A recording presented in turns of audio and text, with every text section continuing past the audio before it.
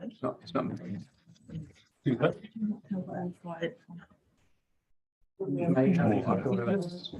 Trish and Lynette.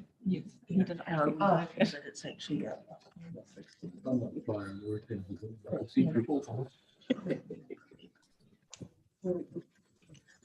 Can I just say that I can't do the video because it says that you're not letting me show video.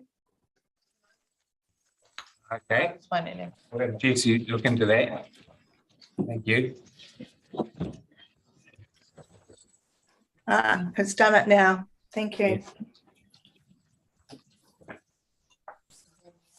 Thank you. So again, apologies for the delay in keen to hear from you, and welcome to the hearing. So Trish, Lynette, who would like to sort of lead the charge? I'll start. My name, and thank you very much. My name is Trish Fordyce, and I'm here today for Earnslaw One Limited and Raianere Matariki Forests. As in our submissions, we said that we'd be comfortable to do a joint submission at this stage. I have Lynette Baish with me, who's a planner, and you've got our submissions and our evidence. There's only about 4 matters that I've covered in the legal submissions, and the overall concern for us was the interrelationship with the, and I'll shorten it to the NESPF for the National Environmental Standard on Plantation Forestry. The Section 42A report left it open to us to have comments on that. We did.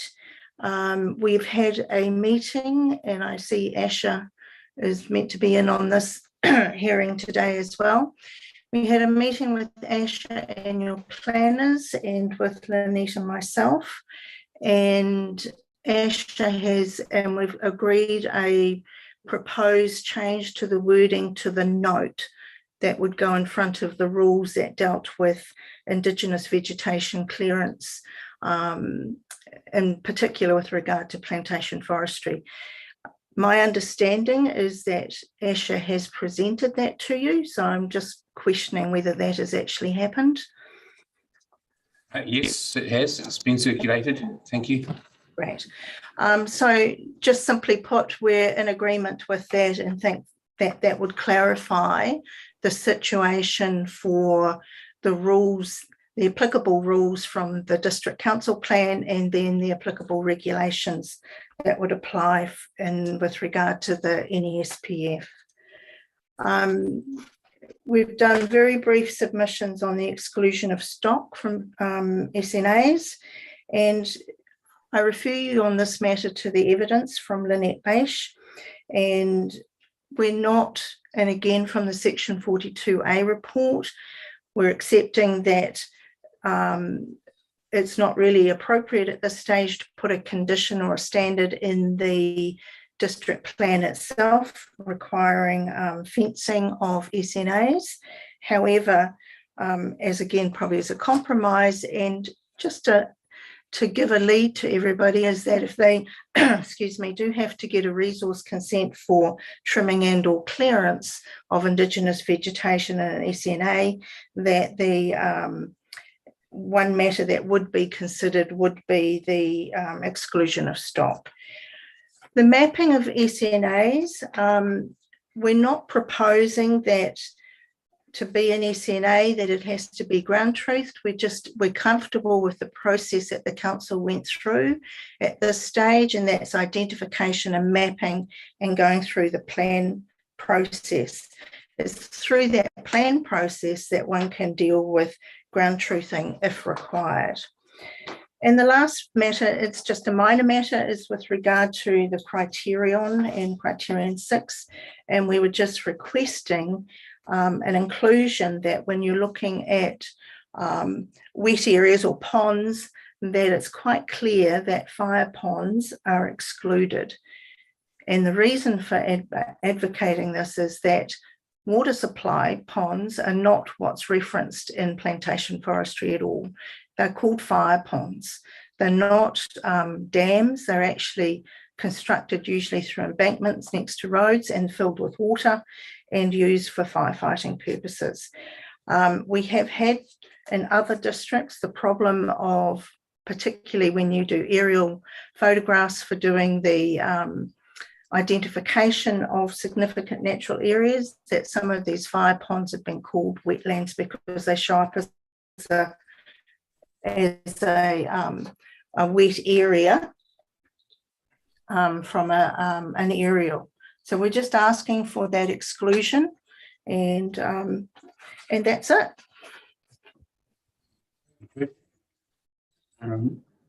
Do you want to have Lynette talk next, and then we can open to questions? Is that the best way? Yeah, it's probably the best one. Okay. Lynette? I wasn't going to say much more because I think Trish has given you a very good overview, a comprehensive overview of both of our submissions. So I really just wanted to add in relation to the stock exclusion that for the forestry companies, we're quite proactive in terms of fencing off areas that are grazed within plantation forests, particularly where there's SNAs. So grazing is an activity, particularly where you have sheep and beef farming within the forested area or grazing leases. So it is something that we actively pursue. Otherwise, cattle will get into the forest or within the SNA. And I do believe that the absence of a policy mandate or a rule or a mechanism for stock exclusion is a gap. And biodiversity values are at risk because of that. So what we seek is that stock exclusion is an assessment matter for a resource consent, and then the council can have discretion over that. So that's something for the panel to consider. And then I just wanted to restate how important it is for any SNA, any area that's mapped as SNA, to be searchable, to be accurately mapped, and particularly so for the forestry companies, because we want to be able to apply the NESPF provisions in relation to SNA and protection of Indigenous vegetation. So it's quite important that that line and boundary is very clearly mapped and accessible to anyone, any landowner, to be able to effectively manage their land and the different activities that they will have on their land. So that's all I really wanted to say in summary, and we're happy to take questions. Thank you very much, Lynette. Questions from the panel? All good? All I have clear? a couple. Oh, you have a couple. I have a couple, yeah. Tilda, Loretta Lovell here. Can I start with your evidence? I just had a few questions. So at paragraph 4, you mentioned that Enslow has worked with council psychologists to ground truth. Were you part of that process? I wasn't, but my colleagues were. My colleague James Sinclair, who was the environmental manager last year, working with Jerry, and the forest that we have within the district is the Te Uri forest. I won't ask you to commit hearsay, but I was actually quite interested to know what your Enslaw's perspective was of the ground truthing process and how effective it was. Certainly, and we intend to lodge a submission in hearing stream 6 on the mapped boundaries of SNA. So we will speak to that in that forum. We asked for many areas to be excluded from being mapped as SNA because we didn't consider them to be representative or to meet the criteria. In many cases, SNA might not exist but for forestry creating a nursery environment for biodiversity to thrive. Over the 25 to 30 year life of a forest, a lot can grow and flourish in terms of Indigenous vegetation. So However, whether that Indigenous vegetation is holding the value of being significant is a question, and it's a question that we asked of Jerry in relation to many areas. So subsequently, many areas that were mapped as SNA were struck out on that basis. So that's what I can sort of speak to at this point in time about that process. My next question is reflective of paragraph 10 and I think it's paragraph 39 of your evidence, which is around the draft MPS IB. Now, Council's legal counsel has, of course, raised the point about how much weight we should give a draft MPS. And inclusive of that is the MPS for Indigenous biodiversity. Given your comments at 10 and particularly at 39, this will ensure the PDP is in complete alignment with the MPS IB. And given we have a level of uncertainty of where the MPS IB is at the moment, what's your perspective, or what's your advice to the panel in terms of the level of, not weight, I guess, the level of consideration we might give the draft when making a decision? Yes, that's a good question. It is draft. It's not legally binding yet. And no, we don't know what the statutory landscape is going to look like with the wholesale changes to RMA, let alone the a draft NPS. I know as a planner, if there is a current plan in place and in the future it could be changed, you must give effect to the current plan. So this is a little bit different. However, I would ask the panel to consider what the risks would be to landowners if we didn't have a clear process for setting out what should be SNA. And the process outlined in the NPSIB is one of at least every 2 to 5 years, repeating the process of identifying new areas of Indigenous vegetation that could meet the significant criteria and engaging with landowners in a process and then undertaking a plan change. So it could be as little as every 2 years what the NPSIB is recommending. I don't think that is practicable in terms of it's not exactly a streamlined approach. So yes, I think I'll leave my answer at that. That's fine. And just, I had one question for you, Trish. And it was just if you could clarify for me paragraph 15 of your legal submission. And it's around the submission does not request ground truthing before being proposed in a district plan. I read it two ways, to be honest. I read this paragraph two ways. So are you suggesting that we take out SNAs and then go through the process of ground truthing, and then bring them back in as part of a plan change?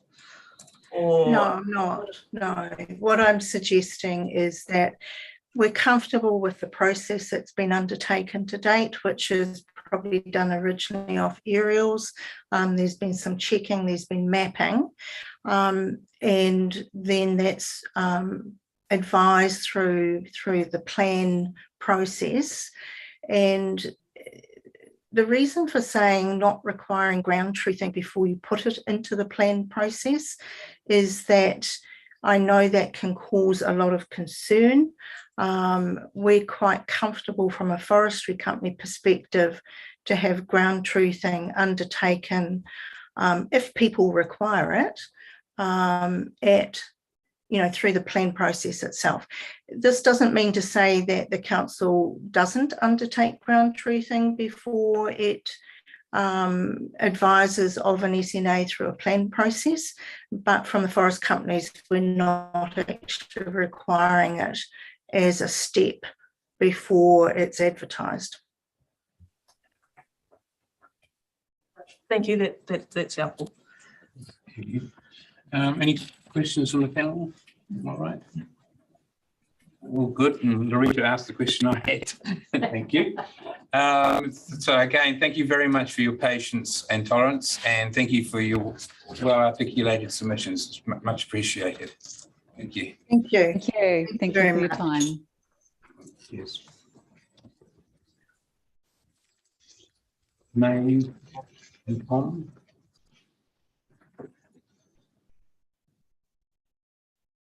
We have Royal Forest and Bird online, May Downing and Tomco.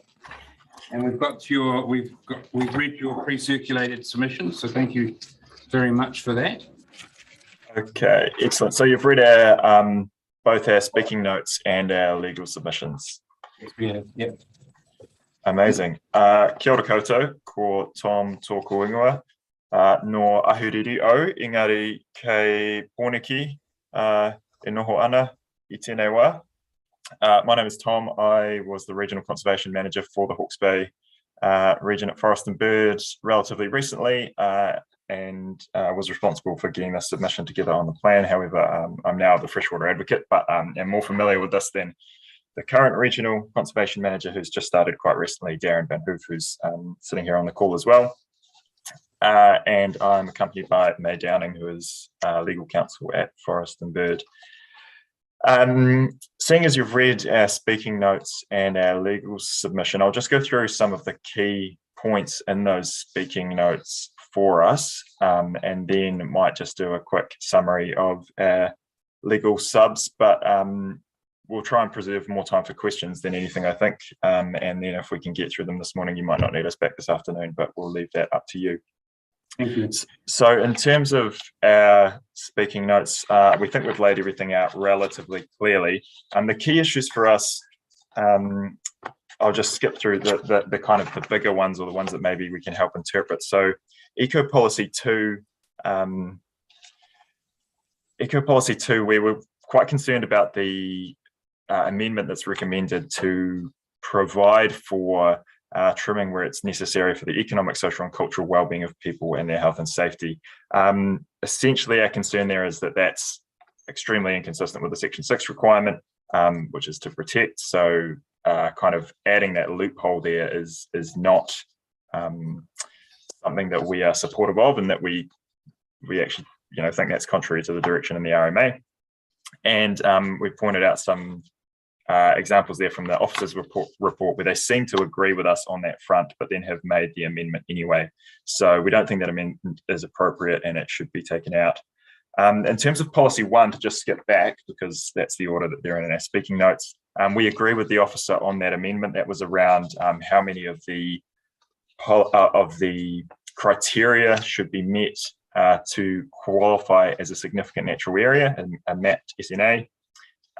We think we've interpreted that correctly, that basically it's any of those, I think numbers 2 to 7 or 2 to 6, 2 to 7, except for that if you meet criteria 1, you also still have to meet 2 to 7. So we think we've got that correct now. There was a bit of confusion there, and we've just suggested a little bit of wording to clarify how that could be read better, because we thought it was still a bit confusing as proposed to be amended by the officer.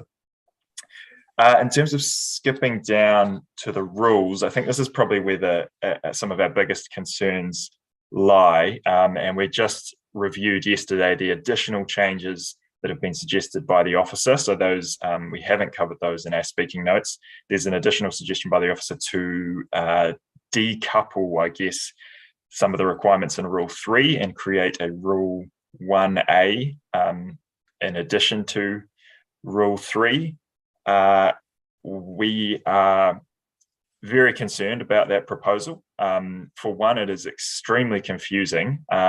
We support the idea of having a those thresholds applying across the district in Rule 1A that are being proposed.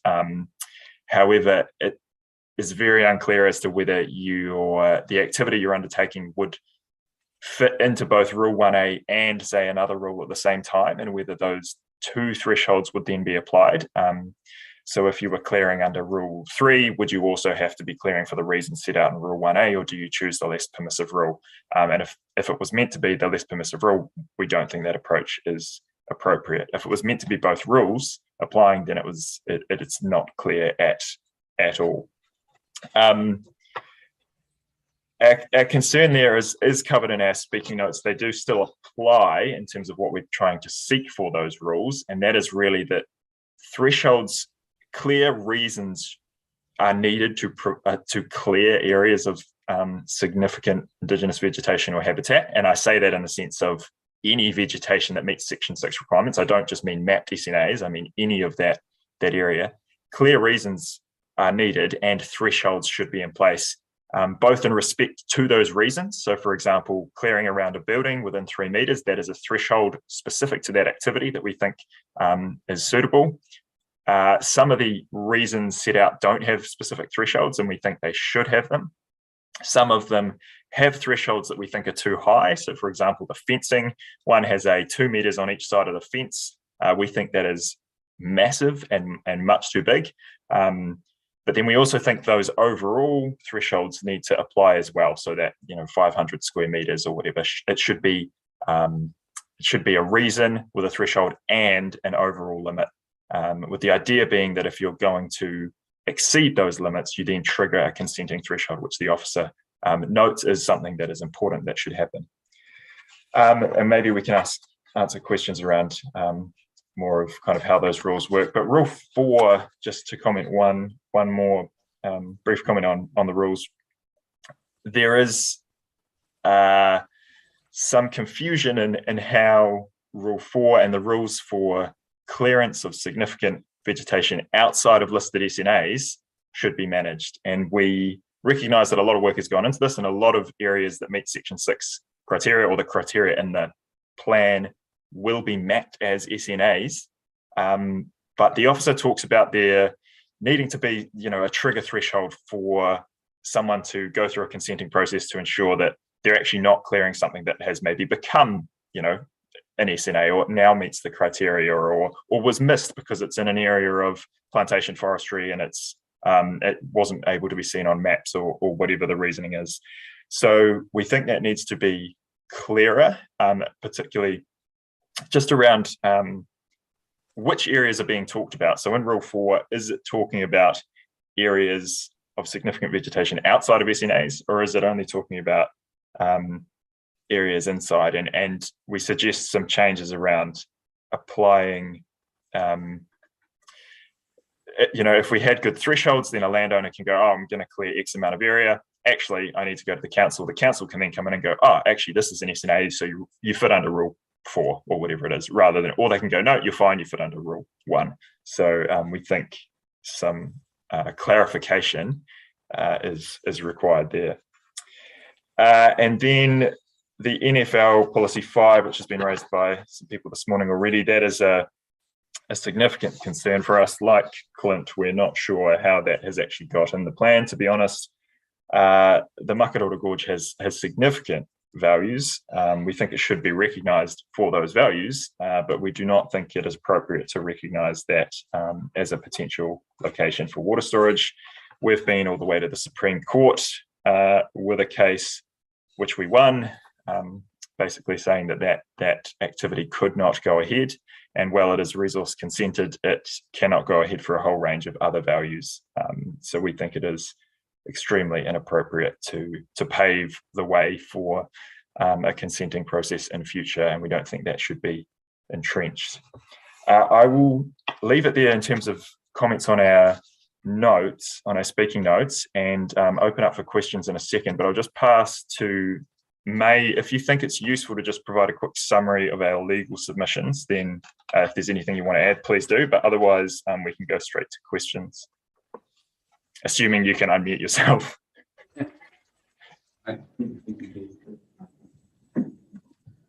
You might not have the permissions. It's all right. You're being. There you go. Morena, Mr. Chair and panel members, is it working now? Yes. Great. I'll take your lead as to whether you'd like me to walk through some of the legal submissions.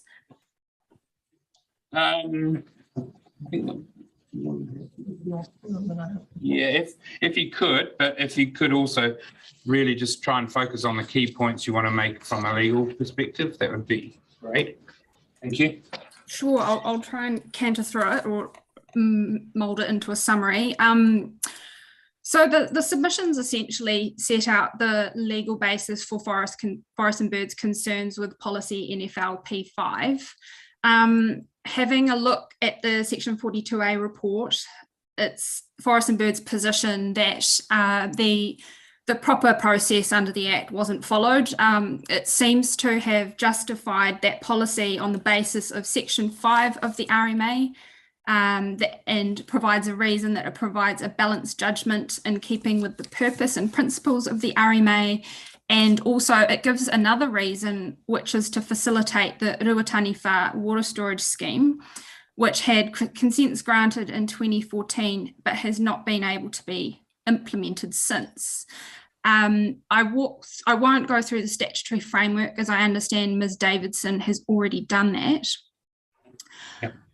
But if I can take you to paragraph 13 of the legal submissions, I can just point there that the role of section 5 is really not to be the operative decision-making provision. It sets out the overall objective to aid interpretation, but planning decisions are not made under it per se. Then from paragraphs 14 onwards, I outline the legal rationale as to why policy NFL P5 is required. So going back to the 42A report, it relies on taking a overall broad judgment, but by another name, which is a balanced judgment. And at paragraph 20, I identify a High Court authority, which has some parallels with the situation here, in which the proposed regional plan for Bay of Plenty was looking to include a policy to allow or to recognise that it might be appropriate to grant consent for regionally significant infrastructure. And at the Environment Court level, the Environment Court found that overall that represented a proportionate response. But then once we got to the High Court, it was found that that proportionate response was in effect an overall broad judgment, and that failed to implement the approach that has been set out in by the Supreme Court in King Salmon. So in my submission, the principles in part 2 of the RMA cannot be used to override the proposed district plan's own objectives and the higher order policy framework. At paragraphs 13 and 24, I walk through some of the proposed district plan's own relevant objectives and policies, which the Act requires that the plan must achieve. And the key point from this section is that those objectives don't leave wide latitude at all for this policy. So again, going back to what Tom's raised, it's unclear to Forest and Bird as to how it got there and how it's justified under the Act. Moving, we can skip past the paragraphs on the Hawke's Bay regional policy statement. I think that's been well canvassed by the legal submissions of Ms. Davidson. And so moving on to the MPSFM, at paragraph 40, I trace through the relevant prescriptive policies of the MPSFM pertaining to river values. And at paragraph 41, I note that while the MPSFM does not expressly address territorial authority functions, such as outstanding natural landscapes, features and such, it's still the most recent articulation of part 2 of the RMA in relation to freshwater, and therefore it's something that needs to be considered. And at paragraph 42, it's my submission that the NFL policy P5 erodes the priority the MPSFM affords to the health and well-being of water bodies and freshwater ecosystem. Moving to paragraph 42, my submission there is, while freshwater management is largely a regional council function under the Act, responsibility still rests on district councils who must give effect to Te Mana o Te Wai, which requires the integrated ki uta ki tai approach, and I set out the relevant directions stemming from the MPSFM in relation to that there. And finally, if we do go to part 2, it's my submission that part 2 really reinforces the need to remove policy NFL P5. I've highlighted the key excerpts from King Salmon, which confirm that part 2 of the RMA contains a bottom line approach, which is correct in law. And section 6 sets out matters of national importance, and King Salmon has observed that the language used in section 6 requires those implementing the RMA to take steps to implement the protective elements of sustainable management. So I guess moving to the last 2 paragraphs of the submissions, I think the thesis of my piece is here. Essentially removing policy NFL P5 ensures the proposed district plan's policy framework is consistent with the directives for protection articulated in its own objectives, the MPSFM, and in accordance with its functions and part 2 of the RMA. Thank you. Thank you, mate. I'll open the panel for any questions. Hilda, I just wanted to have a conversation, May, around your legal submission in terms of the makaroro. Can you hear me? Yes, I can. Cool. And picking up on a point Tom raised, so you may be able to clarify for me. We're not, in this instance, relitigating the RWSS. You say you've been to the Supreme Court on some parts, but at the end of the day, they are existing consents that are operating under their own conditions and things like that. So we're not, in terms of things, if we make changes under this PDP, those existing conditions, that owner has some certainty in those conditions, because the consent lapses, or they have to come back to us with a new consent or anything like that. Until that happens, the consent conditions are, and the consents and those conditions are extant. Do you agree with that? I can appreciate the uncertainty the consent holders may be facing, but in the plan making process, there is no clear justification to allow this sort of exemption somewhat, if I could, use that as shorthand, predicated on consents that were granted in 2014 in a completely different planning landscape, in a landscape which has changed substantively since the introduction of the MPSFM 2020. I think if it was considered under the current legal and planning context, the outcome could well be quite different. In the end, they have existing consents they can operate under, aren't they? I mean, you give no consent holder any certainty if you're saying that we're giving you 10 years, but it's actually 4 years subject to a plan change that's happening 4 years later. So I'm just asking, in terms of what we were talking about, or what I understand we were talking about in terms of this policy, was not so much the RWSS as consented now, but should they have to make any changes, or should there be another storage application as a whole? So I'm just trying to understand, in terms of your comments and some of the comments on here, just to clarify what we're talking about here. Can I jump in, May? Sure, Tom, you want to help. Yeah, so I think, and May can correct me if I'm wrong, but we don't disagree with you that the existing consents stand and they can be exercised, except for that they can't because of the Supreme Court decision. So yes, they can be exercised and they exist, but that's not how resource consents work in a planning frame. Resource consents are not indefinite.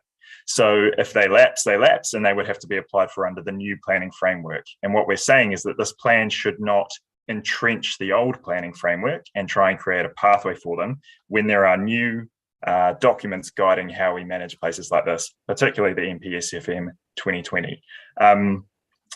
Yeah, I got it. Yeah. We've only got so much time, so I guess what I'm saying is understand that and understand it may or may not happen. That's not our job to determine.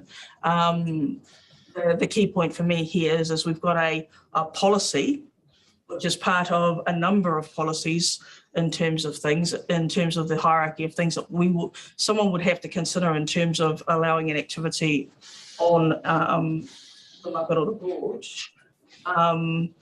But this is distinct from the RWSS consent. So we're talking about if they were to make changes, if there was another application independent of them. Just wanting to make sure that we're clear on that. Yes. Thank you.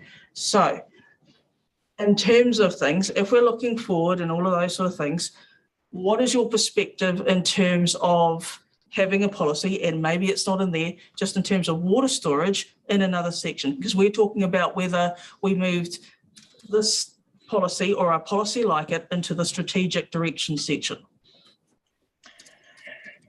Yeah, I don't know. That's quite a hard question with that, because the context we're talking about here is trying to recognise an outstanding natural feature and landscape for water storage, which is I believe to be quite a weird thing and not really the motive behind why you recognise an outstanding natural feature and landscape, because it's a use value rather than some of the things that we note in our speaking notes around, like what the New Zealand Coastal Policy Statement says around these features and landscapes and whatever. So you'd be probably talking about a completely different policy that recognises, in a similar way to what you're doing with sustainable building design, saying, oh, we're going to look at, options for green roofs and stormwater retention and whatever. You might be saying, oh, we're going to look at an option for water resilience or something. And it's completely different. So it's very hard to comment on, I think. One further question which was probably better back to May. I had a question around the NPSFM, which I do note the references, the extensive references in your opinion too.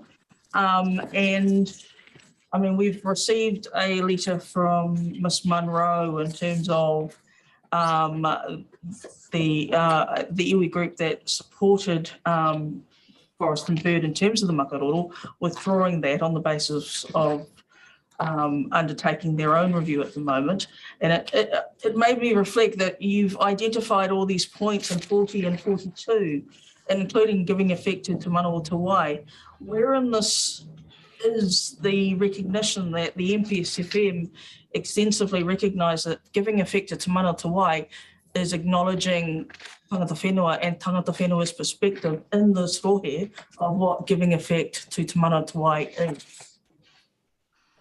I fully appreciate that, but to be honest, I'm not au fait with other perspectives. I understand Ms. Munro's submission and where that's coming from, but it's not clear what the views are of other tangata whenua in the area on this specific policy. And it's interesting because the policy itself is only referring to social and economic benefits. It doesn't make any express reference to cultural benefits.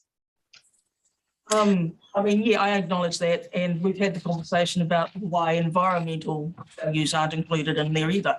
So yeah, we're mindful of that.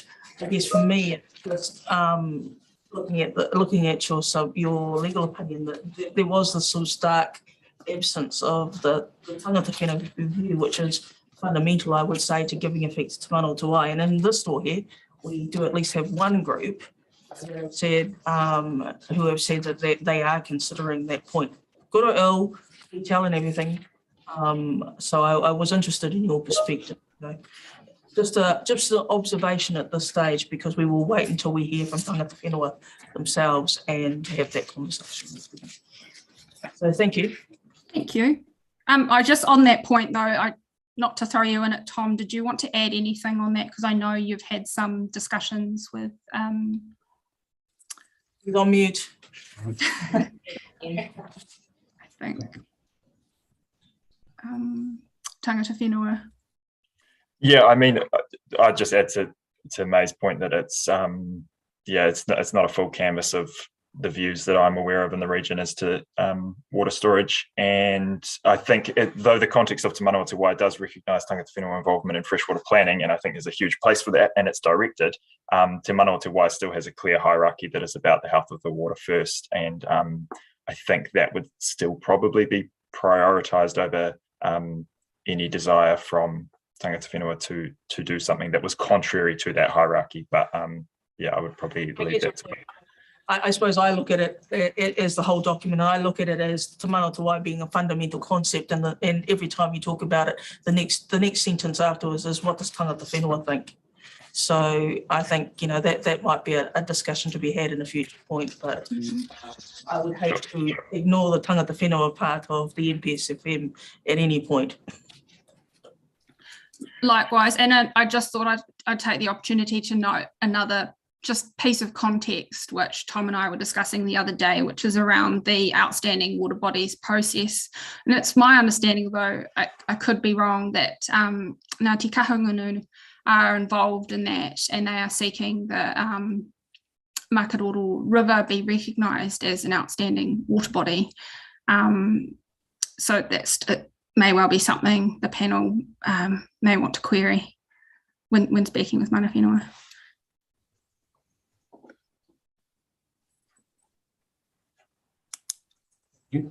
Any other questions from the panel? Burn here. Just in your further submission, you said there's a number of amendments sought by Transport that are you're particularly concerned about, and then natural environment values. What are they?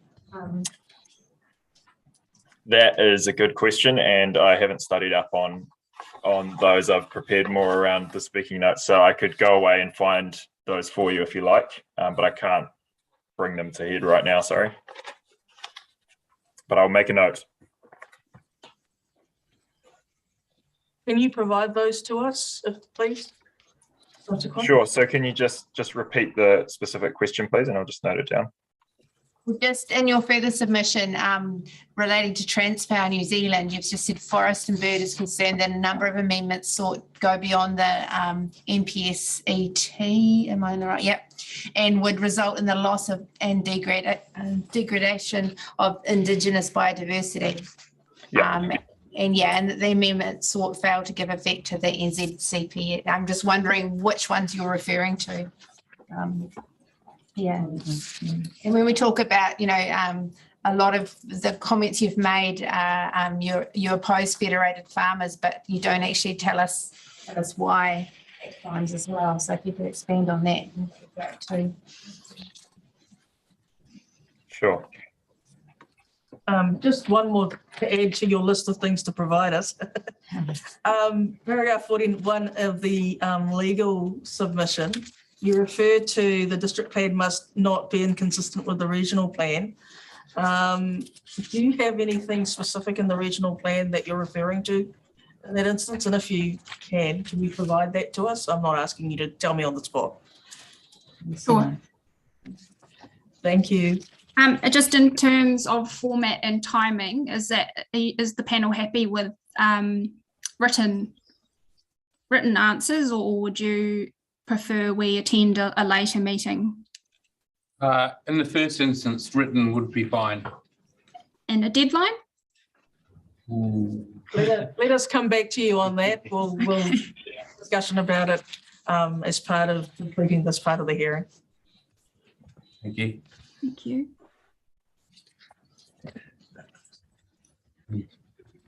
Any other questions for the panel? Just maybe one question or two.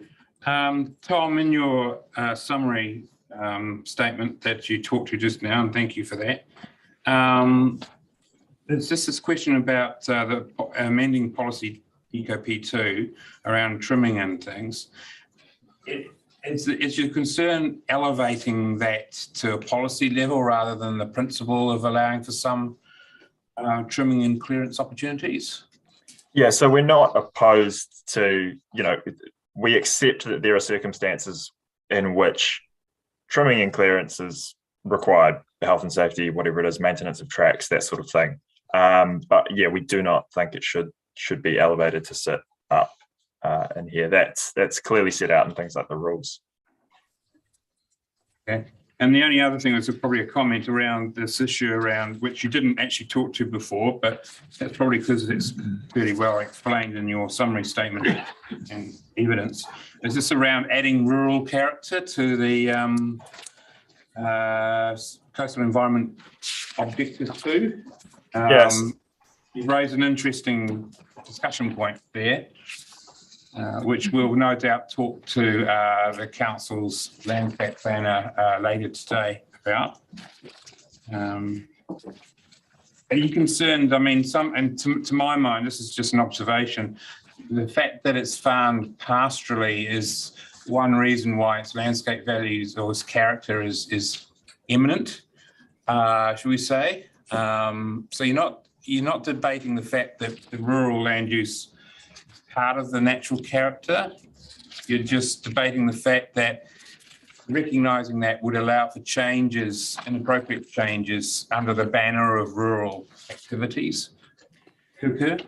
Yeah, I think that's a reasonably fair summary. So we're not saying the recognition of rural character in itself as a thing or the acknowledgement of that is bad. We're saying that the context in which it has been put in a protection policy around natural character is concerning and problematic, and we don't think it should go there. So particularly up against those coastal environment, natural character kind of things. The concern, so we're happy to recognise that the natural character of the environment is in part, the rural environment contributes to that natural character, but natural character is sort of like a scale, I guess, from pristine to modified, and the rural character, the rural changes kind of help set out where we currently sit on that scale. But to restore natural character requires things like rural character not being recognised in there, because otherwise we're talking about protecting and restoring something that has actually been a cause of the degradation of natural character. And that's set out there, and the landscape architect, I think, comments about it in the report, and you could probably ask them about how they think that should best be captured. Thank you, Tom. Any other questions? One more, I think. Yeah, just a minor question, I think, and I've been trying to find out where it is, but I can't. You mentioned in your speaking points that a 2 metre clearance from a fence is too big. That's all I've written down, and I can't find where you were talking about that. Yeah, so that's in the third column, I think, somewhere we suggest changing that for one of the rules, possibly rule 2, maybe. It is definitely there. So the concern, or maybe it's in the second column, but it is in there. Yeah, second column under Eco Rule 3, about halfway through the bullet points. So there's 4 metres of clearance that's provided for in that rule around a fence line, 2 metres either side to construct a fence within or around an SNA. And our concern there is basically that allows as a permitted activity you to put a fence straight through the middle of an SNA and cut 4 metres of it, a wide band of it. It allows you to put a fence on the outside of an SNA, but actually push 2 metres into it to put your fence up, or even 4 metres into it if you wanted. And that could constitute a significant loss of values of that SNA and area. Therefore, there should be a smaller allowance and a threshold. And if you want to put a fence in that is going to do that, you do need to go through the middle of an SNA or between your SNA and the neighbour's SNA or something like that, then that you actually trigger a consenting process to figure out the best way of doing that without impacting the values of the SNA. So are you saying a fence should not constitute, that should be a consent triggering, or are you suggesting a smaller value? Well, it's kind of a combination, right? Because our concern is both with thresholds for or reasons for clearance and thresholds above which a consenting process should be triggered. So we accept that fencing is a requirement, is something that on farms you might need to do. You might need to clear a little bit of an SNA or trim some trees back or whatever it is to be able to fence an SNA off or whatever it might be. But the allowance there is significant, we think too significant. And there is no, or at least what's being proposed is not having an overall threshold either to trigger an assessment from council. So that's the issue. You have no suggestion on what that should be? Well, we have suggested that it just be a 2 metre. Sorry, I missed that. Yep. So that's in that bullet point, about the 5th or 6th bullet point down in that point. We suggest 2 metres, and we also, as noted, think that the total area threshold should also apply.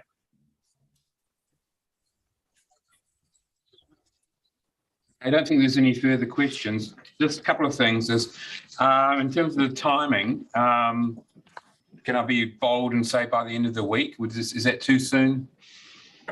And Tom? We can try. Yeah, we can try, definitely. Okay, thank you for that. And on the good news is I don't think we need to have you come back later today, although you're more than happy to stay and continue to listen to questions. Thank you. Yep. Excellent. Okay, That's great. thank you. Thank you. Thank you for your time.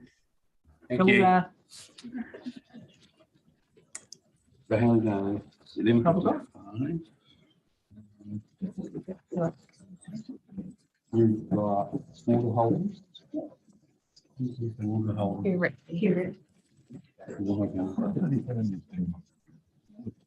Sorry, Gavin. Oh, no, actually.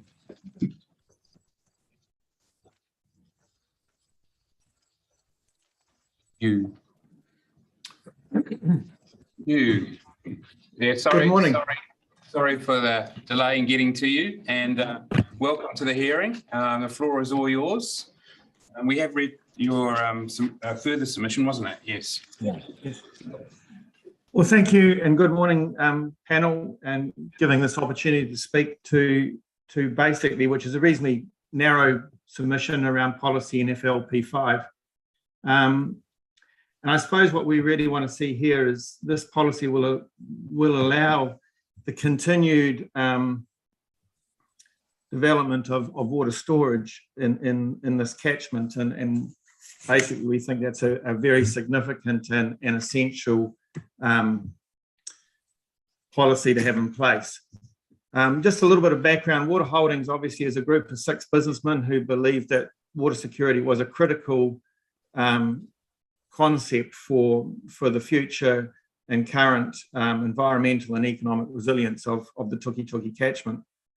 And when the assets from the RWSS were put on sale by the Regional Council, we actually made a decision that we thought it was a potentially strategic issue, an asset that needed to be available for the community.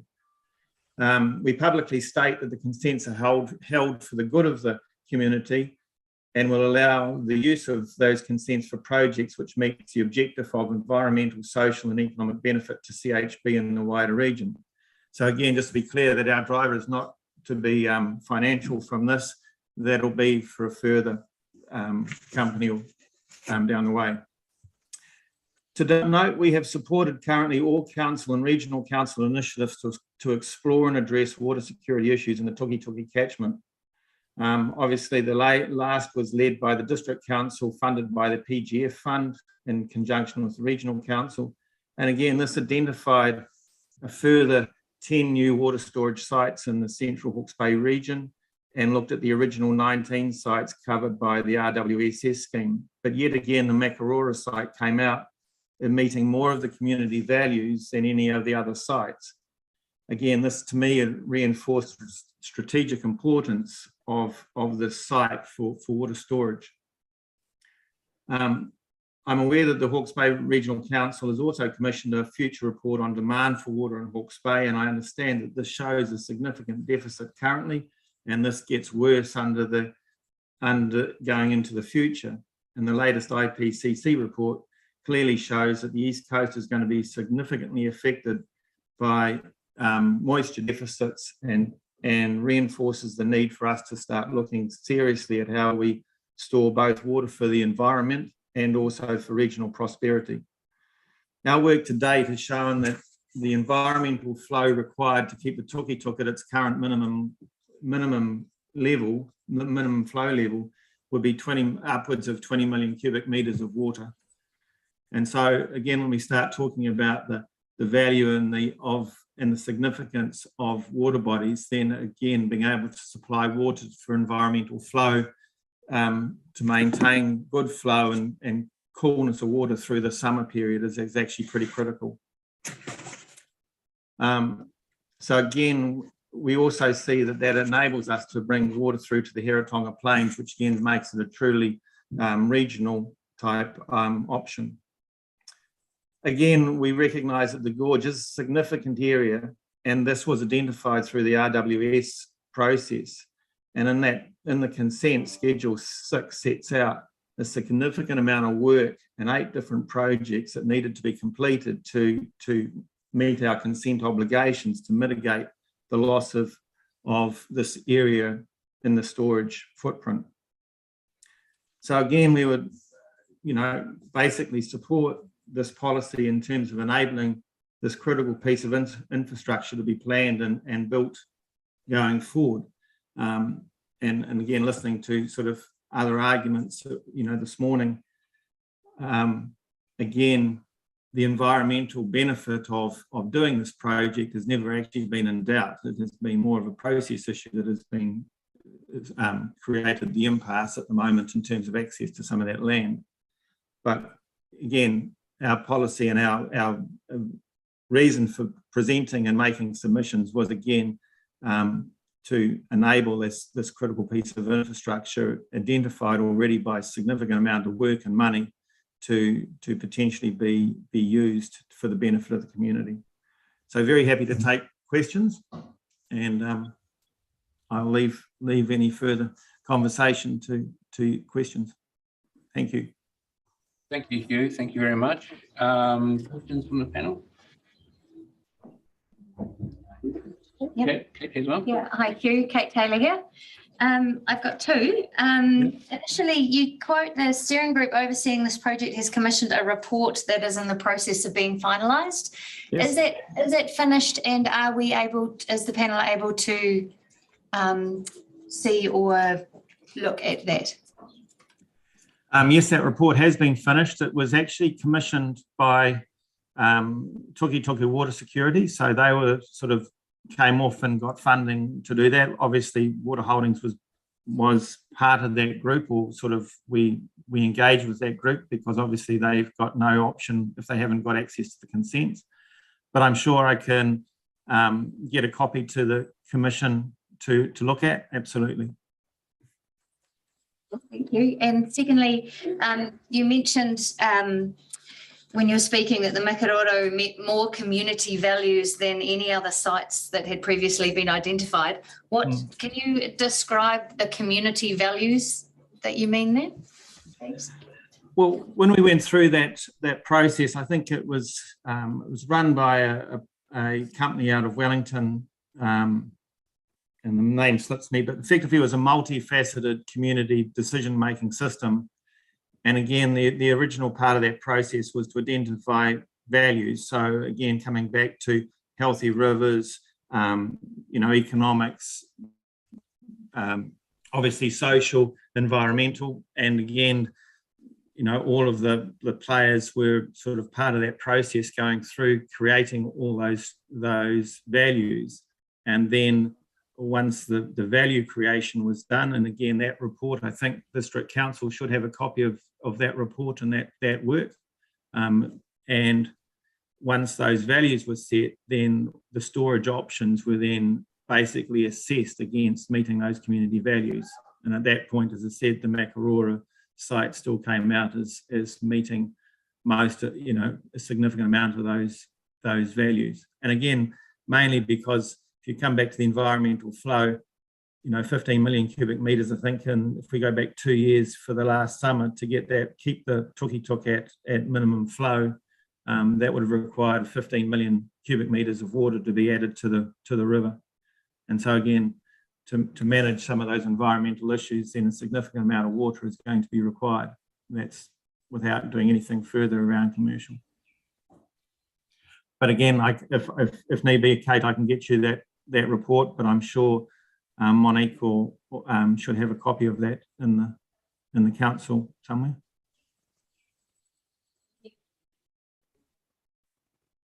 Thank you. It's Loretta Lovell here. You'll have heard the comments possibly from the previous submitter. One of them was that the consents wouldn't be used.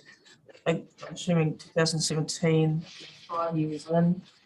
Are you still confident that you're going to be able to use the consents within the lapse period? Look, it's one of those very interesting questions. I mean, I go from waxing and waning the whole time. We get through one hurdle and then suddenly we hit another one.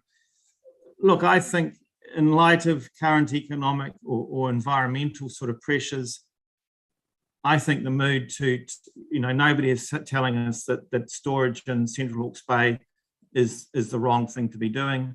I think all we've got to do now is try and get in the right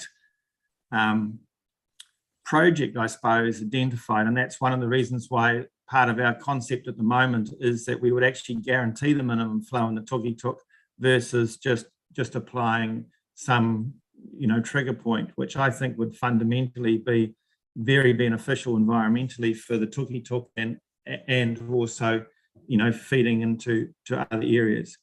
You've got the tranche 2 sort of water allocation issue still going out there at the moment, which would further impact on stream flows.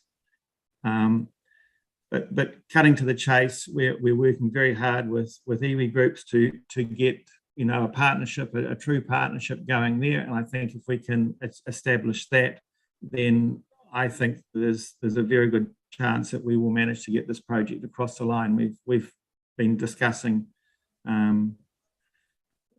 options around all the impasses to date and working very closely, and again looking at the likes of the Waimea Dam, where there was solutions around the access to dam to the dock estate and things like that. So we don't think it's impossible, but it's certainly going to create a bit of a work in the meantime.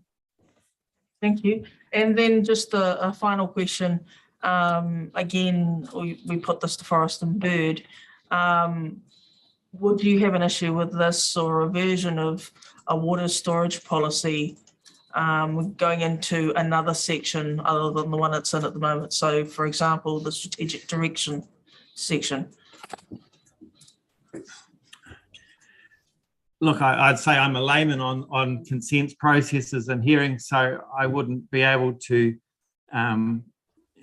unequivocally give you my answer on that. But I suppose strategically, I think that as I said, coming back to the Tompkin and Taylor report done recently for the Provincial Growth Fund funding, and also prior to that through the regional council process, creating the RWSS sort of scheme in the first place. As I said, that's 29 different sites to store water, and really only one came back to being applicable. So if we're saying make it available to store water somewhere else in the catchment that's not a significant natural area, then I would have some issue with that, because the reality is we haven't got that many sites sitting there that can store catchment scale water. But on the other hand, I strategically think that the district plan allowing and catering for strategic analysis and strategic thinking about storing water would be a very sensible policy to have in place. But again, recognising that the consents are site specific, and not only are they site specific, the consents, but they're site specific for a very good reason, because there isn't actually that many other sites that can do the job. You refer to the PGF. Is there a document that you're referring to that we could get a copy of? Yes, that's the report that Kate asked. Well, that's the report I said that the council, the district council, should have a copy of, because that was all in that work. And as I said, I'll try and get a copy to the committee from our own work, or the Tuki Water Security report that was done by that was completed about 3 or 4 months ago. Lovely, thank you. Confirming through you, Mr. Chairman, you mentioned a Tonkin and Taylor report for the PGF funding, but I think the submission from Water Security talked about Taka Lewis. I might be wrong. Taka Lewis is the report that Tuki Water Security commissioned, which was just being completed. The Tonkin and Taylor report was the one that assessed and came back with storage sites for the PGF funded process that was led by the District Council and Regional Council under PGF funding. Yeah, I think both. If you can get a copy of that, see, that would be great. I can. Well, I assume I can leave the council one to come from council, the PGF one from council, but I'll get the Lewis Tucker one through Tuki Water Security for you. Yeah, we'll follow that up with. Thank you. Thank you. Any other questions? Thank you very much, Hugh. Thank you for your patience as well. Very good. Appreciate the time and good luck with the deliberations. Thank you very much. Got it. Thank you. I'm just looking at the time frames and things. We've got Hawke's Bay Regional Council shortly and the Motor Caravan Association lined up for 4:12, but it's now 12:10. Bed Farm we're due to have a lunch, so we could eat into our lunch for a little bit. Bed Farmers were due at 1. I'm just wondering whether now that Forest and Bird aren't filling the 1:30 spots, whether either that we can just have a short lunch and that could work, or whether Fed Farmers could go to 1:30, start at 1:30 to give ourselves a bit of a break. Really good. So Gavin, would you like to take a seat? We have read the submission and the follow-up. Thank you very much.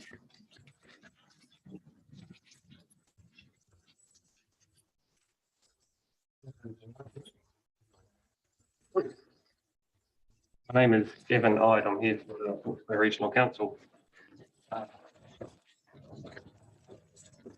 I know you have encountered some difficulties earlier this morning, but what I can say is, thanks to the wonders of technology, I was able to dial in and watch the live stream, not watch, listen to the live stream while I was driving my way down here. I was aware that you had had an earlier interaction with the reporting officers about my statement and some of the questions that arose from that. So I'm a little bit up to speed with what your discussion is of this morning.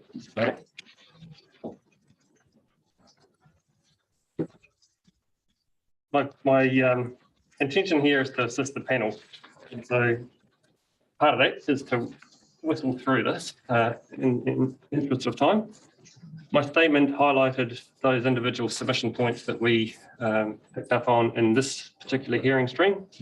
Many of them, if not all of them, were accepted or as recommended by the reporting officers.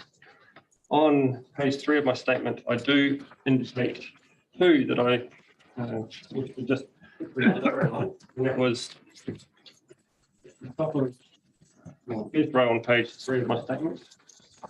Just for completeness, and I think one of the panel members did say that she prefers to deal with some loose ends, not have any loose ends out there. For completeness, it looked like paragraph 5.551 needed some extra note in the reporting officer's text. So I draw that to the panel's attention.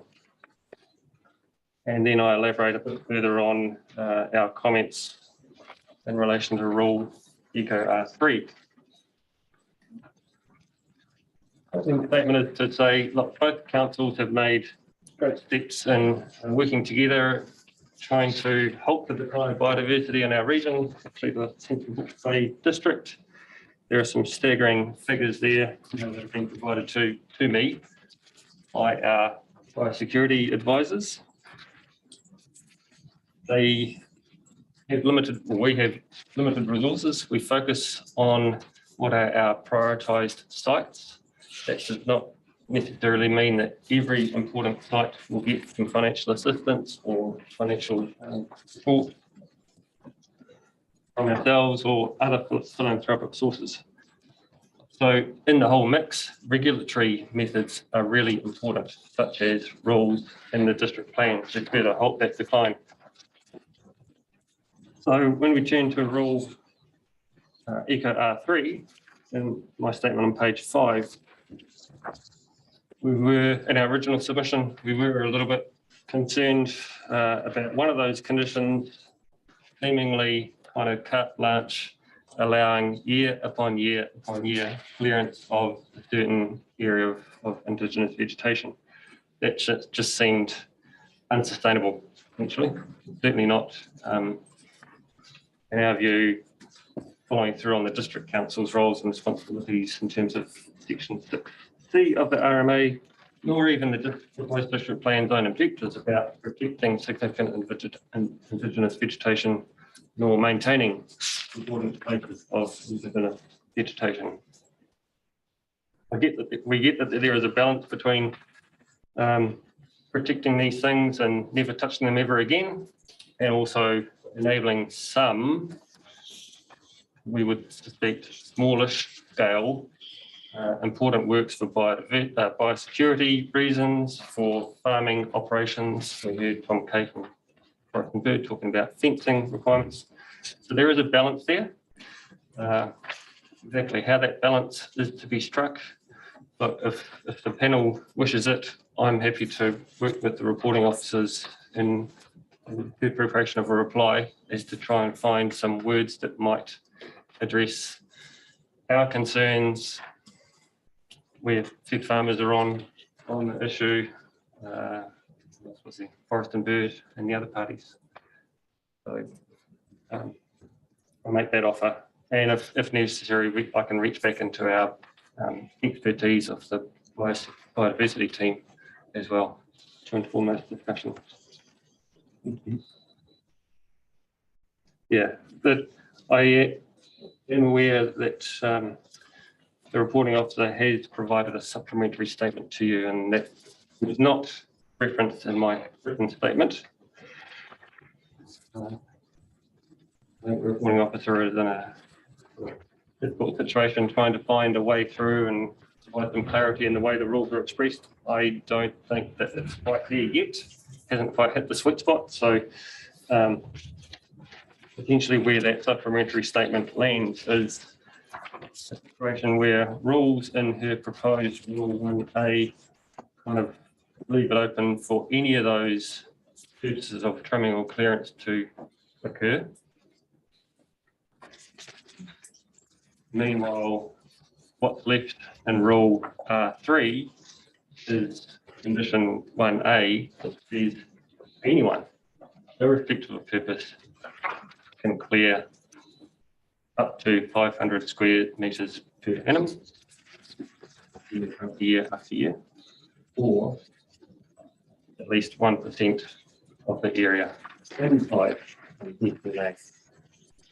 Supposedly SNAs are really important places, and yet these rules are sort of setting up a regime where some clearance is tolerable, permitted. The panel needs to assure itself that that is in fact good sustainable management. And then the other comment in my written submission was just an opportune one. So given that this was hearing one of a series, there was a comment made in the officer's report that perhaps oversimplified the roles and responsibilities of the district council and role of a district plan compared to the roles and responsibilities of a regional council.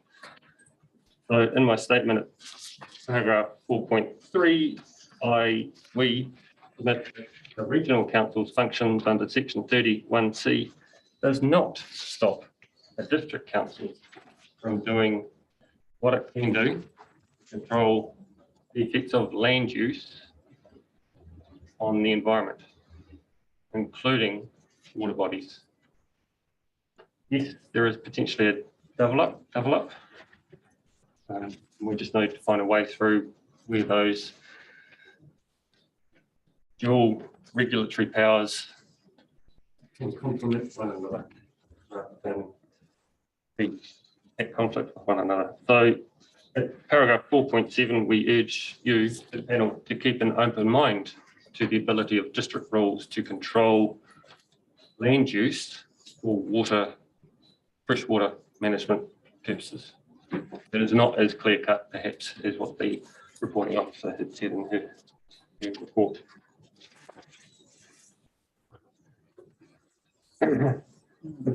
If I may, because I was in attendance overhearing some statements. Excuse me. The Makarara River does get a reference within the regional policy statement. It is in the context of two particular things, thanks to a keyword search that I ran earlier. One is that the high natural character of the Makarara River is recognised as a primary value within the regional policy of the regional policy statement. In the next breath, in the next column, that same Makarara River is also recognised as a secondary value or use for its renewable electricity generation value.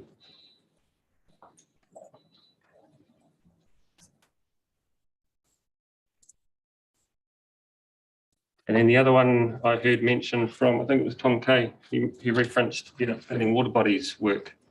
That is the regional council's work. We have publicly notified Plan Change 7, which identified a number of water bodies the council thought were outstanding, including some coastal ones. We have had submissions on that.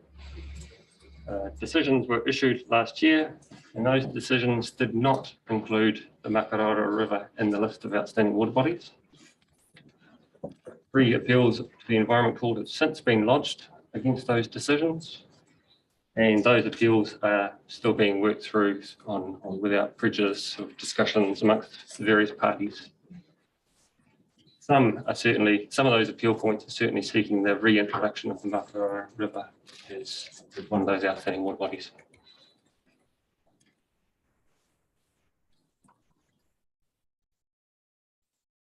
I hope those extra comments are of some assistance to you. And thank you. Yeah, indeed. Thank you, Gavin.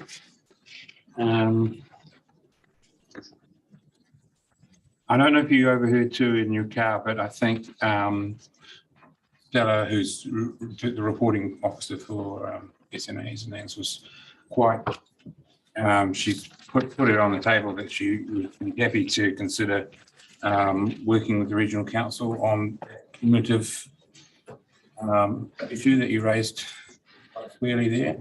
And I think suggested, it could be there's some sort of form of limit that might sort of help with the concerns of the council, the regional council. But I'll just put that on the table that you may hear from it in the future. Yeah, I would anticipate that. Okay. Thank you, Gavin. So I'll open it up to questions from the panel. Just for context, when you say the Makarara was removed in Plan Change 7, are there other catchments within Central Hawke's Bay that are within Plan Change 7? I mean, I know that that's not what you're here for. I'm just wondering if it's not recognised. Yeah, if it's not recognised, I'm just wondering whether the RPS is in line with our, our PDP or the PDP. So Plan Change 7, when it was publicly notified, from memory, had a list of 38 water bodies that were considered outstanding for one reason or another, whether it be bird habitat, recreational things, cultural, spiritual values, a variety of things. Decisions from post-hearing trimmed that number down to 15 water bodies. Some of those 15 remain or are within the Central Hawke's Bay district. One in particular that immediately comes to mind is the Koroho estuary, river mouth kind of area. And I think even the Tuki River from State Highway 50 bridge downstream to a point. They're the ones that come to top of mind, but I could confirm that by looking at the decisions document. If you could, I'm just wondering whether it's in line with what's recognised in the PDP. Yeah, I'd have to do that little bit of reconciling. I think Yeah, not rather than in the hot seat here. Tumo is also on the list. Can we get a copy of that decision? Yeah, sure. Yep. And if you want some further insights, one of your panel members was on our hearing panel. Dr. Roger Martin. Just a question, just based on the comments from Forest and Bird on which is obviously Plan Change 7. Is Nikki one of the appellants? Yes, correct. Yep. Yes, and yeah. Sorry. That's right. Yeah. And just on the point you're making around your section 4, your point at 4.4 and 4.7. Are there any examples you can give of that line between in and out between Mine, I can think of an example just slightly north of here in the Hastings district plan where there are rules in that district plan relating to inert building roof or building materials. The reason for that condition is primarily to reduce runoff from that sink materials off into the ground via stormwater transmission to groundwater or surface water. So it's a fence at the top of the cliff kind of approach rather than ambulance at the bottom. There are hopefully some other ones that I could.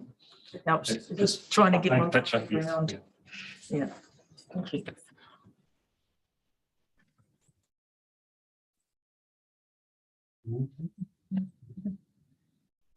In terms of the last point around the division of responsibilities under 30 and 31, did the RPS do any of that? Set out any division of responsibilities? It only does that as far as natural hazards and the management of hazardous substances. And what was directed somewhere in the dark depths of the RMA.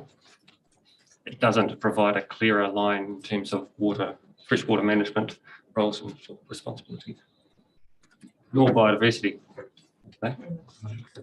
Yeah. Okay, that's helpful. Thank you very much, and thank you for your flexibility and tolerance. And listening to us on the radio on the way here. All the best for your deliberations, and I'm sure I will see you, or my colleagues may see you again in future hearings. Thank you very much. Thank you. Let's see. I think, forbearance of the panel, maybe we'll hear from the Motor Caravan Association, and then we'll take a break for lunch.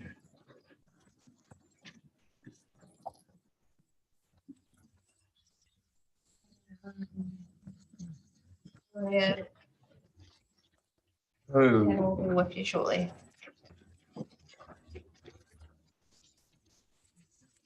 right. You hear us all right? Yes, I can. Oh, good. We can hear you too. So we have read the submission from the association. I'll just dig it out here too. If you'd like to talk to the association's submission, that would be very helpful to us. Tēnā koutou, tēnā koutou, tēnā koutou katoa. My name is Raya Allen. I'm representing the New Zealand Motor Caravan Association. The New Zealand Motor Caravan Association have made submissions to the Central Hawke's Bay District Council on several provisions in the district plan, proposed district plan. Today, I'll briefly just touch on some of the provisions of campgrounds, which forms part of our submission to council. The NZMCA represents 110,000 members who enjoy traveling New Zealand at leisure in their self-contained motorhomes and caravans. The proposed district plan requires discretionary activity consent for campgrounds in all zones, including the coastal environment. As mentioned in my submission, the objectives and policies of the coastal chapter in the proposed district plan discusses the need to provide camping opportunities and other non-residential activities within the coastal environment to support the well-being and coastal community and their visitors.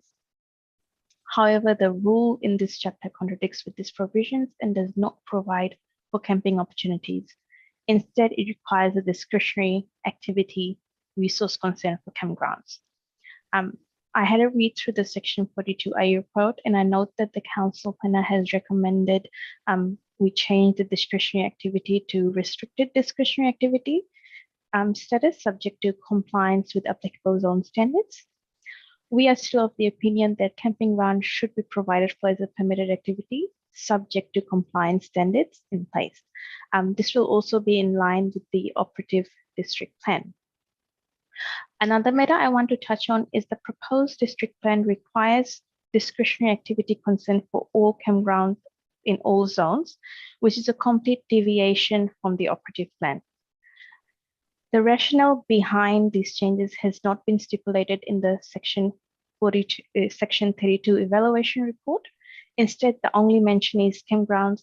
The only mention of campgrounds in the report includes promoting no permanent residence at the beach and campgrounds. I also understand, having done some research, that there are sites within Central Hawke's Bay district which allows for freedom camping in self-contained vehicles. Having such restrictive rules in the proposed district plan will confuse the members of the public as well as the Council monitoring and compliance officers. I recommend the Central Hawke's Bay District Council reconsiders the options presented in our submission with a view to change some of these provisions. I'm happy to answer any questions. Thank you very much for that. I'll turn to the panel to see if there's any questions. No, my question's been answered, so thank you. Right, thank you. Just a question in terms of some of the things that you're asking. I mean, the NZMCA advocates across the country. So particularly, for example, around the non-motorised caravans and the zoning, can you point to other councils that are aligning with your recommendations? Yes, so we have been currently talking to councils with regards to these provisions. There are a few that I have submitted on, and we have still hearings to take place. I guess the key thing I want to highlight is when, like, for example, in this instance, I had a look through the operative plan to see what provisions were in place, and it looks like most of it is permitted activity with criteria in place or controlled activity, whereas the proposed district plan, the Central Hawke's Bay proposed district plan, is a complete contrast to that, and I wasn't able to find any, I guess, any substantial information in the Section 32 report, which talked about why there was a deviation from what was permitted or controlled in the operative plan to what it is now. I have made a few submissions to other councils relating to these similar provisions, and I'm just waiting for a hearing to take place. But yeah, definitely advocating for having less restrictive or having more permitted sort of criteria in place. Yeah, I'm just wondering whether we take the opportunity now just to turn to the Section 42A writer to respond to any of the points in there if she's able to. No, I'm not to say at the moment. Thank you.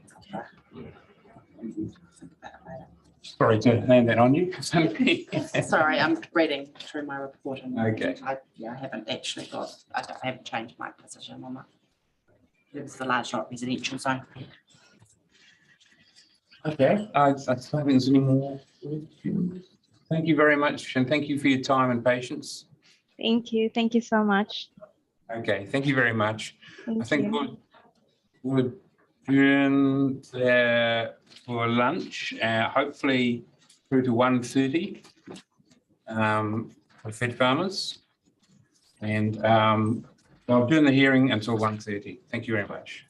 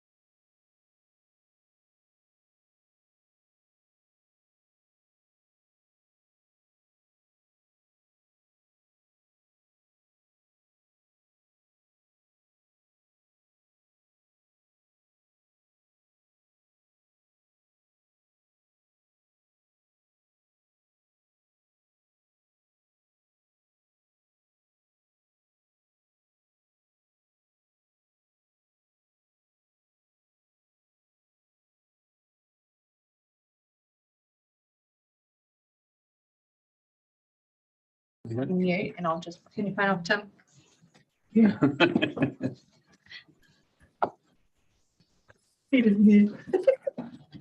No, he's not listening. Turning it off. It is phone off. Yeah, he's listening.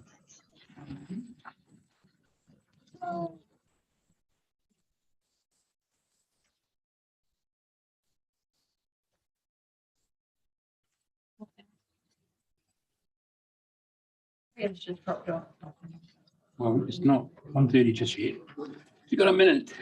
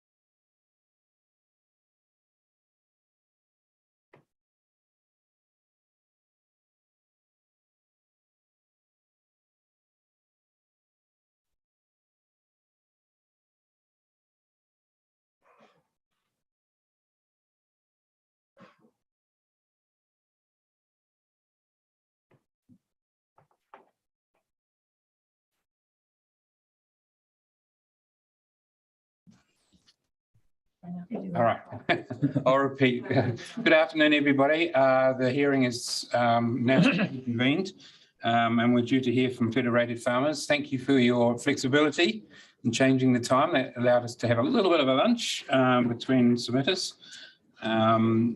Ria, do we have Jim online in one way or another? No, it's just me today. Okay. So the agenda will be Fed Farmers for about half an hour, I think it is. And then there's Liz Munro, who will briefly come and talk to us. And then David Tiffany Leach is going to attend the hearing on behalf of Ngāti Keri. And then after that, we will turn back to the reporting authors, the reporting planners and their advisors. I see John Hudson is on the call already. Hi, John. Hi, and Jerry Kessels will be on later, no doubt. There's knots everywhere. Okay, so Ria, over to you. We've got a printed copy of your summary statement here, and thank you for that. That's helpful. If you'd like to just talk us through it, that'd be great. Yes, I would. So I trust that you have my statement of evidence as well as my hearing statement, which I sent through this morning. We do. Great. So I'd like to go through the hearing statement, please. Certainly. Okay, so I'll start at paragraph number 2. My name is Ria. I'm a Senior Regional Policy Advisor for Federated Farmers, and I was the author of the documents for the district plan. This work has been done in consultation with my local Central Hawke's Bay Federated Farmers members and with my own knowledge about how district plans impact farmers. My views are closely aligned with those of Federated Farmers due to my own farming background.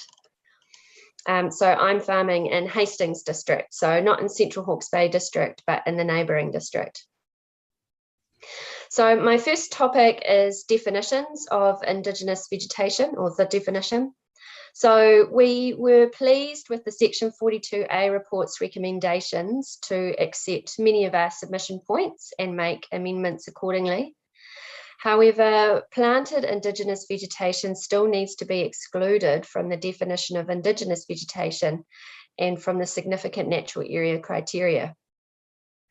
This is the approach taken by the recent Waikato District Plan decisions. The decisions version of the definition reads, Indigenous vegetation means vegetation that occurs naturally in New Zealand or arrived in New Zealand without human assistance.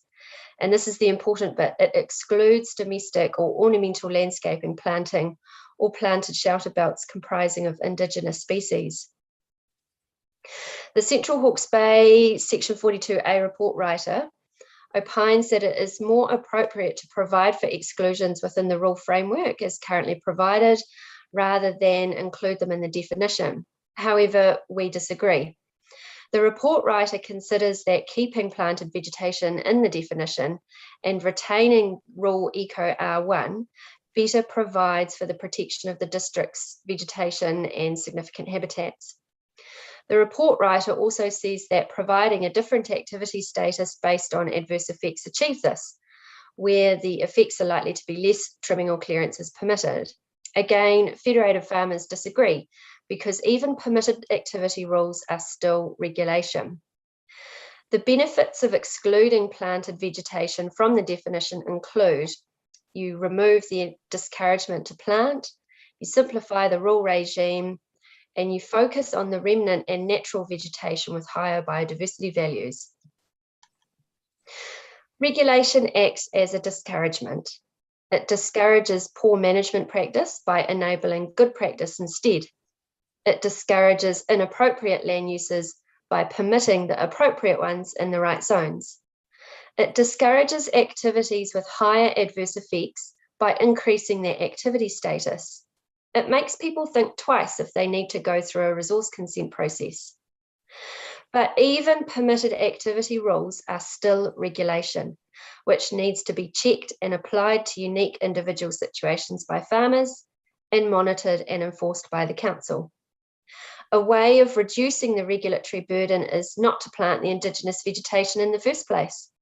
This could be a perverse outcome of Rule Eco R1. The rule regime will be simplified if it excludes planted Indigenous vegetation from the definition. Then Rule Eco R1 can be removed completely. It is my view that permitted Rule Eco R1 is a symptom of the default Rule Eco R5, which gives discretionary status to all other activities otherwise not provided for. This burdens the council and submitters to make sure all possible scenarios have a rule. Otherwise, they will default to discretionary. Doing away with Rule Eco R1 and excluding planted Indigenous vegetation from the definition will make a more streamlined chapter. The exclusion of planted vegetation from the definition will mean that the regulatory focus can hone in on remnant or more special Indigenous vegetation.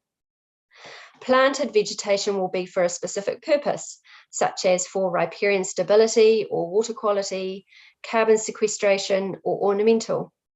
It probably won't have the same biodiversity values as natural or remnant vegetation. The council will better meet its obligations under Section 6 of the RMA if it concentrates on natural and remnant vegetation like SNAs. The council needs to consider what the advantages are of including planted vegetation in the definition. Federated farmers sees only disadvantages. Excluding planted vegetation from the definition will not result in a loss of biodiversity. Will it really matter if a planted area is removed or changed? And if it does become a significant habitat, it will be identified as such in the 10-year review of the district plan. So my next subject is significant natural areas. Federated Farmers submits that legally protected sites, such as those under a QE2 covenant, are excluded from the schedule and the rule regime. The Section 42A report writer felt that such an exclusion would be detrimental to the Council's obligations to Section 6, but we disagree. The Regional Resource Management Plan mentions covenants in Policy 4 of Chapter 3, but only in relation to non-regulatory methods, and I provide the policy text here. The text specifies the text that specifies covenanted sites are classified as significant Indigenous vegetation is only for the purpose of this policy about non-regulatory methods. There is no other definition that specifically includes covenanted sites. The Regional Resource Management Plan does not direct Central Hawke's Bay District Council to classify covenanted sites as SNAs for regulatory purposes. Given that the proposed district plan doesn't provide any non-regulatory methods that incentivise existing covenants, there is no risk of covenanted sites missing out on incentives if they weren't included in the schedule. Non-regulatory methods are limited to promotion, advocacy, education, and information sharing, and that's mainly to get sites into new covenants and not really for those that are already covenanted. Federated Farmers disagrees that the council will be found wanting towards its Section 6 obligations to protect significant vegetation and significant habitats if it doesn't classify covenanted sites as SNAs. The covenants already achieve the required protection. The council can capture this existing benefit by including a policy and method that recognises significant sites are already protected by legal covenants and that nothing more is needed. This would mean a lot to farmers, and their selfless protection of such sites will be seen. How are we going for time? It's 1:40, so we're good at the moment. Okay, great. So my next subject is wetlands, which are a topic that now enjoy an elevated focus since the proposed district plan was being developed a couple of years ago. The National Policy Statement for Freshwater Management includes policies to avoid the reduction of natural inland wetlands, protect their values, and promote restoration. The National Environmental Standards for Freshwater has regulations that place restrictions on damaging activities in and near natural wetlands. Indigenous vegetation is an identified value for these wetlands, and regional councils are tasked with identifying and mapping and including specific wetland policies in their plans. So I do wonder if this topic is now best left to the Hawke's Bay Regional Council to manage and Eco R6 can be removed. Otherwise, Federated Farmers continues to seek the expansion of Note 1, which was recommended in the Section 42A report, for restoration activity undertaken by landowners, the same as restoration activity undertaken by Department of Conservation, the Regional Council, or the District Council, which is what is in the note.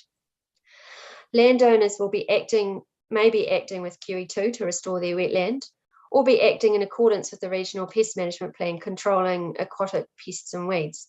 So we think that if Department of Conservation, the Regional Council and the District Council are unable to undertake these activities, then landowners should be allowed to as well. So my next subject is outstanding natural landscapes, or I should say features in landscapes. Section 6B of the RMA places an obligation on us to protect outstanding natural features and landscapes from inappropriate subdivision, land use and development. So Federated Farmers does not dispute this. We have two facets to our submission regarding ONFLs, that these are robustly identified and that protection is only from inappropriate activities. Assessing what an inappropriate activity is relies on a schedule that clearly states what land uses are currently present on specific ONFLs, such as farming. There is a perception that ONFLs are only identified over Crown land. However, they frequently extend over private land, and rules that are intended to protect an ONFL could end up preventing activities occurring on an existing farm.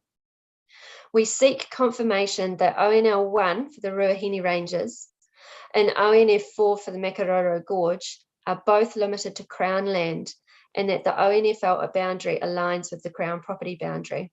So we had a look at our GIS system with those two ONLs, well, the ONL and the ONF, and we were uncertain if the intent was to stick to the Crown property boundary or if it did sneak over in some areas.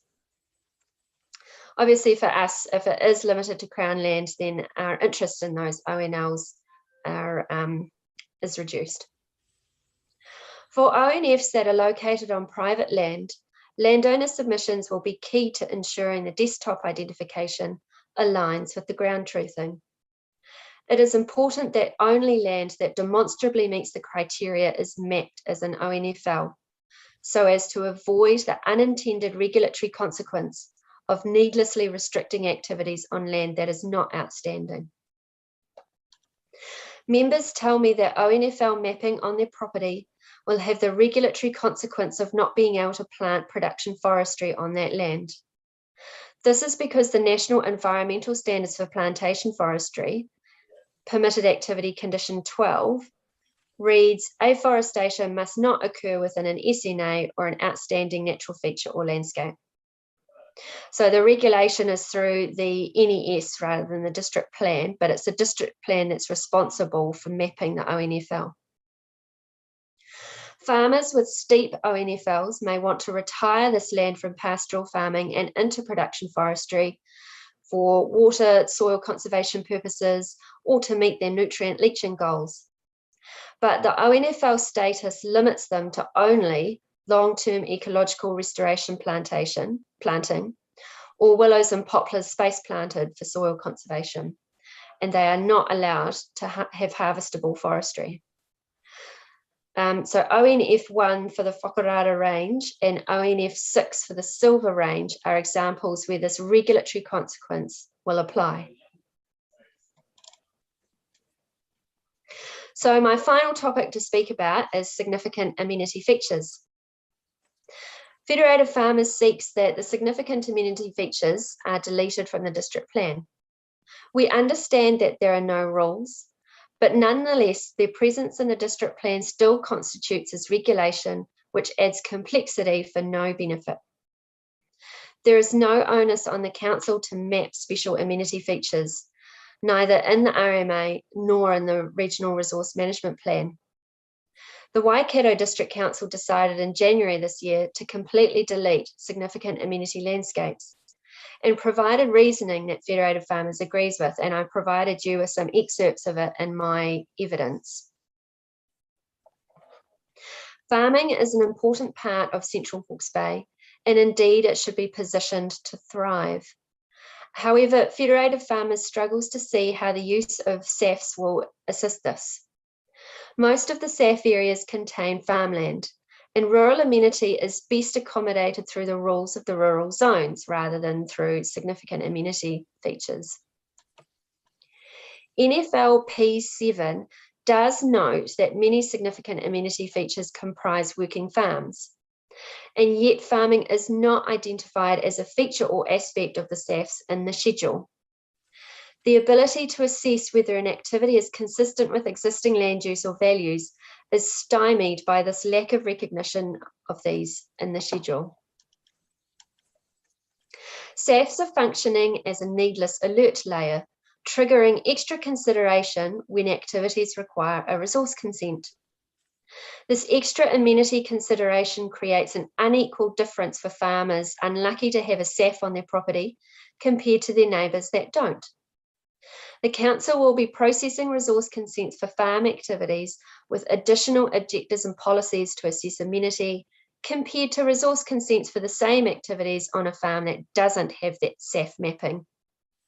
Is this productive, and is it achieving the goal of sustainable management? It is the enhancement policy NFL P8 which is of most concern to Federated Farmers, particularly when the activity that needs resource consent is consistent and appropriate with the existing land use, like farming.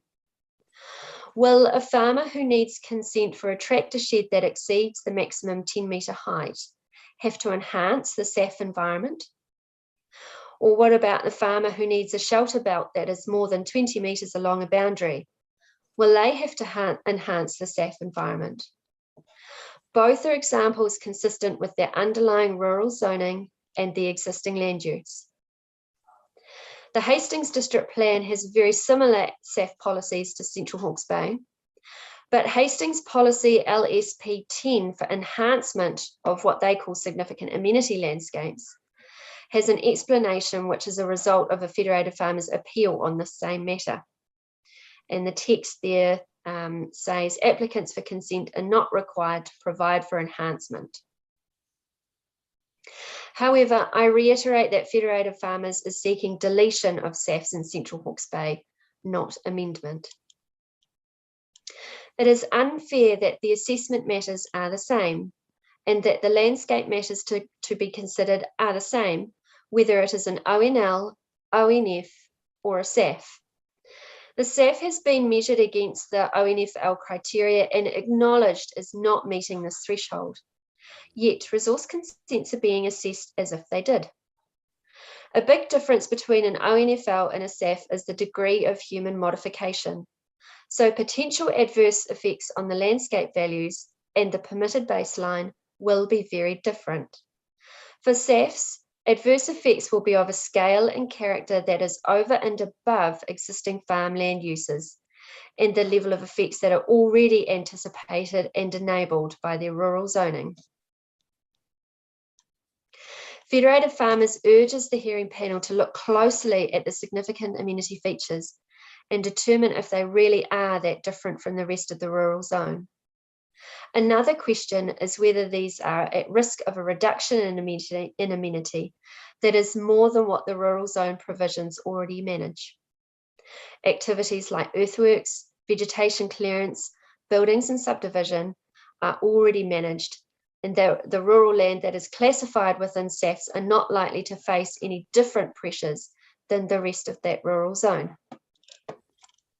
So this concludes my spoken presentation, and I am now available for questions. Thank you, Ria. That's perfectly timed. Questions from the panel? You have stated that in Hastings, regarding was it SALs in Hastings, you asked for an amendment and was successful. Why are you not asking for an amendment here and just asking for deletion?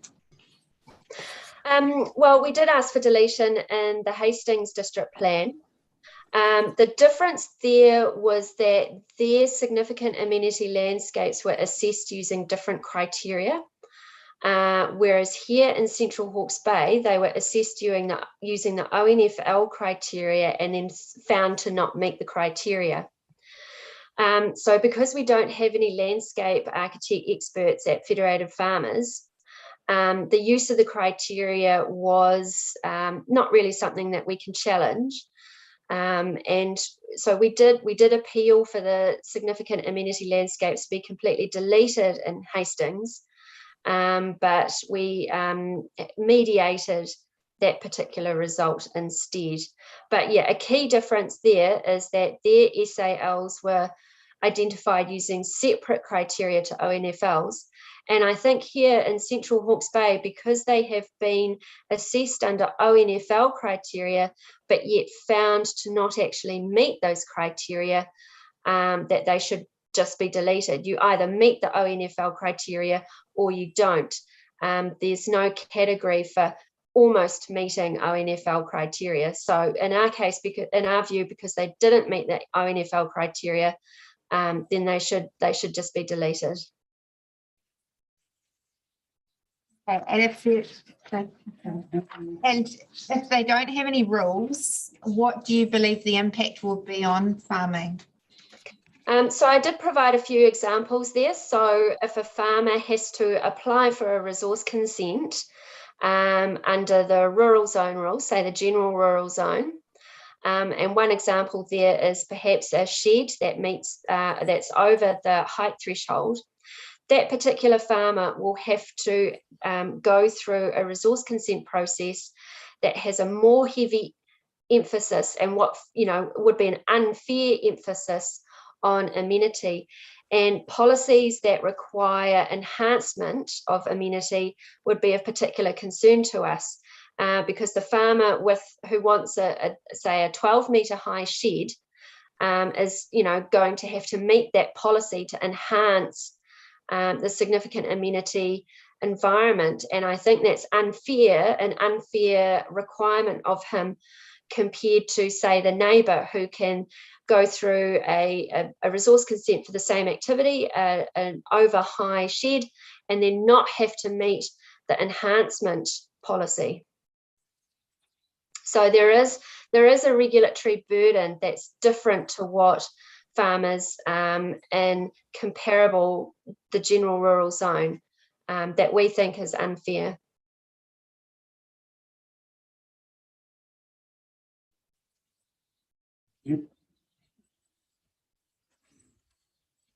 Pete, do you have any questions? I've got a couple.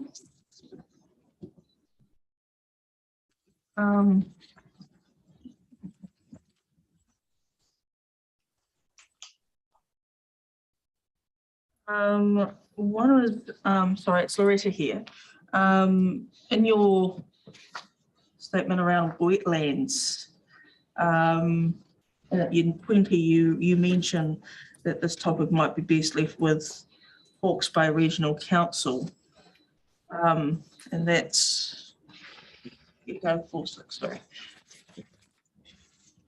which is around trimming, I think it was. Yeah, trimming. Yes, and Indigenous vegetation removal and clearance. Yep. We've just had from the Regional Council a comment that from their perspective, where that DC, the District Council and the plan do have a role to play in aligning with the Regional Council requirements. And he did give us an example that that was quite helpful. But wouldn't something that aligns with the protection of wetlands in terms of trimming and clearance not align with Regional Council policy? So from what I read of what the Hawke's Bay Regional Council representative said, he said not only were we empowered to do so, that we should. So just interested in how you think that aligns with us, with the suggestion that our rule should be taken out and that it should be dealt with by Regional Council. Yeah, sure. So I put that in as an idea because I know that when the district plan was being developed, we didn't have all the national policy statement for freshwater or the environmental standards at that stage. So, with this extra emphasis on wetlands and those documents, I just thought maybe the council might not want to duplicate those kind of aspects, but if we can keep it in, but then as long as it's consistent with what the Regional Council rules are, we don't want to have a situation where farmers the sandwich between two rules, one with the Regional Council, one with the District Council, and there is an inconsistency that they have to sort out. So the submission that we wrote was concerned that the rule for wetlands did not allow for trimming or clearance for aspects like safety. And with the Section 42A report recommendation that there can be some activities that don't have to comply with that rule, I just felt that it was unfair that those activities were based on who was undertaking the activity, so whether it was Department of Conservation or the Regional Council, as opposed to what the actual effect of the activity was. So just some equity there about, the activity is the same. It's just that the Section 42A report had a recommendation that who was doing the activity was the most important aspect. So, if the Regional Council has confirmed that it does want you to be consistent with their policies around wetlands, we're fine with that. We just don't want any inconsistencies or rules that are based on who is doing the activity rather than what the activity is. And just on your paragraph 17, when you're talking about, as I take it, the QE2 covenants, the report writers have provided us with drafting in terms of Eco Rule 3, which seems to me to capture what you're saying in terms of acknowledging such legal covenants and excluding them from obligations in terms of SNAs where those covenants are captured. Is that not what you're wanting? Well, yeah, so I did write in my evidence that, you know, we do see that it is a permitted activity to undertake clearance or trimming in accordance with your QE2 covenant or your other covenant. And so in a sense it is enabling, but it's still regulation. And I feel that it's, so my reasoning in my statement of evidence talks about, you know, how the QE2 covenant or the other covenants are a lot stronger protection than what the district council can provide, and also closer supervision as well. And it's the principle that the landowner has gone through a covenanting process to legally protect their site over and above what the district plan requires, and yet they're still appearing in the district plan. So it's I'll stop you there because we haven't got a lot of time. But okay. So it's a principle on the basis that it's more regulation than not. But ultimately, in terms of for your clients, the farmers, they're not hindered by what's been provided for, and it allows for what you're saying in terms of recognition and allowing them to do what they're doing as a permitted activity. Is that right? Yes, that's right, but we would still prefer it to be excluded. I understand that. I understand that. Thank you. Questions? Rita just asked my one. So it's the principle of having QE2 covenanted area just even recognised by the district plan as the concern rather than any regulation as such, because it excludes regulating. Sorry. Yes, it does. So my members feel that it's still, you know, it's kind of like the eye of Sauron beaming across their property, even though they have entered into a voluntary partnership with the QE2 trust in order to protect this site. You know, it still feels like that the council doesn't really trust them to do that and needs this additional SNA oversight. And you know, they do worry that their sites are on a map and that people might think that they are open for public access. So it's aspects like that. I mean, the important difference between a covenant and the district plan is that the covenant is voluntary. So these are highly motivated individuals who have entered into a voluntary covenant with the QE2, whereas the district plan is kind of like Big Brother, telling them that what they have already done still needs to be mapped and have oversight. We were told at one stage, and I think one of the reports, that QE2 covenants may not protect, some of them may not protect the values that SNAs are intending to protect. How familiar are you with QE2 covenants and what they do and don't protect? So in my statement of evidence, I did discuss that there are QE2 covenants for reasons other than Indigenous vegetation. So it could be for open space or, you know, particular areas of scenic beauty or heritage. So there are other reasons why a site might be covenanted. So I think, I mean, it is because we've got 258 sites in Hawke's Bay region that are QE2 covenanted. So there will, you know, obviously only some of those will be in central Hawke's Bay. You know, we don't know, I don't know how many of those are for Indigenous vegetation compared to other purposes. But I think, you know, the other purposes are outside this council's Section 6 responsibilities anyway. So, yeah, I think in my, let me just have a quick look. I discuss it in my statement of evidence.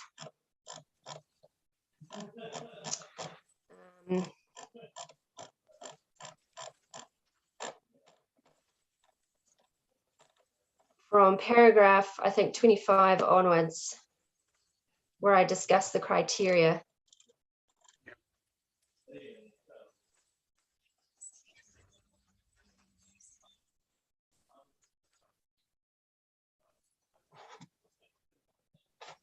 Yeah, I'm thinking that if an open space covenant did allow for the trimming or clearance of Indigenous vegetation in a way that did affect its values as an SNA, isn't that a good reason to have some sort of RMA regulatory control? Well, no, it will be if the Indigenous vegetation is an important aspect of that covenant, of that open space aspect, then there would be controls on the covenant itself. And, you know, they get pretty close monitoring. They get, I think every 2 or 3 years, a staff member from QE2 comes out and visits the site. So, you know, they're more closely monitored than what the council would probably provide. So I don't think that would be an issue. I think either the covenant itself will already have conditions on it that manage that or restrict it, or it doesn't have significant Indigenous vegetation on it anyway. Well, I'll be asking the same question of Dr. Kessels when he appears. So thank you. Any further questions? Yes, Tim? To make it here, just, you know, and I had a covenant on my property, which was from the Department of Conservation. That 258 covenants you talk about in Hawke's Bay, is that just QE2? Or yes, yes, it is. Yeah. So yes, I've also been approached by members who have other covenants or agreements with Department of Conservation, and they tend to be along the Ruahine ranges. And that's, you know, that's a pretty robust covenant as well, with the oversight of the Department of Conservation. Thank you. Any other further questions? Just the points of clarification, replanted Indigenous vegetation. Sorry, it's Kate Taylor here. I'm just wanting to check. So if planted shelter belts, so somebody with Pittosporum on the edge of an SNA that they're using as shelter for the neighbouring paddock would come under this rule, and that's an issue. Like if you had to trim them for height because they cause more issues the bigger they get. Yeah. So that is a concern of federated farmers. Whether or not, so the rule is not limited to just vegetation inside the SNA, it's district wide. But, you know, the same problem applies whether it's inside the SNA and say the farmer has been doing additional planting for whatever reason, or outside an SNA. You know, I just don't really feel that there's that much of a biodiversity gain for requiring, you know, a rule like that. I mean, you permit it anyway with no limits, so that indicates that you're comfortable with trimming or clearance of planted vegetation. You know, we just want to go that one step further, and instead of having a rule, is just to exclude it from the definition, and then it's outside the district plan altogether. Would there be any examples of when? Oh no, that might be a section 42 question. Never mind. Yeah, so I did provide. So Waikato District Council has just excluded planted vegetation from their definition for that same reason. I was going to ask about when wouldn't it be a permitted activity, but that's probably an ignorance on my part rather than a question for you. My other question was, I've lost it now.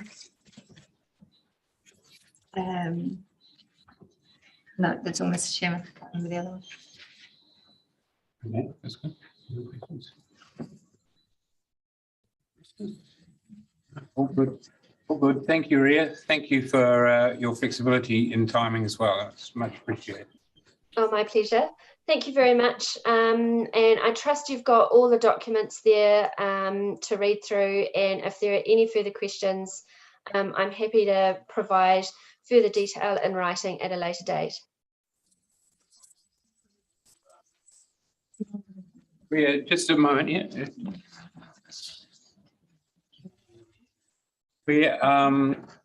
In terms of the concerns of the regional council around the rule that would allow sort of cumulative year by year kind of removal of some Indigenous vegetation in an SNA, we have asked whether they could sort of conference outside the hearing to try and address that effectively. Would Fed farmers be willing to be party to that conversation? Yes, we would. Okay, thank you. Yeah, we'll let you go now. Thanks, Ria. Okay, thank you very much. Yes, bye. Lord Monroe is just running a little bit late, so did you want to talk to John and Jerry, Jim? Yeah. You know how late he's running? A minute or two, or? Sorry, Liz. It's probably 10, 15 minutes. Okay, yeah, that's time enough for questions. So do we have both here? Yeah, where do we start? Well,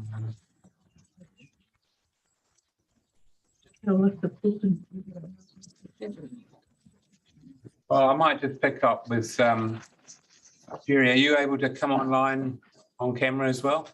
Thank you. How's it going? All right. I don't know if you heard all or some of the previous conversations, but it's a good segue to ask you some of the same questions around QE2 covenants and what they do and don't cover in terms of predicting SNA values. Yes, certainly.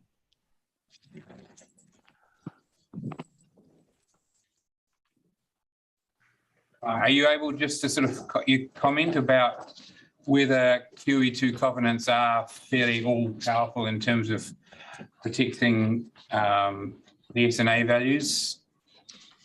Yes, I was a QE2 representative for the Waikato at one stage. I left that position some 15 years ago, but I was one for 8 years for the Waikato region. And I mean, the basic tenets of the covenants, because I work a lot with farmers with QE2 and other covenants still, hasn't changed. So I probably can comment on that.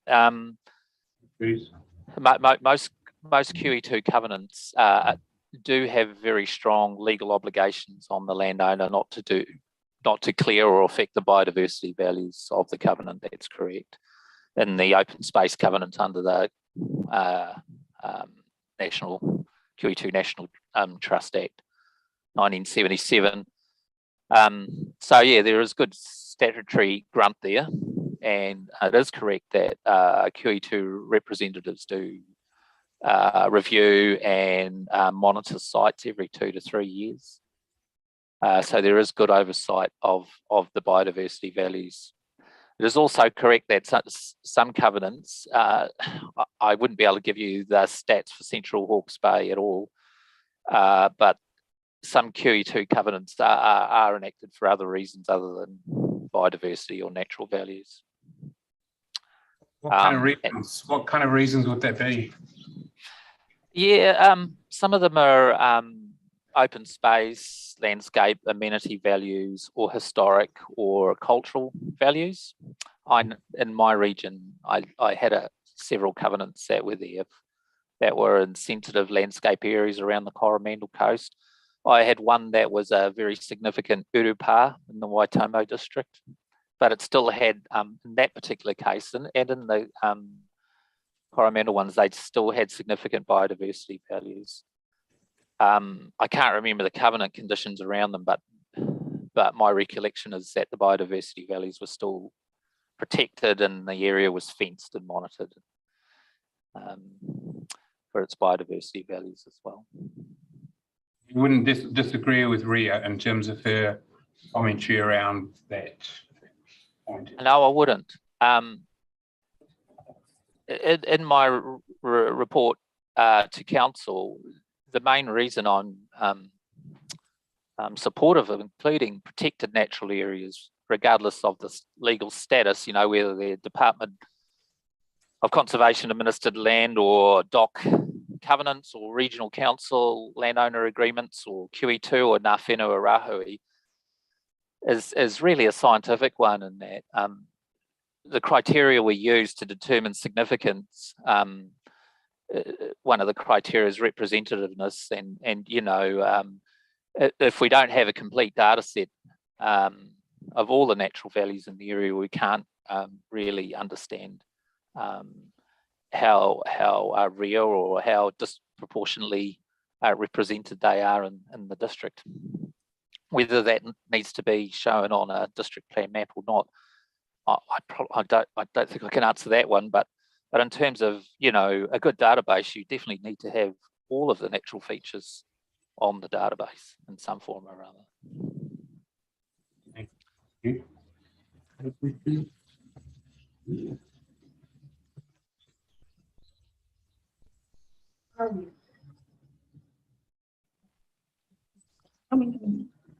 Dr. Kessels, we've asked a couple of times about, and I'm assuming, trying to make sure I've got the right question to the right person. Just the process of determining SNAs. No, not the way I look at Stella. And just the process undertaken, ground truthing, all of those sort of things in your process of review through this in the Central Hawke's Bay, and just understanding, for example, how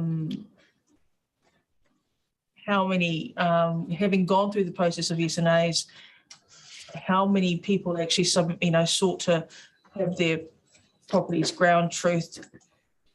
Do you see there any gaps in the process in terms of, for example, people who didn't pick up that they were actually covered?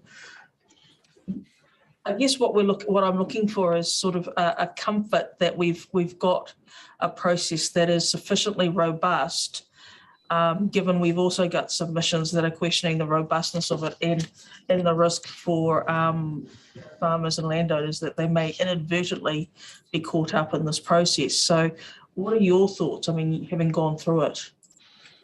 Yes, certainly. I'm not a doctor. I'm just a Mr. or Jerry. Just to clarify that. But I have been practicing ecology for 30 years, and I have a master's, first class honours. But I've been involved in the RMA process since 1991, and I've been involved with identifying and mapping SNAs since 1991 when I was a young doc officer. And it hasn't got any easier. In fact, it's got harder.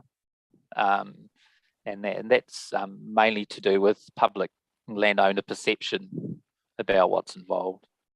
And particularly in the last 2 years, it's become very difficult to work in this space objectively because there's been a lot of politicisation of the process. I just want to state that on the onset.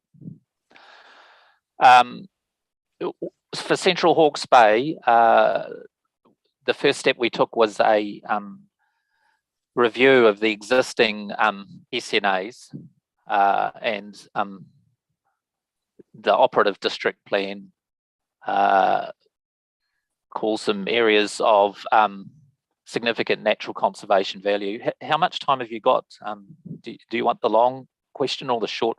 Sorry, the long answer or the short answer? I think the long answer at the moment. We'll let you know if we need to cut you short. Okay, thank you. There's quite a bit of detail in the two reports, the 2018 report and the 2020 report on the process. But the first step was mapping these areas of, or reviewing these areas of significant nature conservation value, and there were 62, 64 of them. Now, they were based on early 1990 data of a process undertaken by the Department of Conservation for recommended areas for protection. And we reviewed those, and most of those were more or less right in terms of the core values of the natural areas within them. But we found that a number of the boundaries were wrong. And in one case, the boundary encompassed a huge area of farmland and houses, as well as the natural features along the coast. So that obviously needed some tighter definition, and many of the other areas, the boundary mapping had changed because of clearance or gradual changing in the treescape as the stock moved through and canopy clacks occurred, or reasons such like that, because that survey was done in 1990, but much of the data was from the 1980s. Then we made a recommendation to council that we pull in existing data from other sources. So we looked to the regional council and Department of Conservation. The regional council provided a wetland layer, braided river data sets, and an area of terrestrial indigenous vegetation where they predicted the forest types based on a model. That layer's caused me the most angst, I have to say, because the predicted forest types are often not what's found on the ground. So we layered all that information, including limited Indigenous fauna data for the district. That was supplemented as we went through by recent iNaturalist data, which is a voluntary database in the cloud, and also long-tail bat surveys undertaken by a local ecologist. So we populated that data set into the GIS layers as well. Then we used a number of versions of aerial mapping, including Google Earth and recent aerial mapping from the district and regional council to go through all of the sites. We had something like 4,000 or 5,000 polygons to review. And in the end, we ended up with 800 SNAs, some of them made up of multiple polygons. And each of those was assessed and included in a database and assessed against the criteria. Originally, we used assorted criteria, but we updated that when the NPS Indigenous Biodiversity came in to align more closely that. It didn't actually change a significant ranking that much, but it just, we felt it future-proofed the robustness of the data to dovetail into the NPS IB when that comes into force. Each SNA was assessed in terms of the confidence we had in the data, low, medium, high confidence, and we also put notes in there about where we had trouble identifying the forest types. I'm not sure if council planners have outlined the consultation process once that data was assembled and produced and presented to the landowners. But we had several public meetings around the district where I was involved. I found them very useful because had a number of direct and very frank discussions with landowners, other landowners who were more than happy to see SNAs on their land and had already done. In fact, most landowners are doing the right thing and very conservation minded, without a doubt.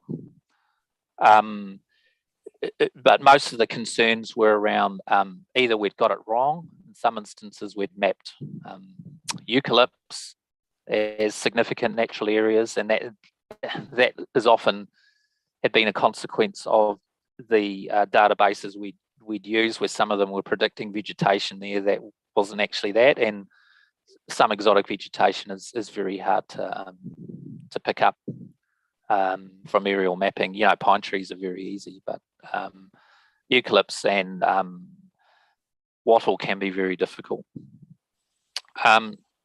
So going back, we had a lot of one-on-one discussions I did at the workshops, and we resolved a lot of issues. I couldn't tell you how many, but it certainly was dozens that were resolved with landowners through that workshop process. And then there were dozens of email exchanges where landowners would send me photos or send the council photos. I'd have a look at them and agree with the changes, or where I didn't agree, we would recommend a landowner site visit. And in the end, I think we ended up with 20 odd plus site visits.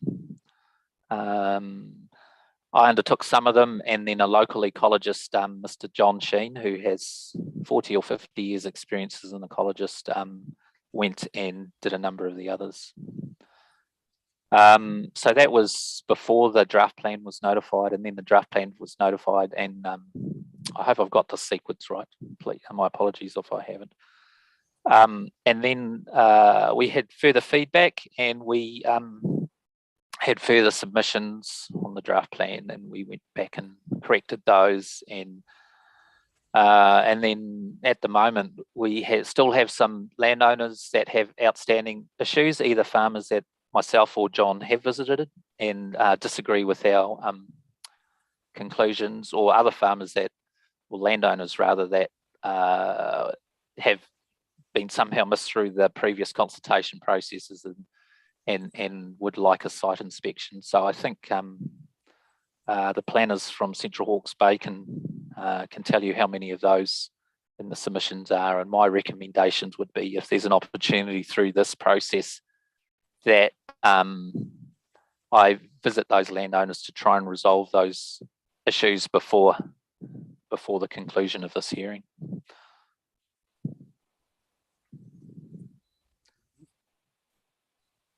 And I just had another matter I just wanted to clear up.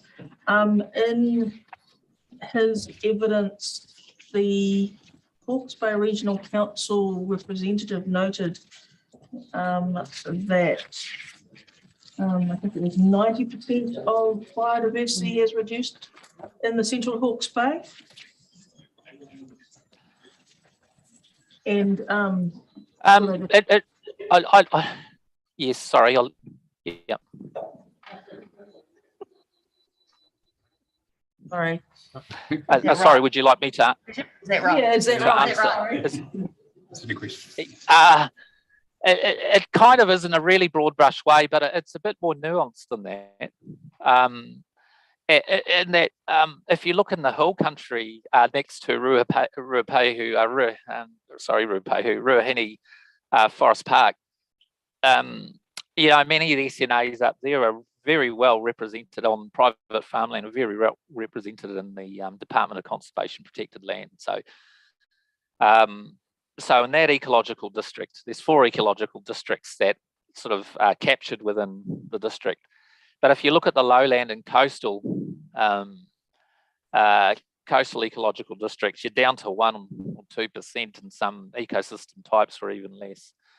One of the challenges I had was the migrating braided river mapping of the SNAs, and I felt it was really important to map those big braided rivers as SNAs, which is something in my 30 years I haven't come across as mapping SNAs. And those braided rivers are well represented within the Central Hawke's Bay district, but nationally they are a nationally rare ecosystem type. So the rivers and their riparian margins, which provide structural and functional importance to the values within those migrating river systems, is really important. But it's been challenging because a lot of those riparian margins are very weedy, and on the face of it, their vegetation values are negligible in terms of significant indigenous vegetation. Yeah. But if you look at their values in terms of providing buffers and functional habitat to protect the braided river themselves, they're very important, or significant habitats for indigenous fauna. So the SNAs can be split up into the values that are indigenous vegetation, like forest or pristine indigenous wetlands, and rare ecosystem types is another important ecosystem type that I've looked at closely for this district. And the other one is SNAs that are important, sort of significant habitats for indigenous fauna. And the one extreme of the fauna SNAs is that you can even get exotic mature plantation trees that are really important bat habitats. So technically they're an SNA. So that's been quite challenging to work through with landowners as well. Thank you. I think we're a couple of minutes away, Dylan. Yes. Yeah, we've got a few more minutes, so I'll go through to about 2:30. The question of the size of SNAs identified versus those that haven't been mapped has come up, as you know, in a number of submissions, and some are saying that they should all be mapped, and if they're not mapped, they should be excluded from regulation. And so I asked yesterday questions around what are the real risks if we exclude the smaller, less than half hectare, 5 hectare polygons from any regulatory management framework. What are the risks to Indigenous biodiversity in Central Hawke's Bay? And I was trying to get my head around that because that's a very real issue in some submissions. Yeah, are there anything you could say? I mean, if we let them go and don't have any rules around smaller pockets, what are the risks that the district would be facing? Yeah, so we every SNA assessment I've done, we've had a minimum mapping size unit, and it generally kicks in at about half a hectare or 5,000 square metres for forest or Indigenous vegetation ecosystems.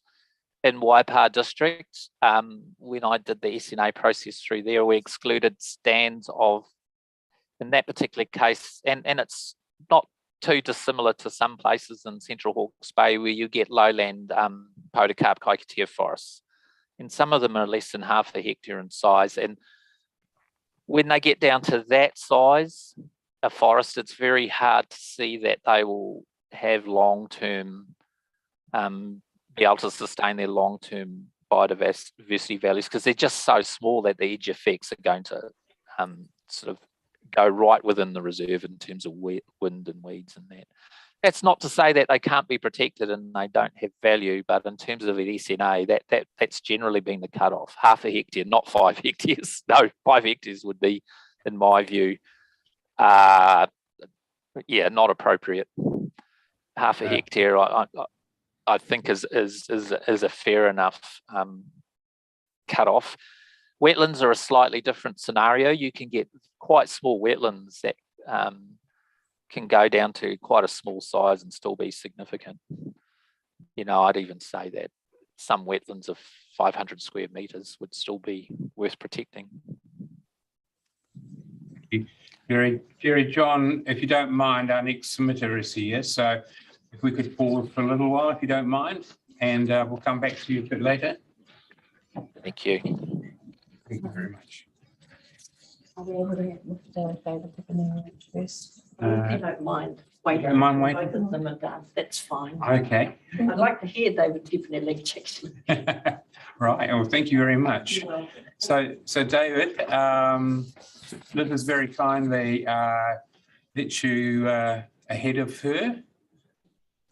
So if you don't mind, and I know you're keen to get away as well, you all right? Deal with a mute issue.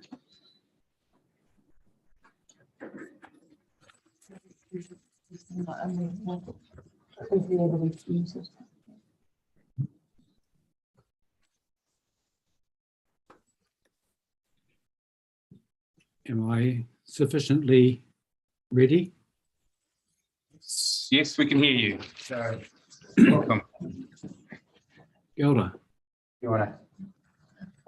So I've got your submission in front of me, and hopefully the others have got the Ngāti Tere submission.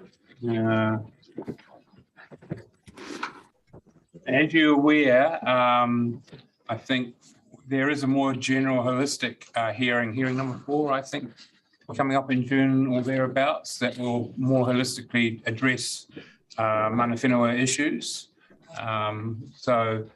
But you are more than entitled to speak to the particular points of concern in relation to the natural environment and the coastal environment. What would you? Okay. Yeah, look, thank you very much. Kia ora tātou. Kia ora kōtou e whai nei ki e nei kaupapa nui. Tēnā koutou huri noa tēnā tātou. Listen, today I understand we're talking about natural and coastal environment. In fact, in many ways, although our submission is small and rather unsophisticated, it all relates to the natural environment. And because here we are at Ngāti Kere in Porangahau, living on the coast, and it's kind of hard to escape.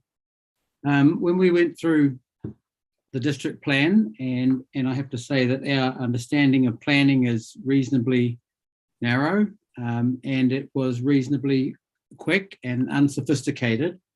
We got the impression that there were land designations out there that were intended to protect sensitive environmental areas, and indeed we living on the coast who have been planting sand dunes for a couple of generations now are kind of really supportive of this.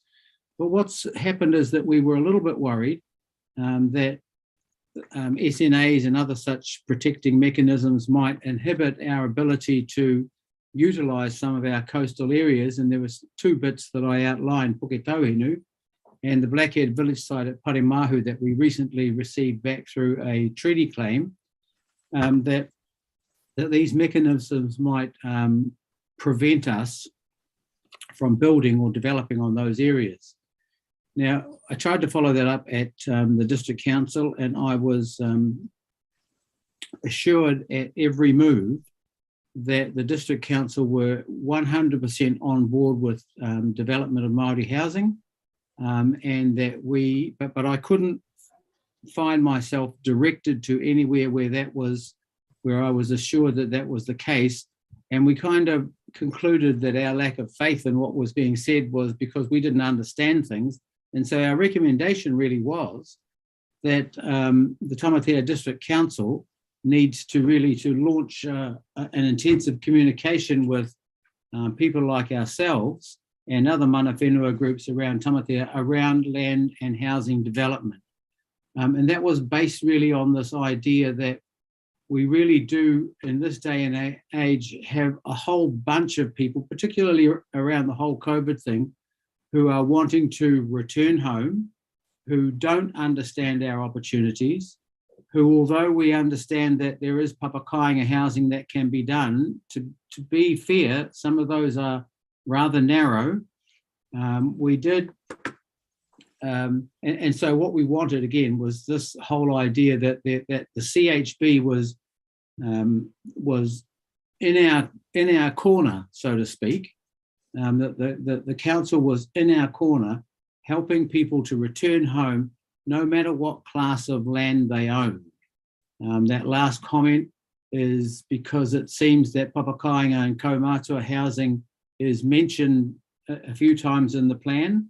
But indeed, we own all sorts of land. We own Māori land, we own European land, we have jointly owned land in Māori and European tenure, and we just need to know that we are covered across all our land owning in the various ways that we own land. So that was my rather unsophisticated statement about land ownership, and that relates directly, I suppose, to natural and coastal environment. The other two or three things that I'm going to fit into my 5 minutes, my 10 minutes, is that in fact, because they are related to coastal things, that yes, we are a coastal people, that we have a new authority on the coast. We used to be in Rongomarai, Roa Marae. We now have a hapu authority, a Ngāti Kere hapu authority, who is the front door for issues from the council. We have got a good relationship up and running with the council, and indeed we're talking about with the mayor and her team about things like access to Paremahu Beach, which is a big issue in my area. The return of tokatea, which is Cook's tooth, the tooth that was spotted by Cook and by Cook's cabin boy in 1773, and issues like that. So we do have a good relationship. We just want the council to know that the Ngāti Kere Hapu Authority now exists and is up and running. There's another interesting thing that pertains to coastal ownership, and it's got to do with the co-governance model that is pursued, that I believe will be pursued someday in the future by the District Council, who presently have a relationship with the Tai Whenua. The Tai Whenua Tamatea has served us well, for a long period of time. It's a part of the old iwi makeup from Ngāti Kahungunu Iwi Authority type thing. Now that we're in our post-treaty days, where we are, as it were, in the post-settlement governance entities days, and we think that that the post-settlement area time demands a new bit of co-governance arrangements. And so what we want to suggest is, rather than the Tai Whenua, that there are actually 2 wards, if that's the right thing to call a co-governance with mana whenua arrangement, but there are 2 areas that should be represented. And one, of course, is the coastal area. And those coastal areas include us at Porangahau, our first cousins at Pourere, and our second cousins up at Kairako, the coastal living people, whose issues, of course, are somewhat different from the inland water bodies people. So the inland water bodies people around Lake Whatumā, around all the lakes that now don't exist because they've been drained, but Ngā Puna Ātara, and of course they include the Waipawa people, the Otani people, the Pokehau people, and the Pātangata people. That in fact there are 2 groups of mana whenua in the Central Hawke's Bay District Council group that could probably well make up a natural type of co-governance arrangement with the District Council. We did want to mention, you will have read it, I won't go on about it, but the protection of wāhi tapu sites, we were very supportive of the district plan. But we, again, recognise that it's a bit of specialist work, that in fact we're not very good at it. There is always more wāhi tapu sites that need to be done and need to be protected, and that we'd like to put our hand out to help in the development of a more effective method for identifying and for mapping and for protecting wāhi tapu sites. The last thing that I just want to mention, that again related to natural environment things, is around resource consents. Ngāti Kere Hapu Authority is now receiving resource consents both from the District Council and the Regional Council, and you might not be surprised to know that we have no expertise whatsoever in this area. And given that it's possible that we operate at a level of sophistication that's reasonably high, I guess that it means that resource consenting is a pretty specialist area, and that we don't have this sort of expertise, and that perhaps what we should be doing is we should be running training sessions so that Māori groups actually do have some form of expertise and can comment intelligently and in an informed fashion upon resource consents when they come past us.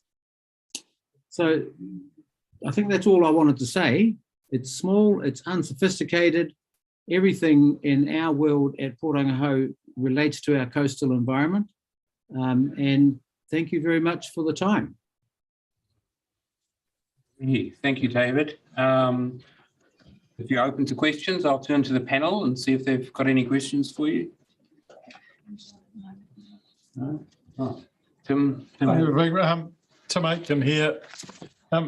You talked about Waitapu sites, and I know when we originally did the district plan and we're looking at it, we discussed those sites and being listed in the council so that landowners, if they're buying those areas and that, have knowledge of the sites.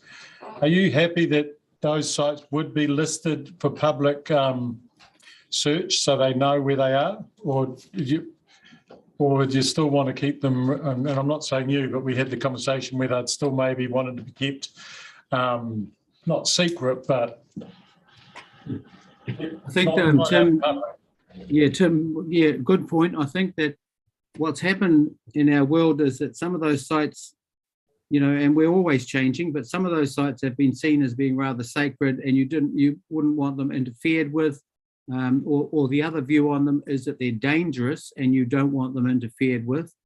Even older view was that they contained valuable artifacts and you didn't want them stolen. So there have been a lot of historical reasons why mana whenua have said they don't want to publicise these things. I think that what we need to be doing is that we need to be forging our way into the post-settlement area with a promotion of understanding that brings people on board with information rather than locks people out. If you lock people out, you create lack of knowledge, you create suspicion, you don't create the sort of relationships that can forge a good, strong future. And so we would be in for forging good, strong futures, which include informed Māori communities and informed non-Māori communities.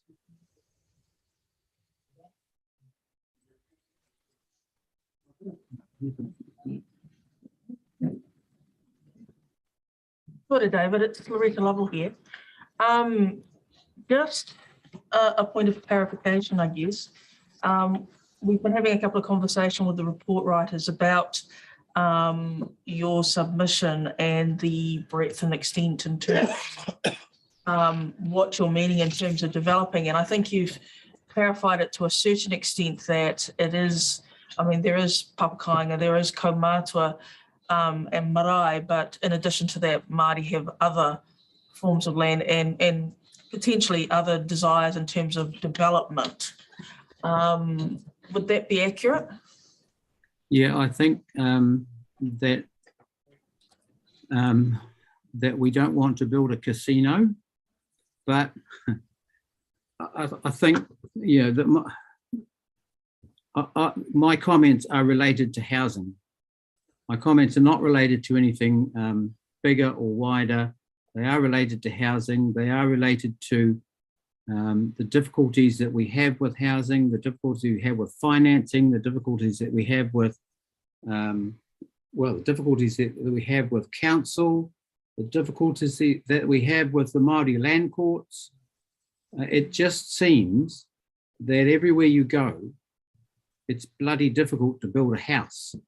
And if you're a Māori with not much money, then it's a little bit more difficult, not surprisingly.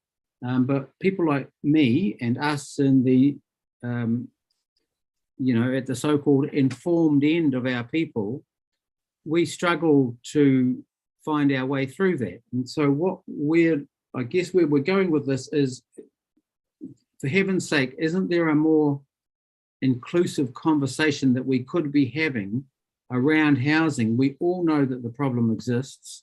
We're all really well aware of this, but we kind of have our heads stuck, if you like, in the district plan, and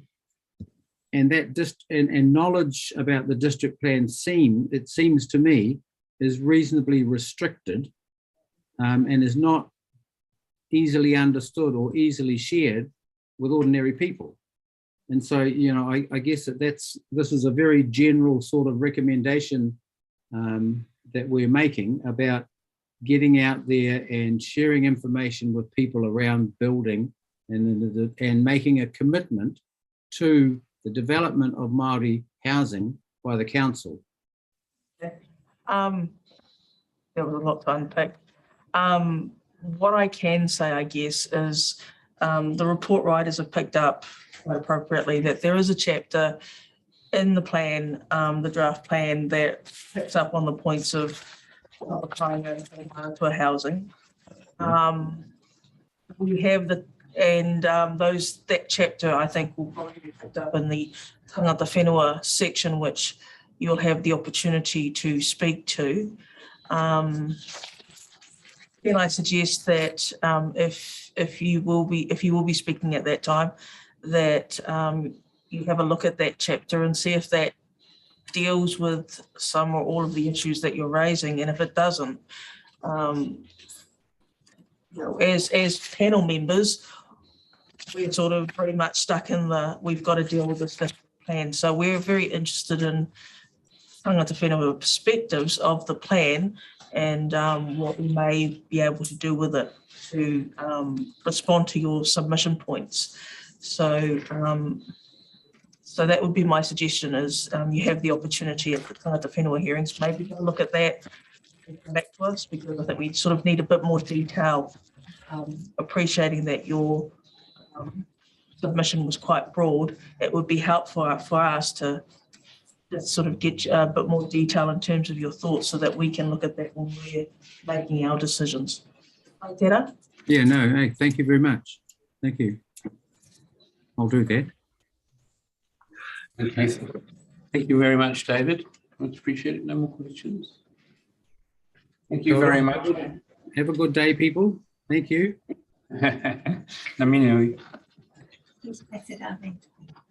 No, Quaiders, would you like to have a seat?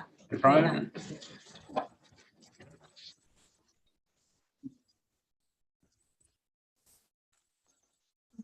For putting me in. You're welcome. For tolerating the lateness. Which laid plans. We worked it out. Oh, I did actually print you off a copy of what I'm about to read now. Fantastic. Yeah. I actually didn't read the number of commissioners properly, so I might have been sitting there on the list. Oh, changed from 2 to 3.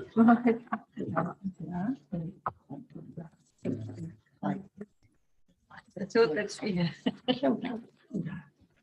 And missing one for the team.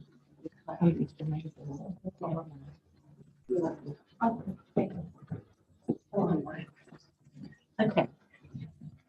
Next question, Madam Lavelle.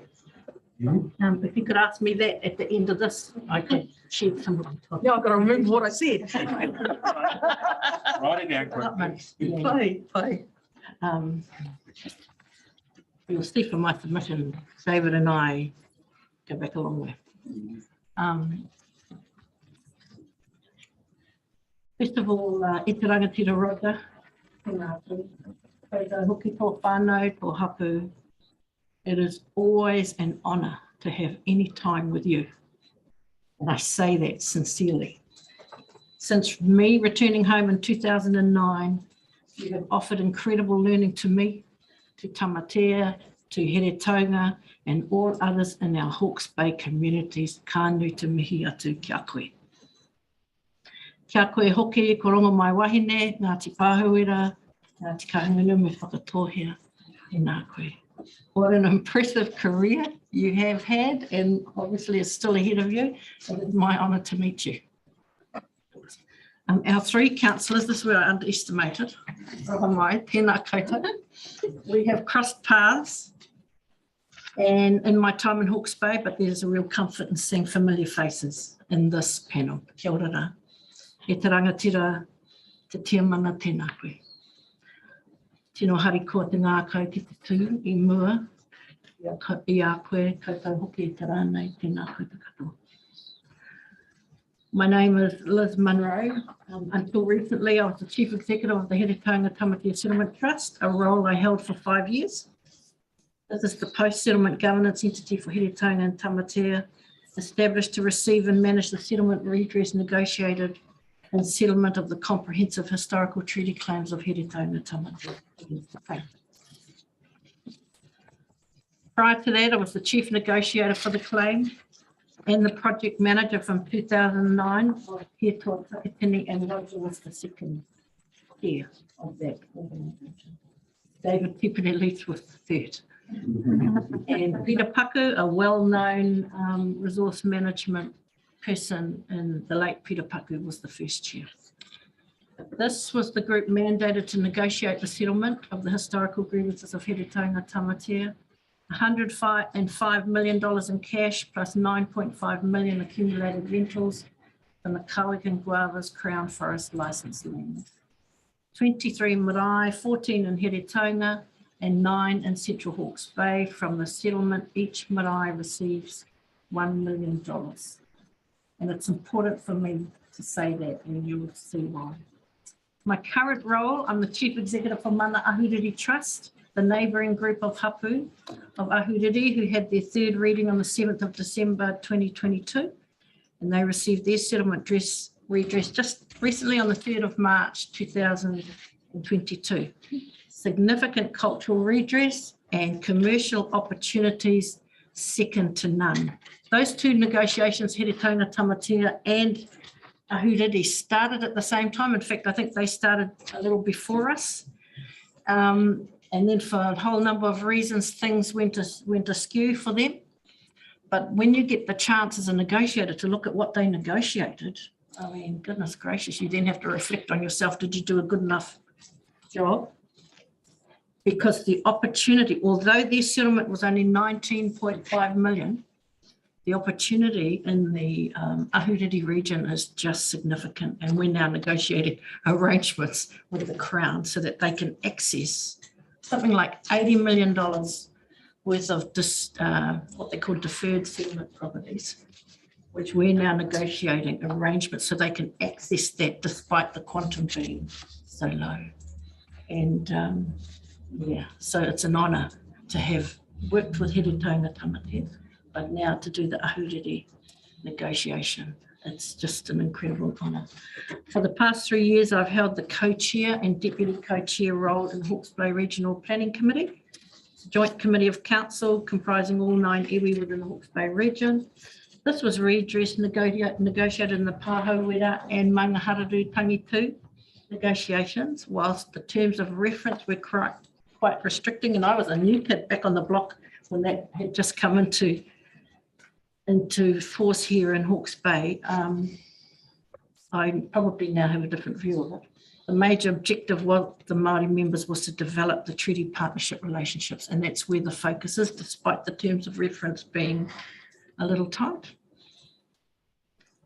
And when I left, it was going quite well, along with the influence of the Māori Standing Committee, which was the first committee of council set in the 1990s. Back in those days, when the thing about having a Māori advisory committee was the thing to do.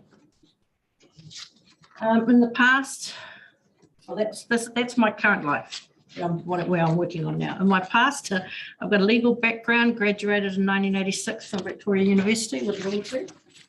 Practice with various firms, and I continue to hold a current practicing certificate. I just pay for that myself because it's an important thing to have.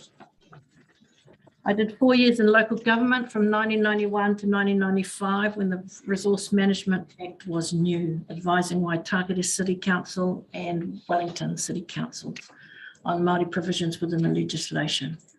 At the time, when I was with Waitakere, I recall putting together an analysis of all the councils that had established Māori advisory committees. And it gave you a really good look of how things that Māori council relationship was going to develop. Hawke's Bay Regional was the first Māori standing committee, and I think that was significant. I then went on to the Office of Treaty Settlements and had the privilege of working with the late Sir Michael Cullen on the Waikato River Co-Governance Framework, involving Waikato, Tainui, Kauatearo and Te Whareto. 2008, the Labour government went out of power, so I then went and worked with Maniapoto to complete that negotiation on their behalf. So I negotiated directly for Maniapoto, and it was significant being on the other side. But my main mandate, I mean, that's a wealth of stuff and I'm proud of it, but my mandate for standing here is more important. I whakapapa te Ngāti Ngaringare at the hapu with Haungaria Marae and Pakipaki.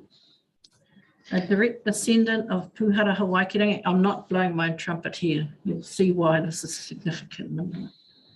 Pūhara Hawaikirangi, who is the chief of Pākowhai. They call it Pākowhai now, but it was Te Pā or Kowhai. He fought alongside Te Hapuku, which was the renowned chief who signed the treaty. His son was Urupene Pūhara, who was involved in the land sales with Te Hapuku in the mid-1850s. He was betrothed to Marata Tūkino Te Heuheu from Te Wharetoa, and this was to restore peace between Kahungunu and Te Wharetoa. Their son was Waimarama Pūhara, an exponent in the Taiaha, but also Kai Kōrero for Ngāti Kahungunu. He supported Princess Tapuia of Waikato when she was awarded the CBE. So that's just giving you a signal around all the big relationships between the big iwi and Ngāti Kahungunu, Waikato Tainui. They're all the same. In fact, when I did the Waikato River negotiation, a key objective for me was to come out of that with the respect of Waikato, of the Waikato people, because it's not easy to be on the Crown team negotiating with iwi. But I do have a license to go in and see Tuheitia whenever he asks. So yeah, I think I did okay. I'm proud of that negotiation, actually. Anyway, back to where I was going. When my mother was a child, Waimarama gave her to the Rukiruki whānau of Te Pairu because that couple had lost their child from the Spanish flu. Now, that's what chiefs were able to do. They just picked my mother up and gave her to this whānau from Te Pairu. There was a connect with my grandmother. She did whakapapa. She was a kana from Haungaria. So there was a connect, but that's the authority that chiefs had in those times. But through that connection, we inherited all the land interests of Tame, Kaninamu, Rukiruki, including Te Pairu and Whatarakai, amongst others. So that was a legal adoption, and we inherited the land. So my mother, my whānau grandparents, my brother and cousins are buried at Te Pairu Cemetery, and that is likely to be my final resting place. Right there at the white church in the front, you walk in, right there at the front of the gate. It is from that mandate that I feel extremely proud to be standing here, making this submission to you today. I'm pressured and privileged with so much writing on it in my mind. I'm speaking for my people of Te Pairu. I want to make some highlights from my submission. In my view, the Central Hawke's Bay District Council are to be applauded for Policy 5, NFL. It is forward-thinking and future-proofing.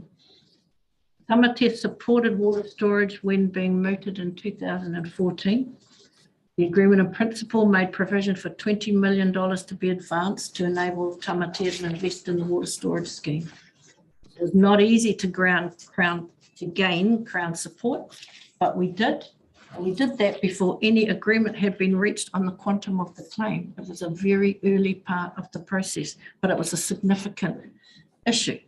Clause 6.4 of that agreement in principle says, upon the signing of the agreement in principle, the Crown agrees to make available $20 million, which Heatoa Takitini intends to use to invest in the Ruataniwha water storage scheme. Subject to ratification of the governance entity, and that's not an easy process, getting ratification of the governance entity, and signing of a deed on account. We did secure the conditions, but by that time, the water storage scheme was not proceeding. Important to note, though, that the water storage scheme did not fail for environmental concerns. It was the Minister's decision in relation to the 22 hectares of conservation lands. The resource consents remain live till 2024-25, and I just need to correct that. In my original submission, I put 2014, 2015, but it's actually 2024 and 2025.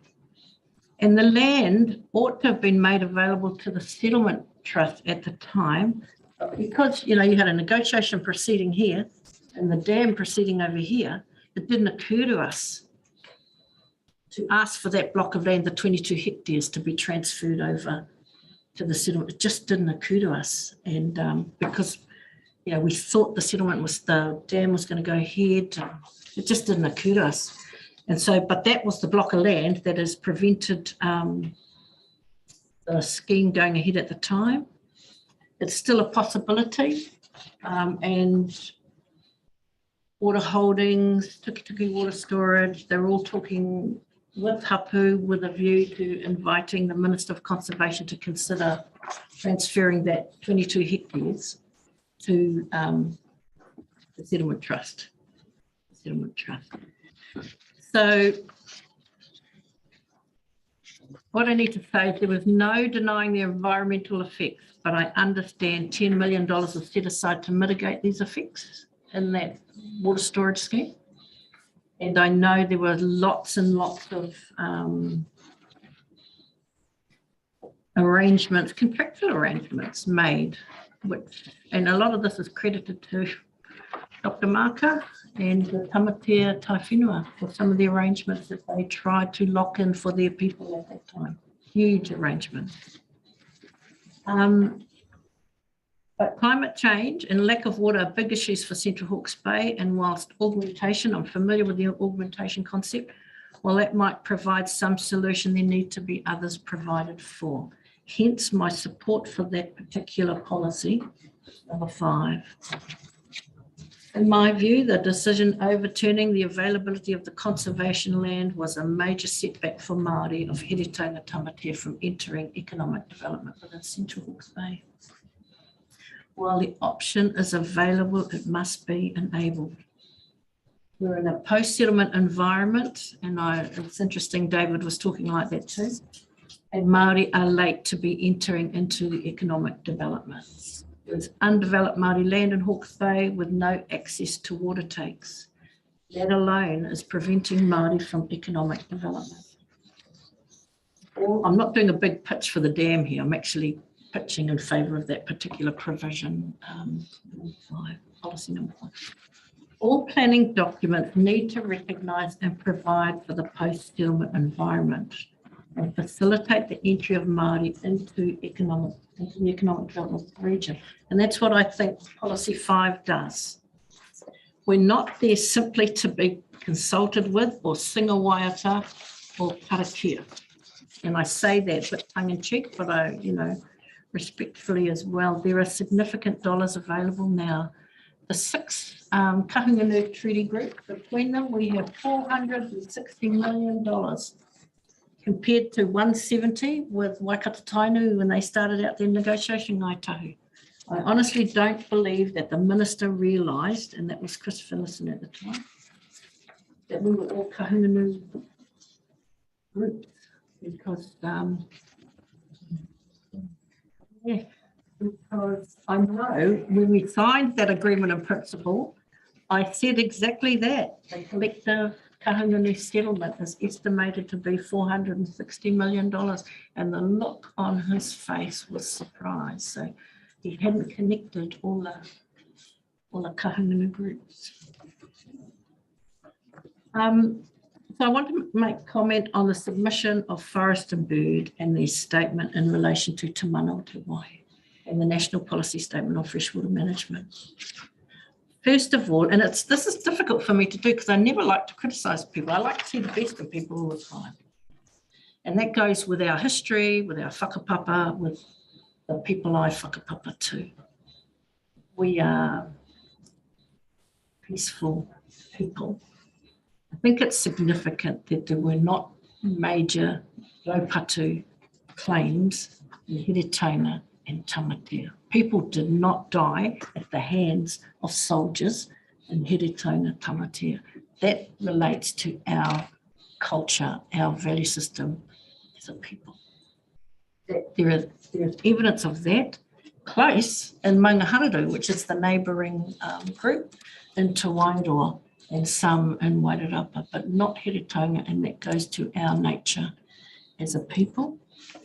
So I find this hard to say. We're grateful when we weren't in a position to put in submissions and the like. Forest and Bird and organisations did that on our behalf. They certainly did, and we acknowledge that.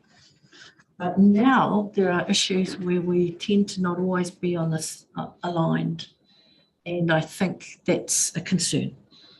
So where they say their submission promotes the deleting of that particular policy, we don't agree with that.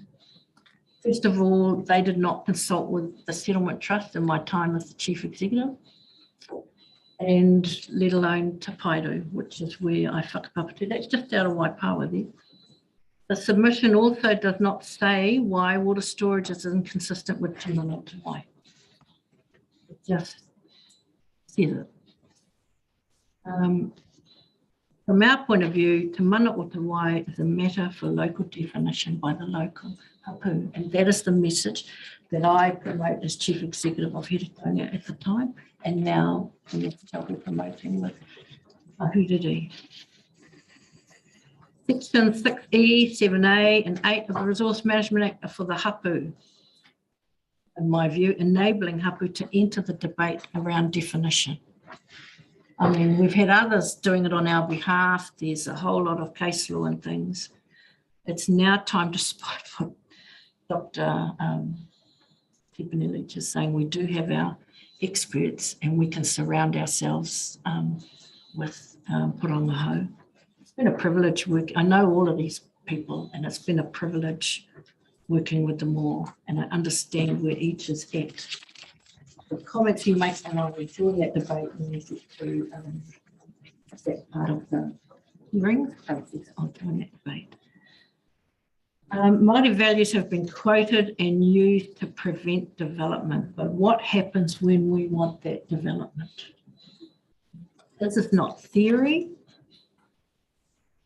I guess I'm saying there you can get a lot of academics that write proposals and it's theory-based, but not real. Climate change and water issues in Hawke's Bay are real issues for the people of Hawke's Bay.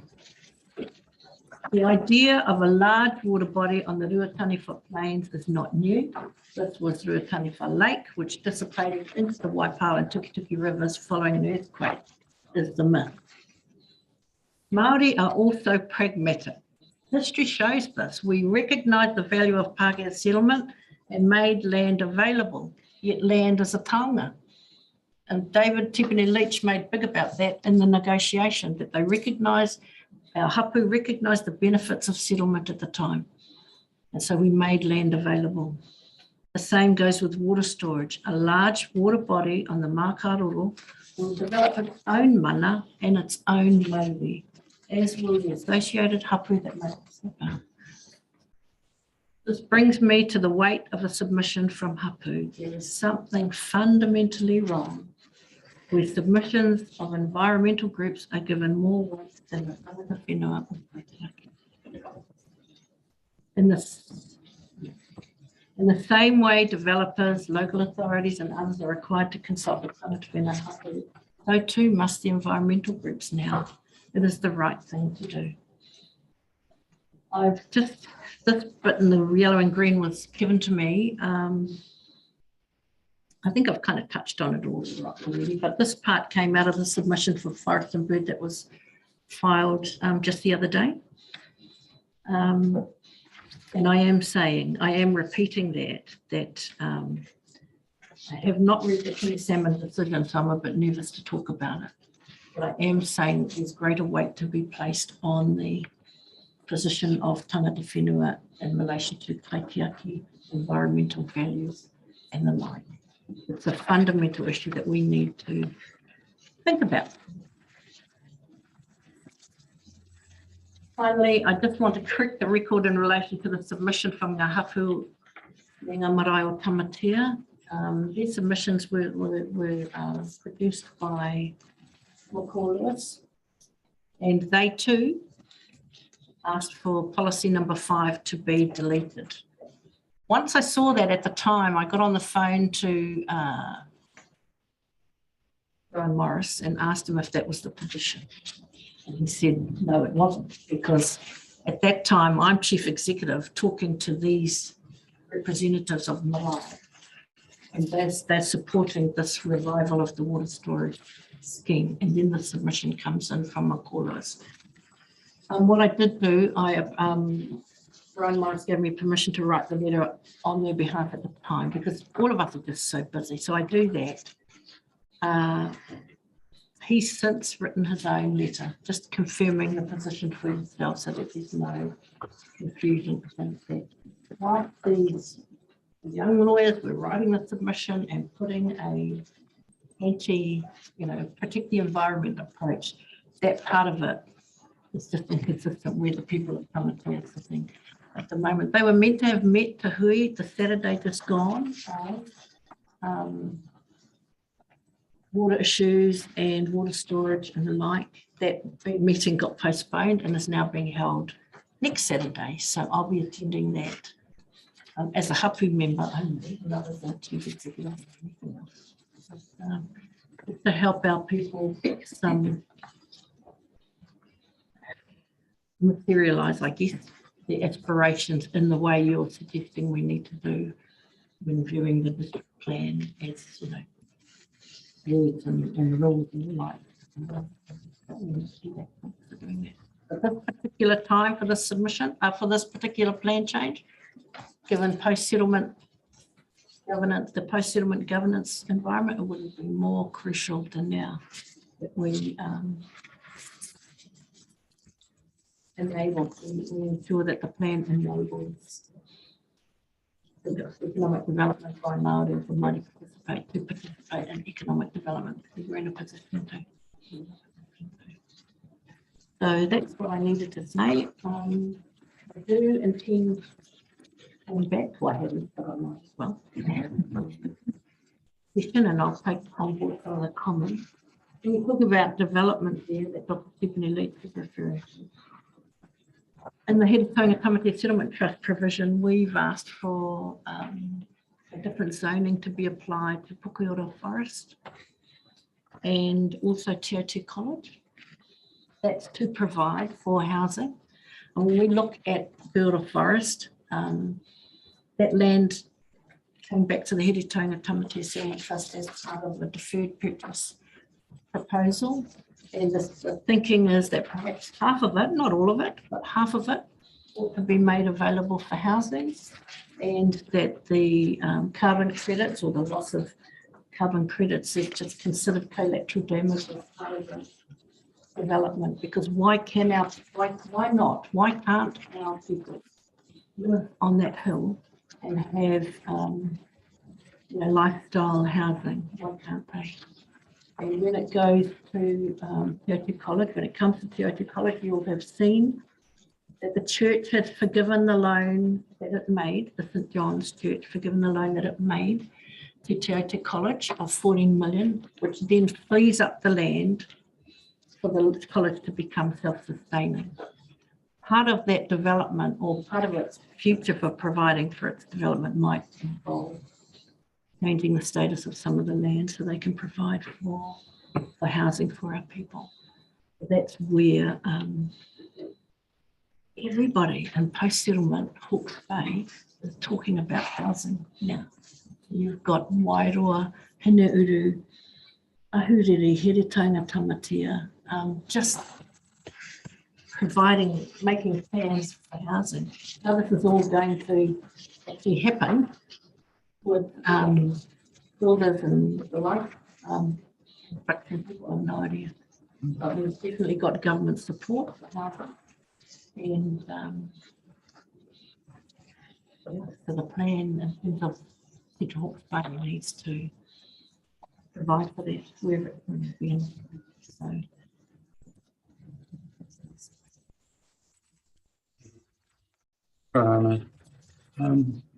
can I ask the panel if they have any questions? Go for it. Very good. Okay. Apologies if this is not a correct.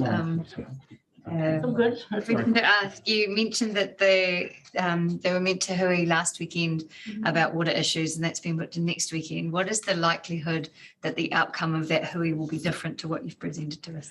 It won't be different. What will there won't be an outcome that precise on that hui. Just quick. What the Tamatea people, and I found it really frustrating as chief executive. We were talking about it for months as a board, months and months and months, and then trying to engage with the different marae as well. Where it landed, the Tamatea people sitting on the post-settlement governance entity, where they landed was to facilitate the discussion. All the people need to come together. And if it means going back a few steps, then that's what needs to happen. So we won't get an outcome then, but they do need to meet as hapu because of you've got 3 waters, there's another development in Waipawa, transport water from pipe water from Waipawa to Waipawa. There's a whole lot of things going on. They've decided to come together and just start the conversation and get lots of people like myself who can facilitate some of that engagement. There's another organisation. Thank you. Roger. Can I quick? Mia te kia koe, kare he pātai, engari mihi ana kia koe, mahi. Rana kira, mahi oa, mahi iwi, mahi hapu, mahi marae o pamate, kahara, uri tera haenga. Roger. Hold it. No, my turn. I've always got a question. And then that's not good. He always has the last word. It's all right. He's going to get a kick. I must say, I appreciate your comment about my impressive career, but I'm looking at yours thinking I've missed stuff because I'm fairly sure yours is far brighter than mine. So, but I would really like to thank you for coming today and for presenting. I sat there doing a lot of nodding because there are a lot of comments here and questions that I've been asking in the last couple of days. So, mihi nui. Thank you. I can also say we will, you are picking up on some key points for us in terms of the conversation we're having in terms of tangata whenua general, but inclusive of that in terms of the SNA process and such. Can I say that I have been advocating for, not a rethink, but a broader thinking in terms of this draft plan and how it can engage with tangata whenua, picking up on David's comments and now, of course, your own. The report writers have provided for a number of the points that you're looking for. Perhaps I'm just a bit cheeky and will ask for a bit more. But all I will say is, and please, when you come to the tangata whenua section, I can't advocate anything less than there are opportunities and questions in these reports that have been asked if whenua want to provide clarity as to what they're actually doing. And there's an opportunity recognizing the comments that the plan is so important about enabling Māori development.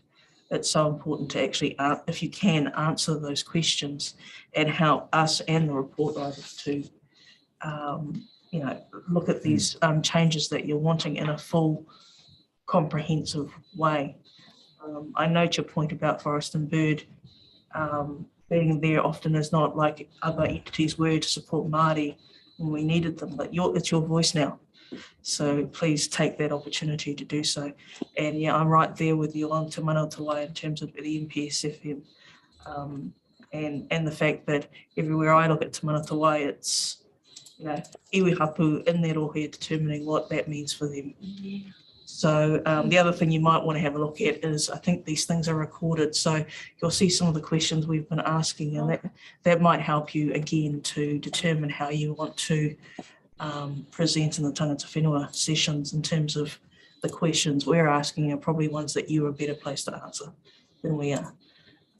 But the more you facilitate that, I hate to say it, the more ammunition we have in terms of having a conversation about what it means. We can't give you everything, I'd love to, but the reality is we can at least have that conversation with evidence and with information. So again, mihi nui. Thank you. I don't know that I had any questions per se, just an observation in terms of really can help. And I don't think I need to ask you about the question that I asked Mr. David. So thank you for that and sitting and listening to David.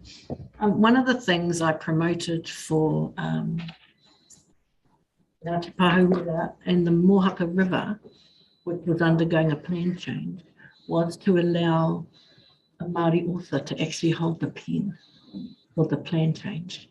And it took a while to actually get the council officers to see what I meant by that.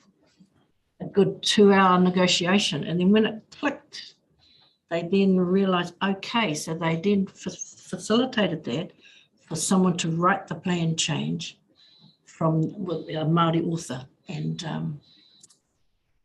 the implications of that was, okay, this was the tank plan change.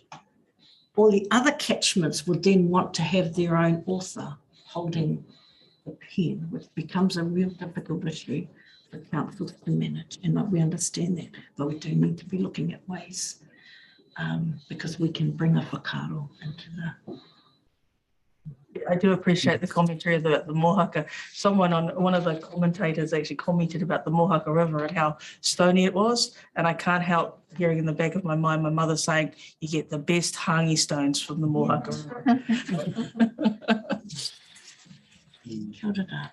Thank you, and I can only underscore what Reggie's just said, and I'm very grateful and glad you came in today. There's information here I was totally unaware of, so thank you very much for presenting it to us and making the effort. So I'm making note. Thank you.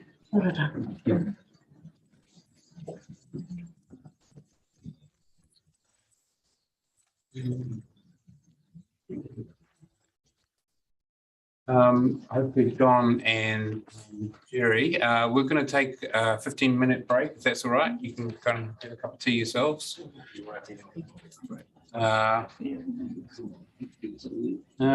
So what time will that take us to?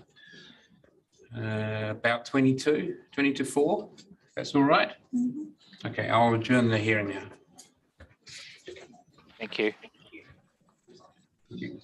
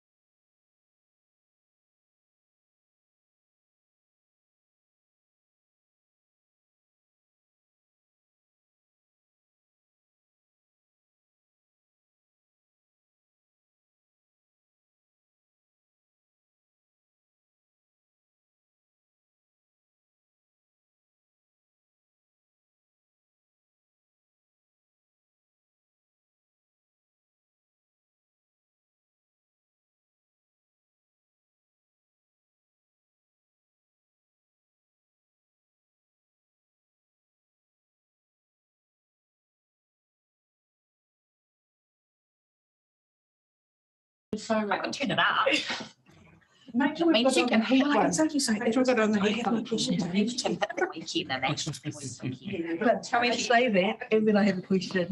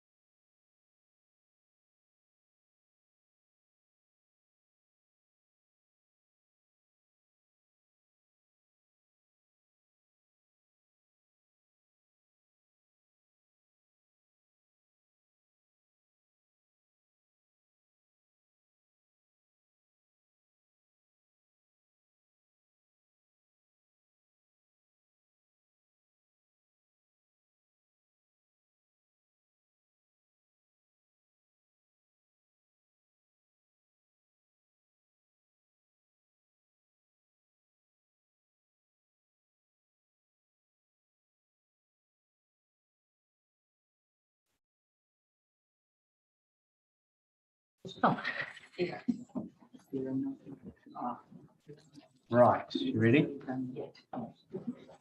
Okay, hearing number one is now reconvened, probably for the last quarter. Thank you very much, John and Jerry, for being patient and flexible. It's been much appreciated. I can see we've been trying to fit with a changing agenda and IT problems and things all the way.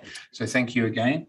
I think we finished off before asking Jerry around that 90% loss of biodiversity in the district. Was there anything further there you wanted to make a point? We open it to other questions. Can you unmute? Unmute. Ask me. Hang on, Jerry, we'll unmute you. Yeah. All good. You might have missed the question. Did you hear the question around? Oh, well, it wasn't a question. Was there any more follow up to the question around the loss of biodiversity in the district you wish to make? You were noting, Jerry, about the fact that there'd been a significant, like there was only 1 or 2% left in the coastal area, whereas in other areas there was significantly more. That's how I understood it. Yes, that's right. Can you hear me all right? Yeah, good. It's good. Yes, that's right. Along the Ruahine National Park and the mountain range, you know, biodiversity is well represented. But when you get onto the lowland plains around Waipawa and Waipukurau along the coast, there's very, very little biodiversity left at all. Okay, and I think you were mentioning about the problems about braided rivers. Are there no non-braided or unbraided rivers in the district that you would classify as having significant natural values? Well, that's a very good question. There are actually a number of smaller rivers that, by definition, are braided. However, I've really stuck to the main rivers at this stage and focused on identifying those in their margins for protection. I looked at the smaller rivers and the riparian margins around them weren't generally so significant, and any values that were significant, like stands of Indigenous forest or oxbow wetlands, I've tried to pick up and identify as individual SNAs. And I've got one more question, and I'll hand it over to the panel to see if there's any further questions. I think I'm covering all the questions I put to Stella yesterday, and she bounced back at me. When you were doing the review of the existing database and what have you for the district, I asked her whether she knew whether there were any indications that in general, there had been a reduction, or it was static, or there was a growth in largely Indigenous vegetation in the district since, the 1990s. Was there any indication of any changes? Certainly, I'm currently reviewing the Waitomo district, and there's been a lot of it swings and roundabouts. There's been a lot of clearance of what I call induced Kanuka scrub and scrubland. In Central Hawke's Bay, district, things are relatively static. There has been encroachment of induced Manuka and Kanuka scrubland, and I've tried to exclude those from SNAs where I have some evidence that they're not significant or they don't house habitats for significant Indigenous fauna. There has been a little bit of clearance, but actually not that much. It's pretty static. I think landowners, as a generalisation, seem to really value and appreciate their Indigenous vegetation, and are not clearing it. There may be aerial spraying of some scrubland areas, but that's generally induced scrubland that's come up, since the original clearance occurred. Thank you. To the panel again, any questions for Jerry? Ask my questions. Okay. Yes. So a couple of submitters have said, why are we including drilling and discharge of toxic substances in definition of clearance and trimming when it's not recognised in the draft NPS for biodiversity? Can you explain that? Is that a question for Mr. Kessels?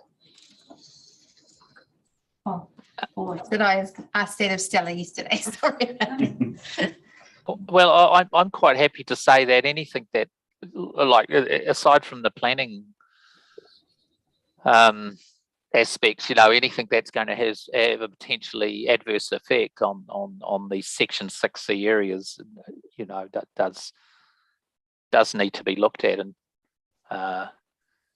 in terms of to ensure that it isn't adversely affecting those SNAs that it's encroaching on. Oh, but this is in addition to what's required by the draft NPS for biodiversity. So we're going in, are we asking more or placing higher regulations on and the PDP potentially, are we, than what's required by it, by the Stella? Yeah. Well, it is an additional kind of thing to consider. That's not in the NPSIB. Yeah, you're right in that. So I think in developing that definition, there were definitions in the operative plan, and we sort of did a melding of the two.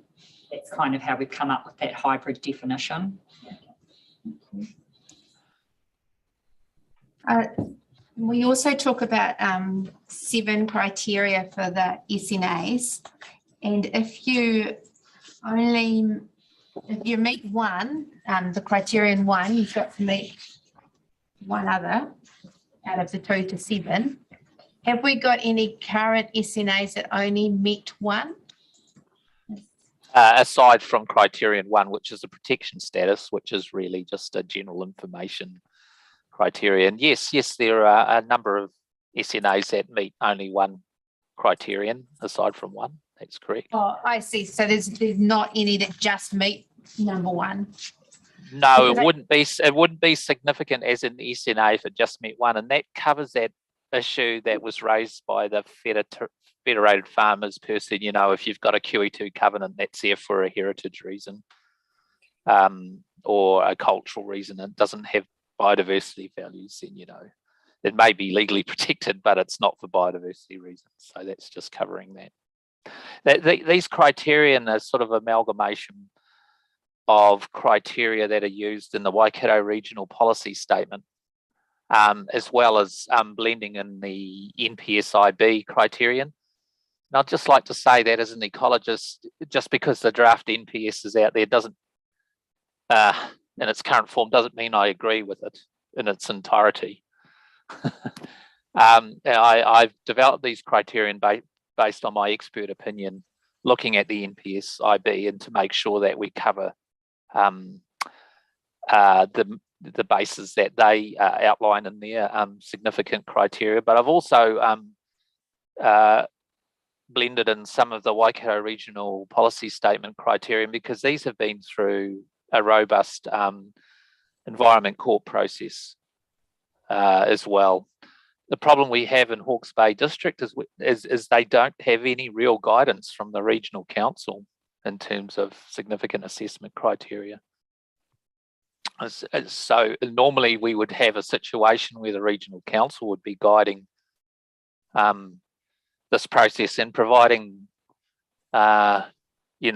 assistance and information and SNA mapping and criteria assessment, but we don't have that here. So the district has had to do this off their own bat. If we were to look at our close neighbours in Hastings, would we say our criteria that we've used to look at our SNAs is similar or more robust? No, in my opinion, it's more robust, and it's more in line with the NPSIB. Thank you. Any questions for Jerry? Jerry, it's Kate Taylor here. I just wanted to know, with the discussions we've been having about covenants, particularly QE2, but the other ones as well, if the major desire is to get a data set of Indigenous biodiversity in CHB and to protect it under the RMA, then could a covenanted area be mapped and included alongside SNAs as far as we're concerned, but not made SNAs? Yeah, from my point of view, the data set, definitely in terms of working out what the overall resource is, the extent and type, as I said previously, in terms of working out rarity of ecosystems and representative, you definitely need to have that data set there.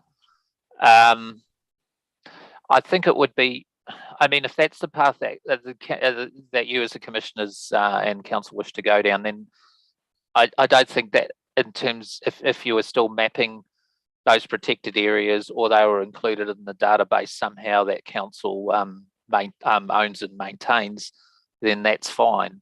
I would have a real concern if that information just disappeared. But whether it's an SNA or not, I don't know the policy implications, but from a scientific point of view, it's, in my view, it is an SNA. But if the council and commissioners feel that is no benefit there, then that's fine. But in my view, it is still meets Section 6C of the Act, regardless of its protection status.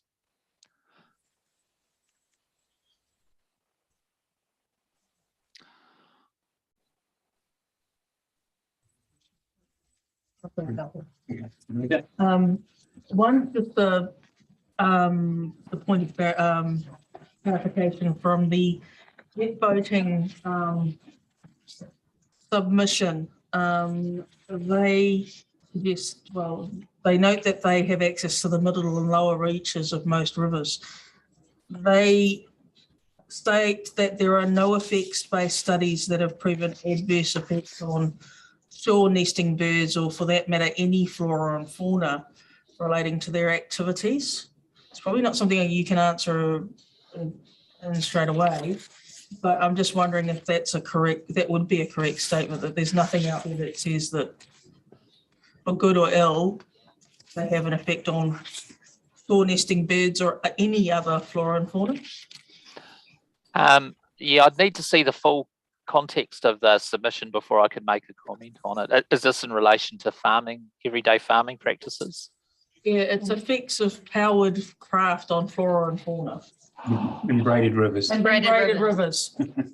Oh, you mean jet boats? Yeah. Yeah, and you might like to just clarify, Jerry, that that's not in this section. It's not in the SNA chapter of the plan. It's in the activities on the surface of water. Oh, sorry. So it's not something Jerry would have specifically considered. Okay. No, I'm happy to comment. Yeah, just clarifying that though. No, that's all right. I'm just trying to find somebody who can tell me. Yeah. Just thought Jerry. Well, I certainly enjoy jet boating when I do it with my friends occasionally. But in terms of effect on Indigenous fauna and flora, my opinion is that it could definitely have effects on nesting birds and biota in a braided river. But timing's particularly important. But jet boats, in my experience, don't always confine themselves to the actual water when they're racing through a braided river. Okay. Yeah, they're well put. And then it was just more actually, and this is again calling on your not just your expertise but your experience in so many different plans. One of the questions I've been asking a number of submitters and our report writers and our legal counsel is, we are being asked to be cognizant of the draft national policy statement of Indigenous biodiversity. I always get that wrong in terms of a mouthful. As I said, you've seen a lot of the councils and what they're doing. We've been, told that we don't have to give it weight, but in other instances, the high country production one we could give weight to. What has been your experience in terms of other plans, in terms of what councillors have done or panels have done in terms of the NPS IV, in terms of giving it weight? Yeah, there haven't been that many plans that have come through lately. The only one that has is Waikato District. And for a variety of reasons, they have chosen not to include SNAs in their district plan, or very few. But they have, they've just defaulted to the RPS criterion for determining significance. I am involved with Hamilton City Council with their SNA review at the moment, and the planners are very mindful of the NPSIB and doing everything they can to make sure that the policy and the criteria match up with the NPSIB. That's Hamilton City Council. Waitomo District are just in the process of releasing the proposed district plan, and the criteria there have really followed along the regional policy statement criteria. So it's a very difficult position because, I mean, we're expecting to see exposure draft of the NPS IB earlier this year, but I'm not sure when that's going to land. In the meantime, when I've been giving advice to other councils, I certainly have been looking at the plan and trying to, as much as possible, align with something that has no statutory weight at the moment, as well as the regional policy statement criteria, if there are some. So it's quite a tricky time. I feel very confident that the criteria that we've used here we're able to match up quite well with the NPSIB when it's released. I'm just mindful too that you made the comment about not having a lot of direction in terms of the regional level in terms of the plan, etc. So yeah, the absent, recognising what you're saying about other councils having that regional direction. Would you say it's not unreasonable if we don't have that regional direction to be looking at the draft MPS is to give us some level of direction? Yes, because the NPSIB, despite me not agreeing with some of the things in there, it's still the science and the consultation process and the science is robust, in terms of the criterion. So yeah, I think you're safe by doing that in terms of falling back onto the criterion. One of the other things is that the NPSIB places some weight on working with regional and territorial authorities to address loss of habitat for mobile, threatened or at-risk fauna species. And that's something that we've looked at when developing this as well. For example, bats or migratory species in the waterway, or birds. That's great, thank you. Yeah, just a follow-up question there, Jerry. You said with the Waikato district plan, they've ended up with very few SNAs. Is that because the use of the Waikato RPS criteria, were they selective about where to set the bar, or is it just because the criteria the RPS there uses sets the bar higher anyway? You know the story there? I do know the story there, and I have my opinion. It's not related to the RPS, really. I was involved with the original assessment process and consultation, and the planners leading that charge left, and then a new group of people came in and used a different ecologist and had a different approach.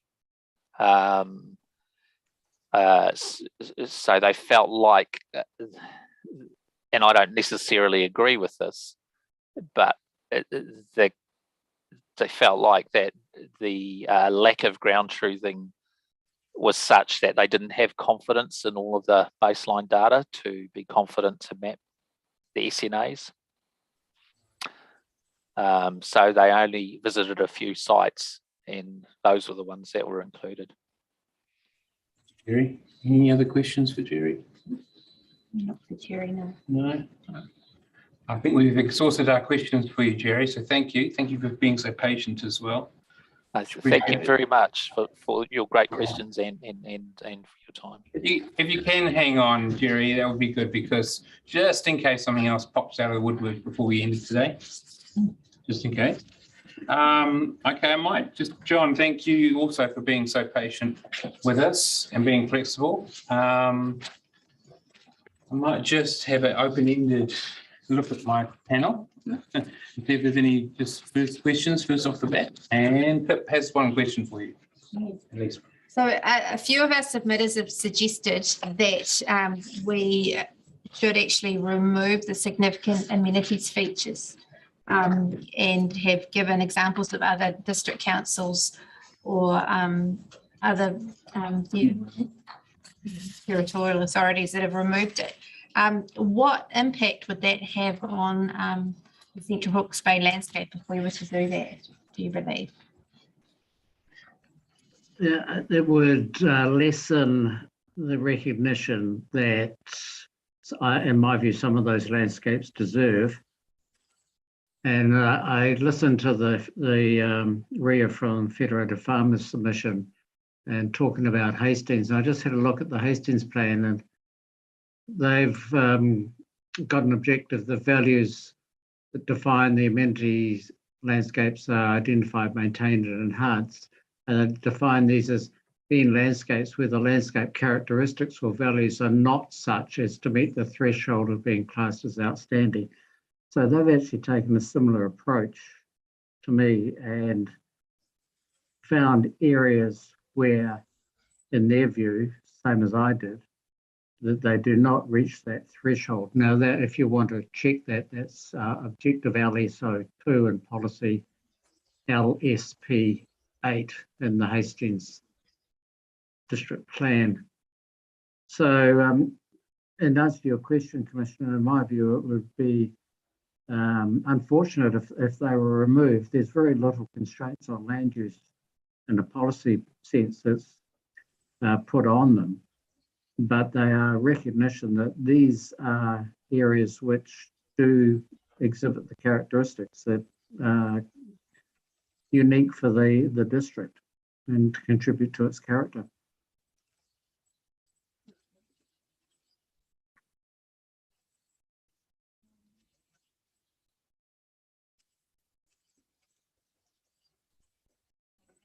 At the moment, I think I do find it. Well, it's all right, we can come back to you. No, I don't. Yeah, hey John, I'm Kate Taylor. I just wanted to ask, particularly referencing skylines and the profile of some of our, in particular, outstanding natural features. Yes. And I note, firstly, I note that the Te Aoti, forgot the name of it, Te Aoti limestone crest, for example, and the extended Three Sisters profile in Pakabo. And yet there's quite a number of other very similar profiles out there that are not included, that are very similar to these two. I'm just asking, wondering why those two?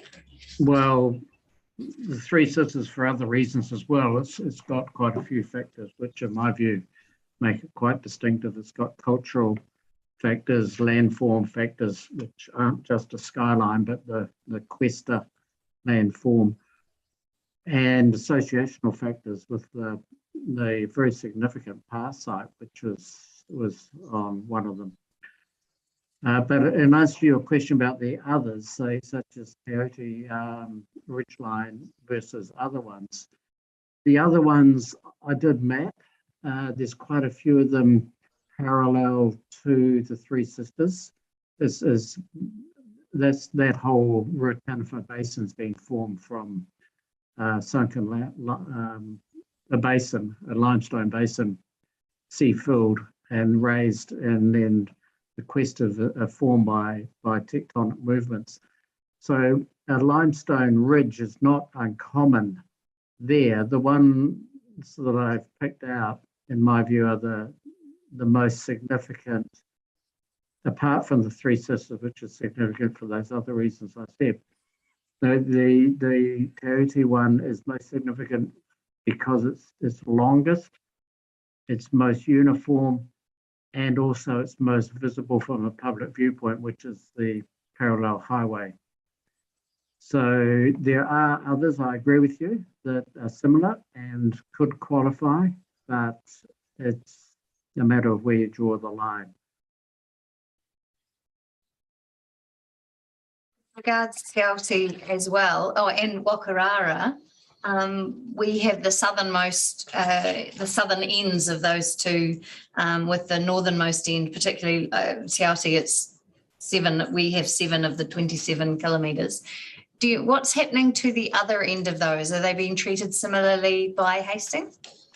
I couldn't tell you definitely. I can just have a quick look if you like.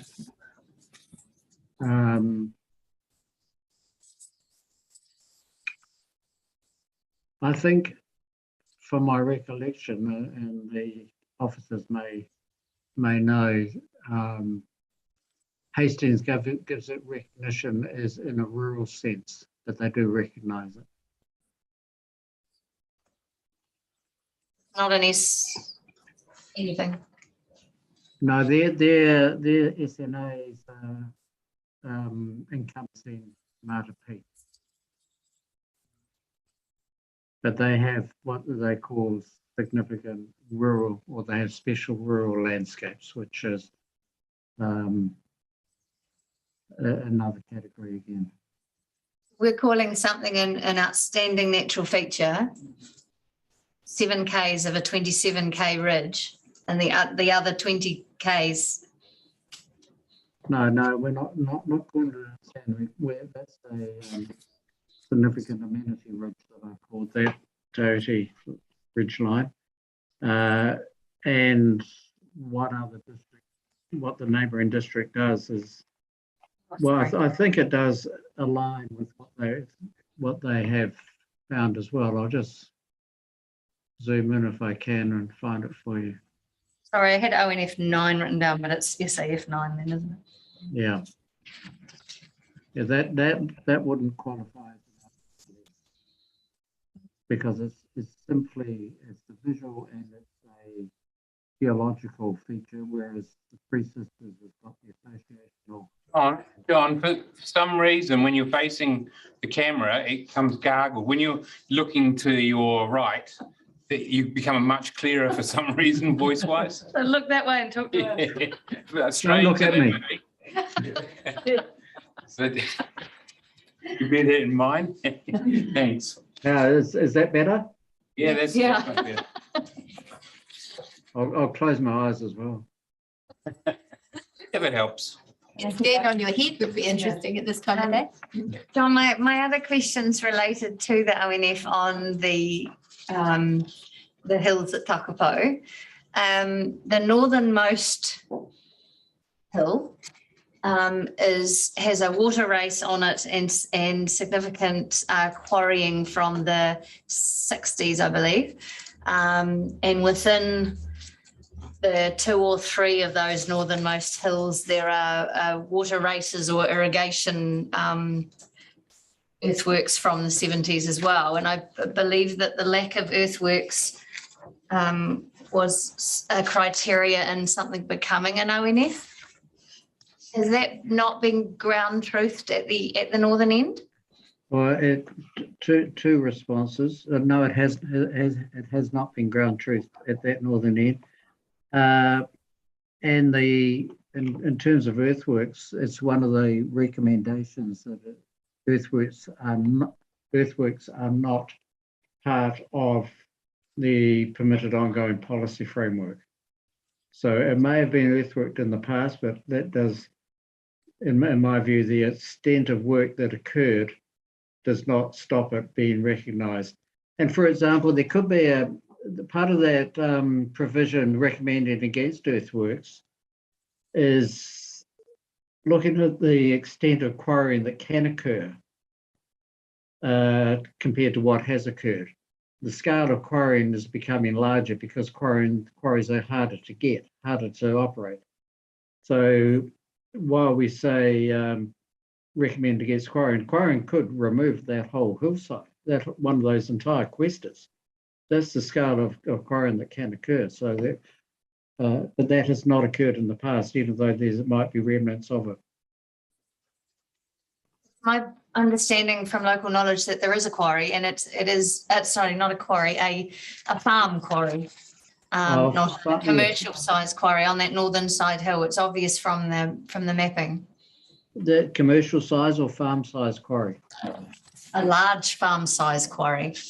Yeah, this is the type of quarrying that I'm recommending against is large scale commercial quarrying. So it's the ongoing quarrying that's stopped. It's not a criteria of it when it becomes an ONF. It has to be clear of quarrying debris or scars.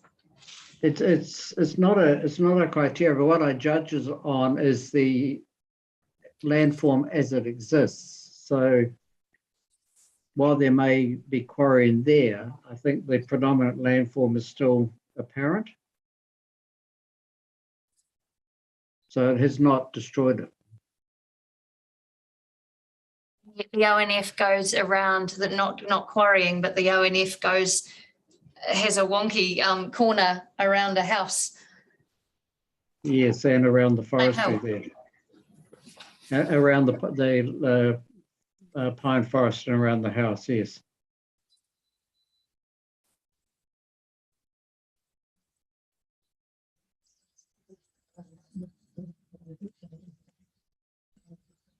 Yeah. So is it possible for that ONF to be ground truthed more? Yes, absolutely.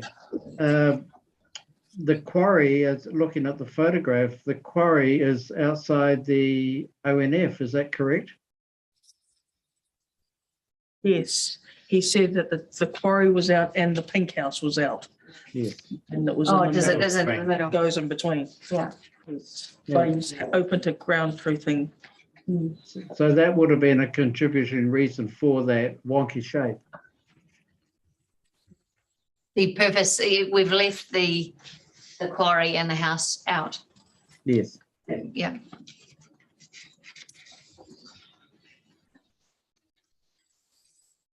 But I can ground truth that if you wish. The landowner has submitted that he would like to. Will he actually? What would be the? Would it still be an outstanding natural feature if it was only what locals term the Three Sisters, the two sides either side of Te Hori Pa? If it was reduced in extent. Yes. But the reduced extent would still be outstanding, but in my view, the greater extent also qualifies.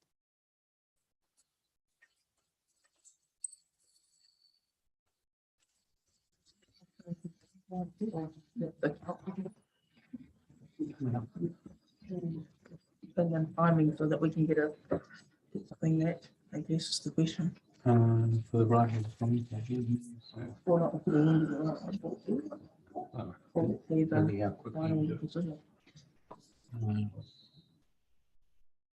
yeah.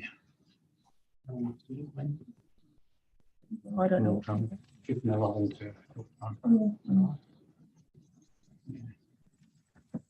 Can I suggest, John, that you work with the planners just to see about ground truthing that area more so, taking into account what we've heard today?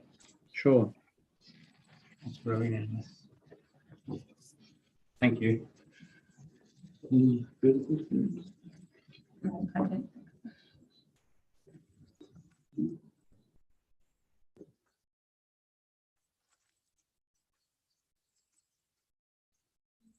did have a question of clarification from Federated Farmers today around the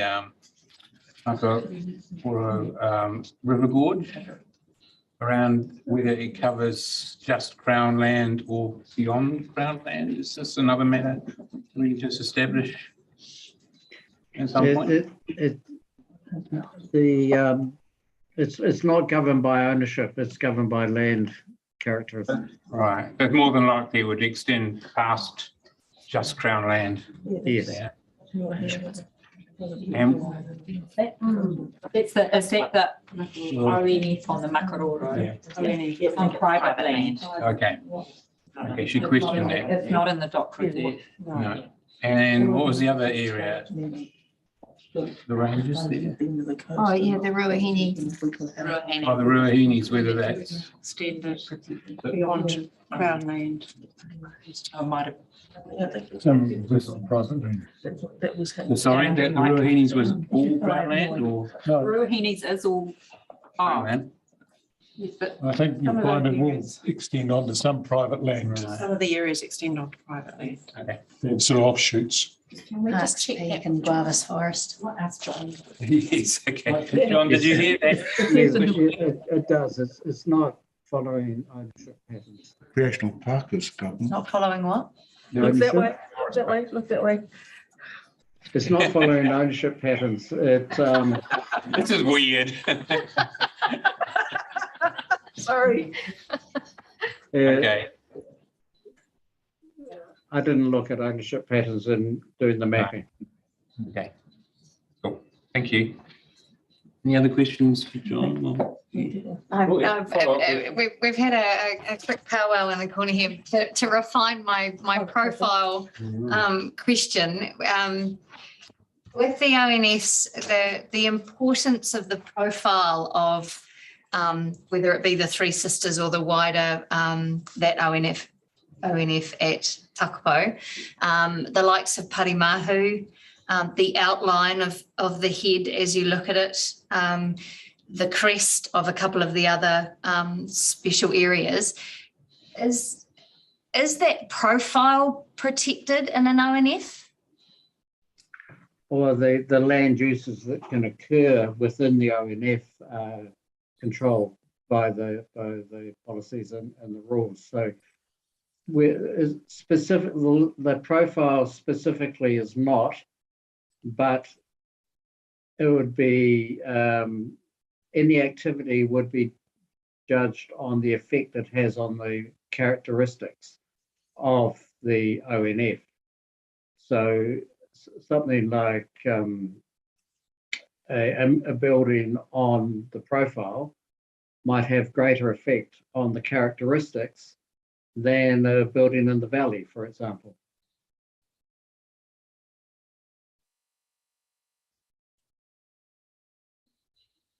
It's not an amenity mapping exercise when ONFs are mapped. It is a landscape characteristics exercise, whereas amenity concentrates more on the visual effects, whereas ONF concentrates more on what makes this characteristic landscape outstanding for the representing the district.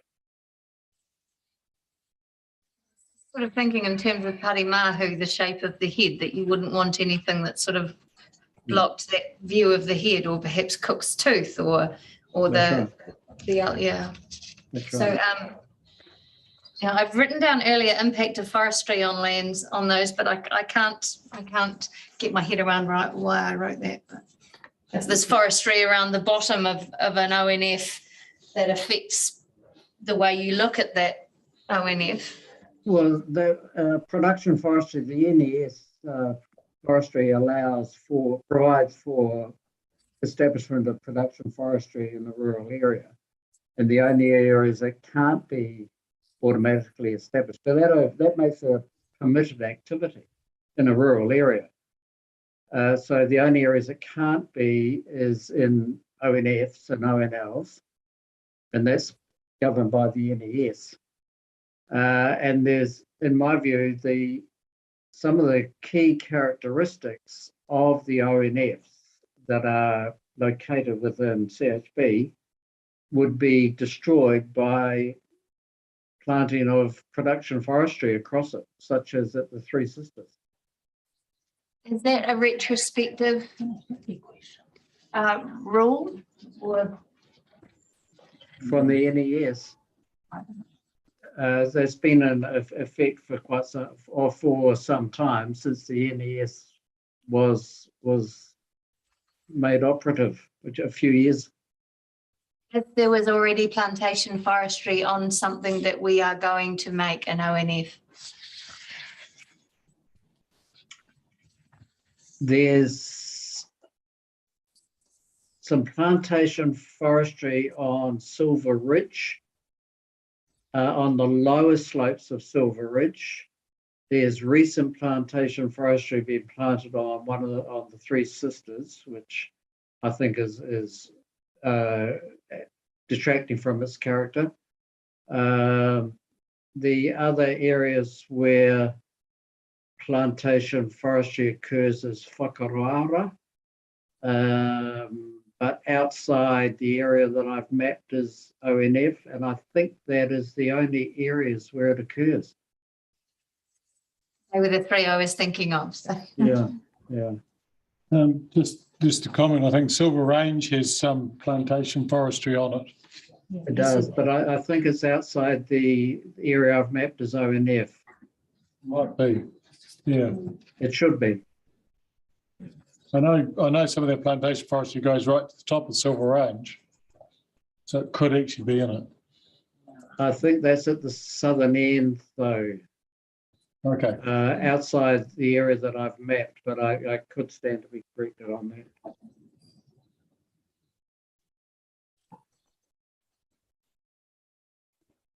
Questions for John? Thank you, Because I might allow some follow-up questions with Rowena if you had any. Yes, is that right, Rowena? Sure. Some of them I've given to John. You'll need to give me a minute to think about that. Oh, okay. Any questions for Rowena? Well, Kate's thinking.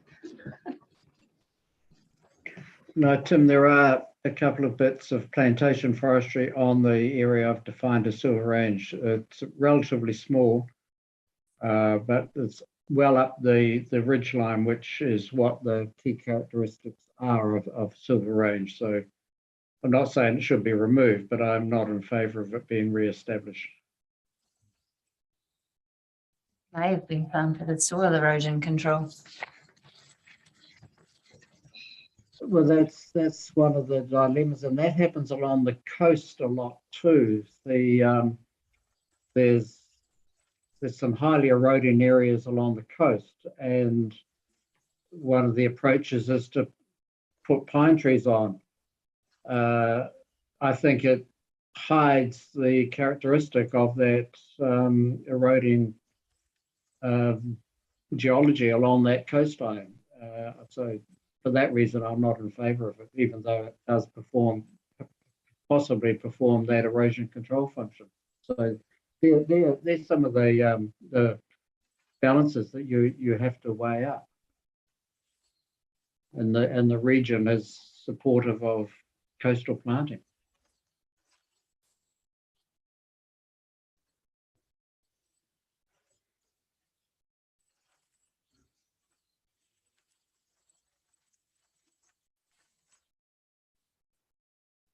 Any questions for John or Rowena? Did you find it? No, I don't want Marita? I was just kidding. My colleague there. I do vaguely remember you saying to me. Yeah, but I should have written it down if we didn't. Okay. Well, if there's no further questions, I may wrap up the hearing now for hearing number one. Well, I did say at the beginning of the hearing that I would turn to reporting planners to see if there's any verbal right of reply they wanted to make at this point, or whether they want to save their strength and energy for the written one.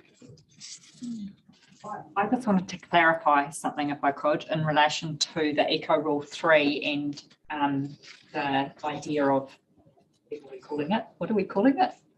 Conferencing. Oh, yes, right, yes. Oh, yeah. Yes. So there's just so you know, there were 11 submitters on that rule, but on a range of different aspects. And speaking with Asha at lunchtime, she suggested that we could narrow the range of parties involved. Anyone who, I think there's only probably 1 or 2 submitters that want to delete it in its entirety and are opposed to any appearance of Indigenous vegetation whatsoever. So their position's pretty black and white. There's a number of 3 or 4 of the utilities companies have submitted on it in support. So again, I think they're okay with where it's sitting. Waka Kotahi have submitted in support of a very specific area, which is in prevention. So it kind of comes back to the parties, HBRC, DOC, Forest and Bird and Federated Farmers, that they would be the main parties that would be good to get together around that. So I just wanted to check that you were okay with narrowing it to those submitters, and that there was no sort of natural justice issues in terms of the others not having been involved in that discussion. That was my sensible just to issue a minute to that. Yeah, issue a minute to that effect. So that if anyone does have a concern with that approach, they can raise it with us. So, but we can direct that that's what she'll have to do. The other things with that, I think the 2 issues that we were that you were wanting some more information, guidance, knowledge on was around the first was around the coupling or decoupling of Rule 1A and 1B. That was one issue. And then the other issue was around the thresholds in Rule 1A, including the cumulative threshold of having that, having that permissive amount or that amount each year. So looking at something for that. So that's what I understood the 2 issues were. So was that all the issues that we were talking about? Can you just repeat the first issue for me? So the first one was about whether it was an and 1A and 1B, or whether it was a 1A or 1B. So a coupling of those 2 rules, or a decoupling. Right, that's right.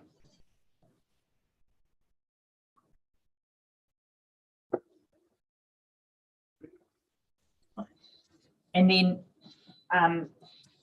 I guess the other thing was about how we do that. Like it might be helpful to have a facilitator for that process. As a reporting planner, I'd like to be able to sort of be part of that conversation rather than trying to manage it.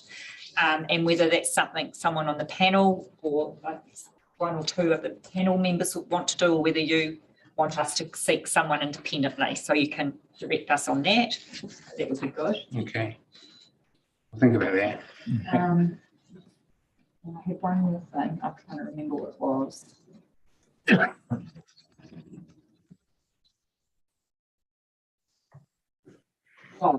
And so just wanting to know, do you want me to come back to you first with a kind of a scenario, like a recommendation for everyone to work on, like to have a starting base of, and then come back? Yeah, how do you see this coming back in terms of my right of reply? And would you like me to suggest an amended framework and run it by you first, or do you want me to just go away and do this, have this?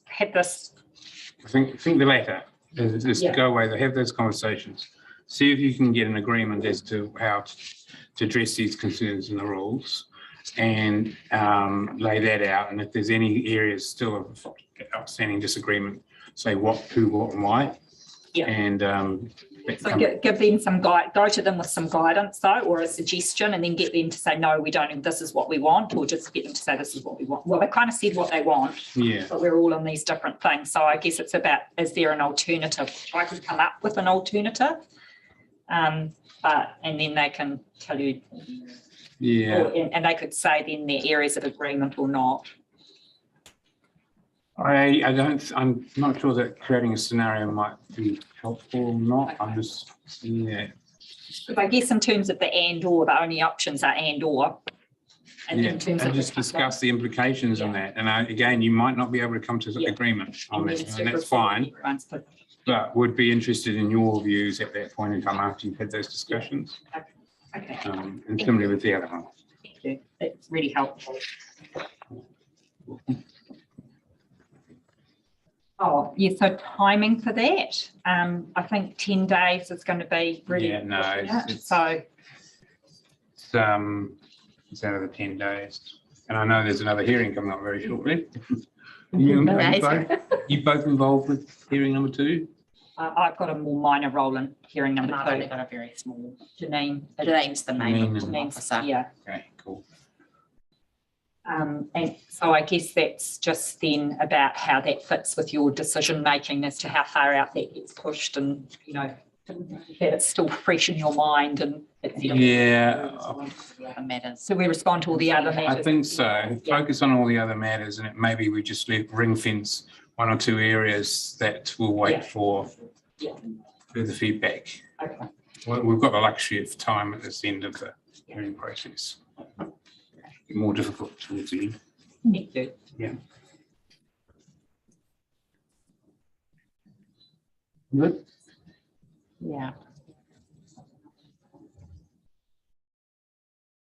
There was a question that you asked around the rural character, natural character. Actually, John's still here. I wonder whether that's a question the landscape architect, whether you want me to just do an offline conversation with him and come back. Probably have an offline. I was thinking about that question. I think it's kind of almost a planning question rather than I think John's explained his rationale quite well on that side. The question is whether you put that into policy. Yeah. Or was it an objective? That raises all sorts of issues in itself. So. Okay, so I'll come back to you on where I land with that. Policy in FLP 5. There's anything that I need to come back to you on that, whether that's kind of where it. Well, you've kind of asked, you've heard Loretta's questions around whether there's a better home for it. Yep. Now, obviously, another home for it at a more strategic level would change it. It wouldn't be very specific to a specific water resource or location. Yes. Well, maybe it would be. I guess there is the option. You just pick it up and move it. Yeah, I'm not sure how effective that would be. Or you look at something that is more generalised. Strategise it. Yeah, strategise it. Just raise it up as a broader issue. So strategise. And looking at that policy, I've had a little bit of a conversation with Council on that, and I wonder whether you're happy with me to reply on the following basis. So how the policy fits case law, King Salmon or Forest and Bird High Court decision, in response to the submissions of Forest and Bird that discuss the relevance of the NPFFN. And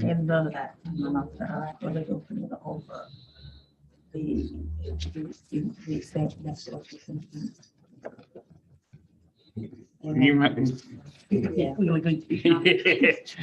then whether, in light of those and the evidence heard, whether I still put the policy in the current form, and then if I don't, if I land in a different position, whether it can be dealt with in a different way, which is looking at amending it or a different provision like an assessment matter or explanatory text, or moving it to a different place in the plan and the implications of that.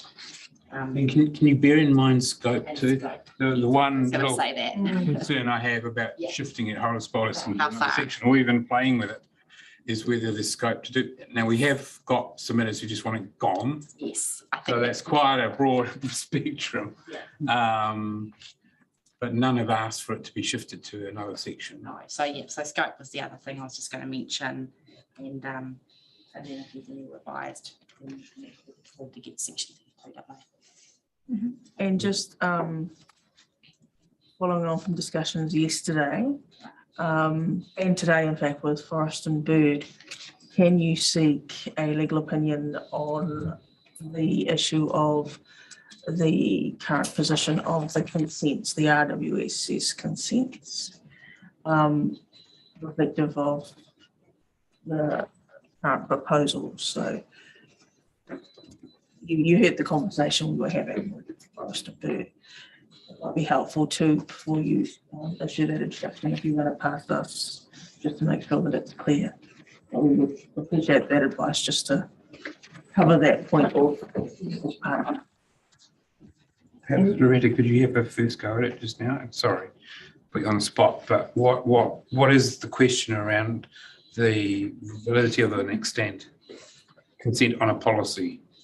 He asked at 4:45. No, I was just putting myself in Rowena's shoes. Can I propose that I will provide you with some drafting tomorrow?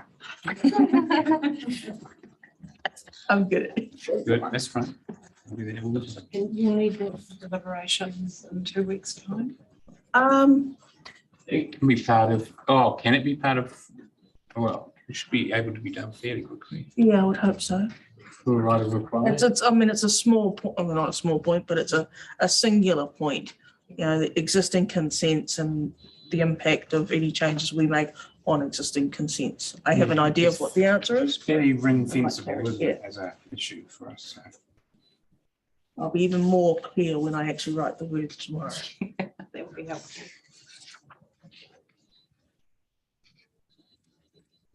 Is there anything else on the to-do list? There's probably some matters that have come through in the evidence that I'll just respond to you on. The number of documents I think we've asked for and bits and bobs. Yeah, thanks. Other examples. Thanks.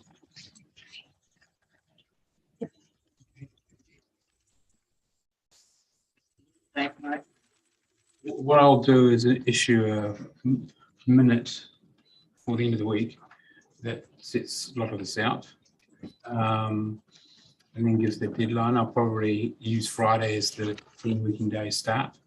You know, Monday, next Monday onwards. Be helpful. Okay, thank you. Any other matters you want to raise? No? Okay, well, I'll adjourn hearing number 1. Oh, John's got it. Oh, John, you got your finger up? You need to unmute him. Yeah.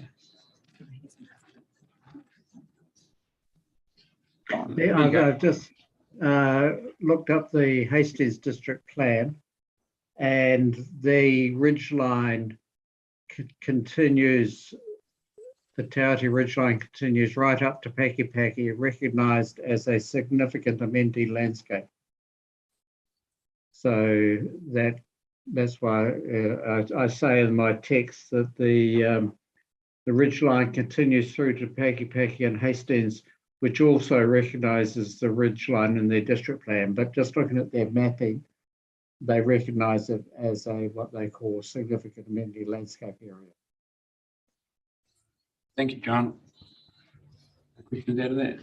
So that completes the 27 kilometres or whatever it is.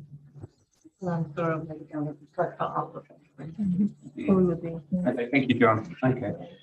With that, I'll adjourn the hearing. Sorry, I think Ashley was trying to get in, but I emailed Jessie. He's in. Ashley, would you like to talk to us? We'll just get you on the screen. Meet you.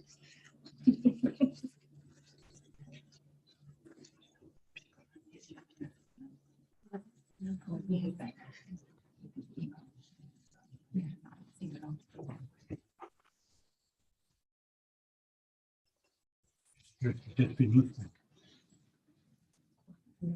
It's gone back on. Not to say. I can't hear it.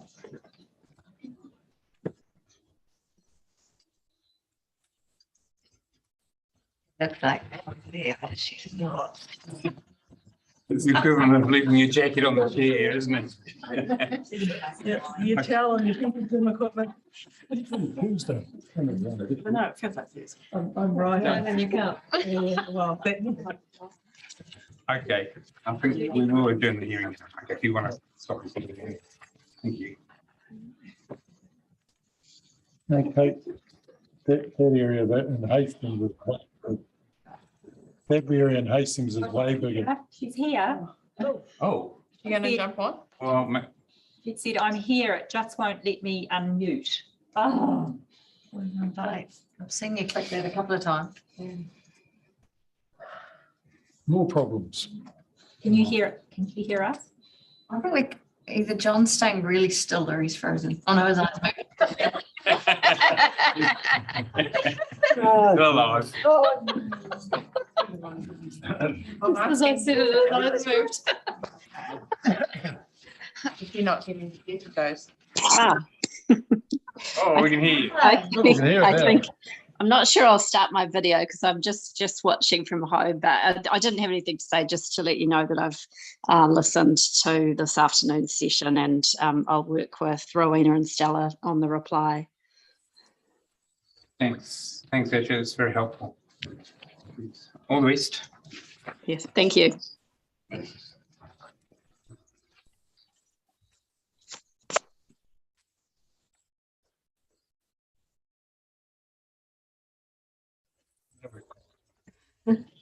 Are we adjourning now? Yeah. Are we adjourning now? Yeah. That was a big day. 1 hour and 5 to go. Oh no.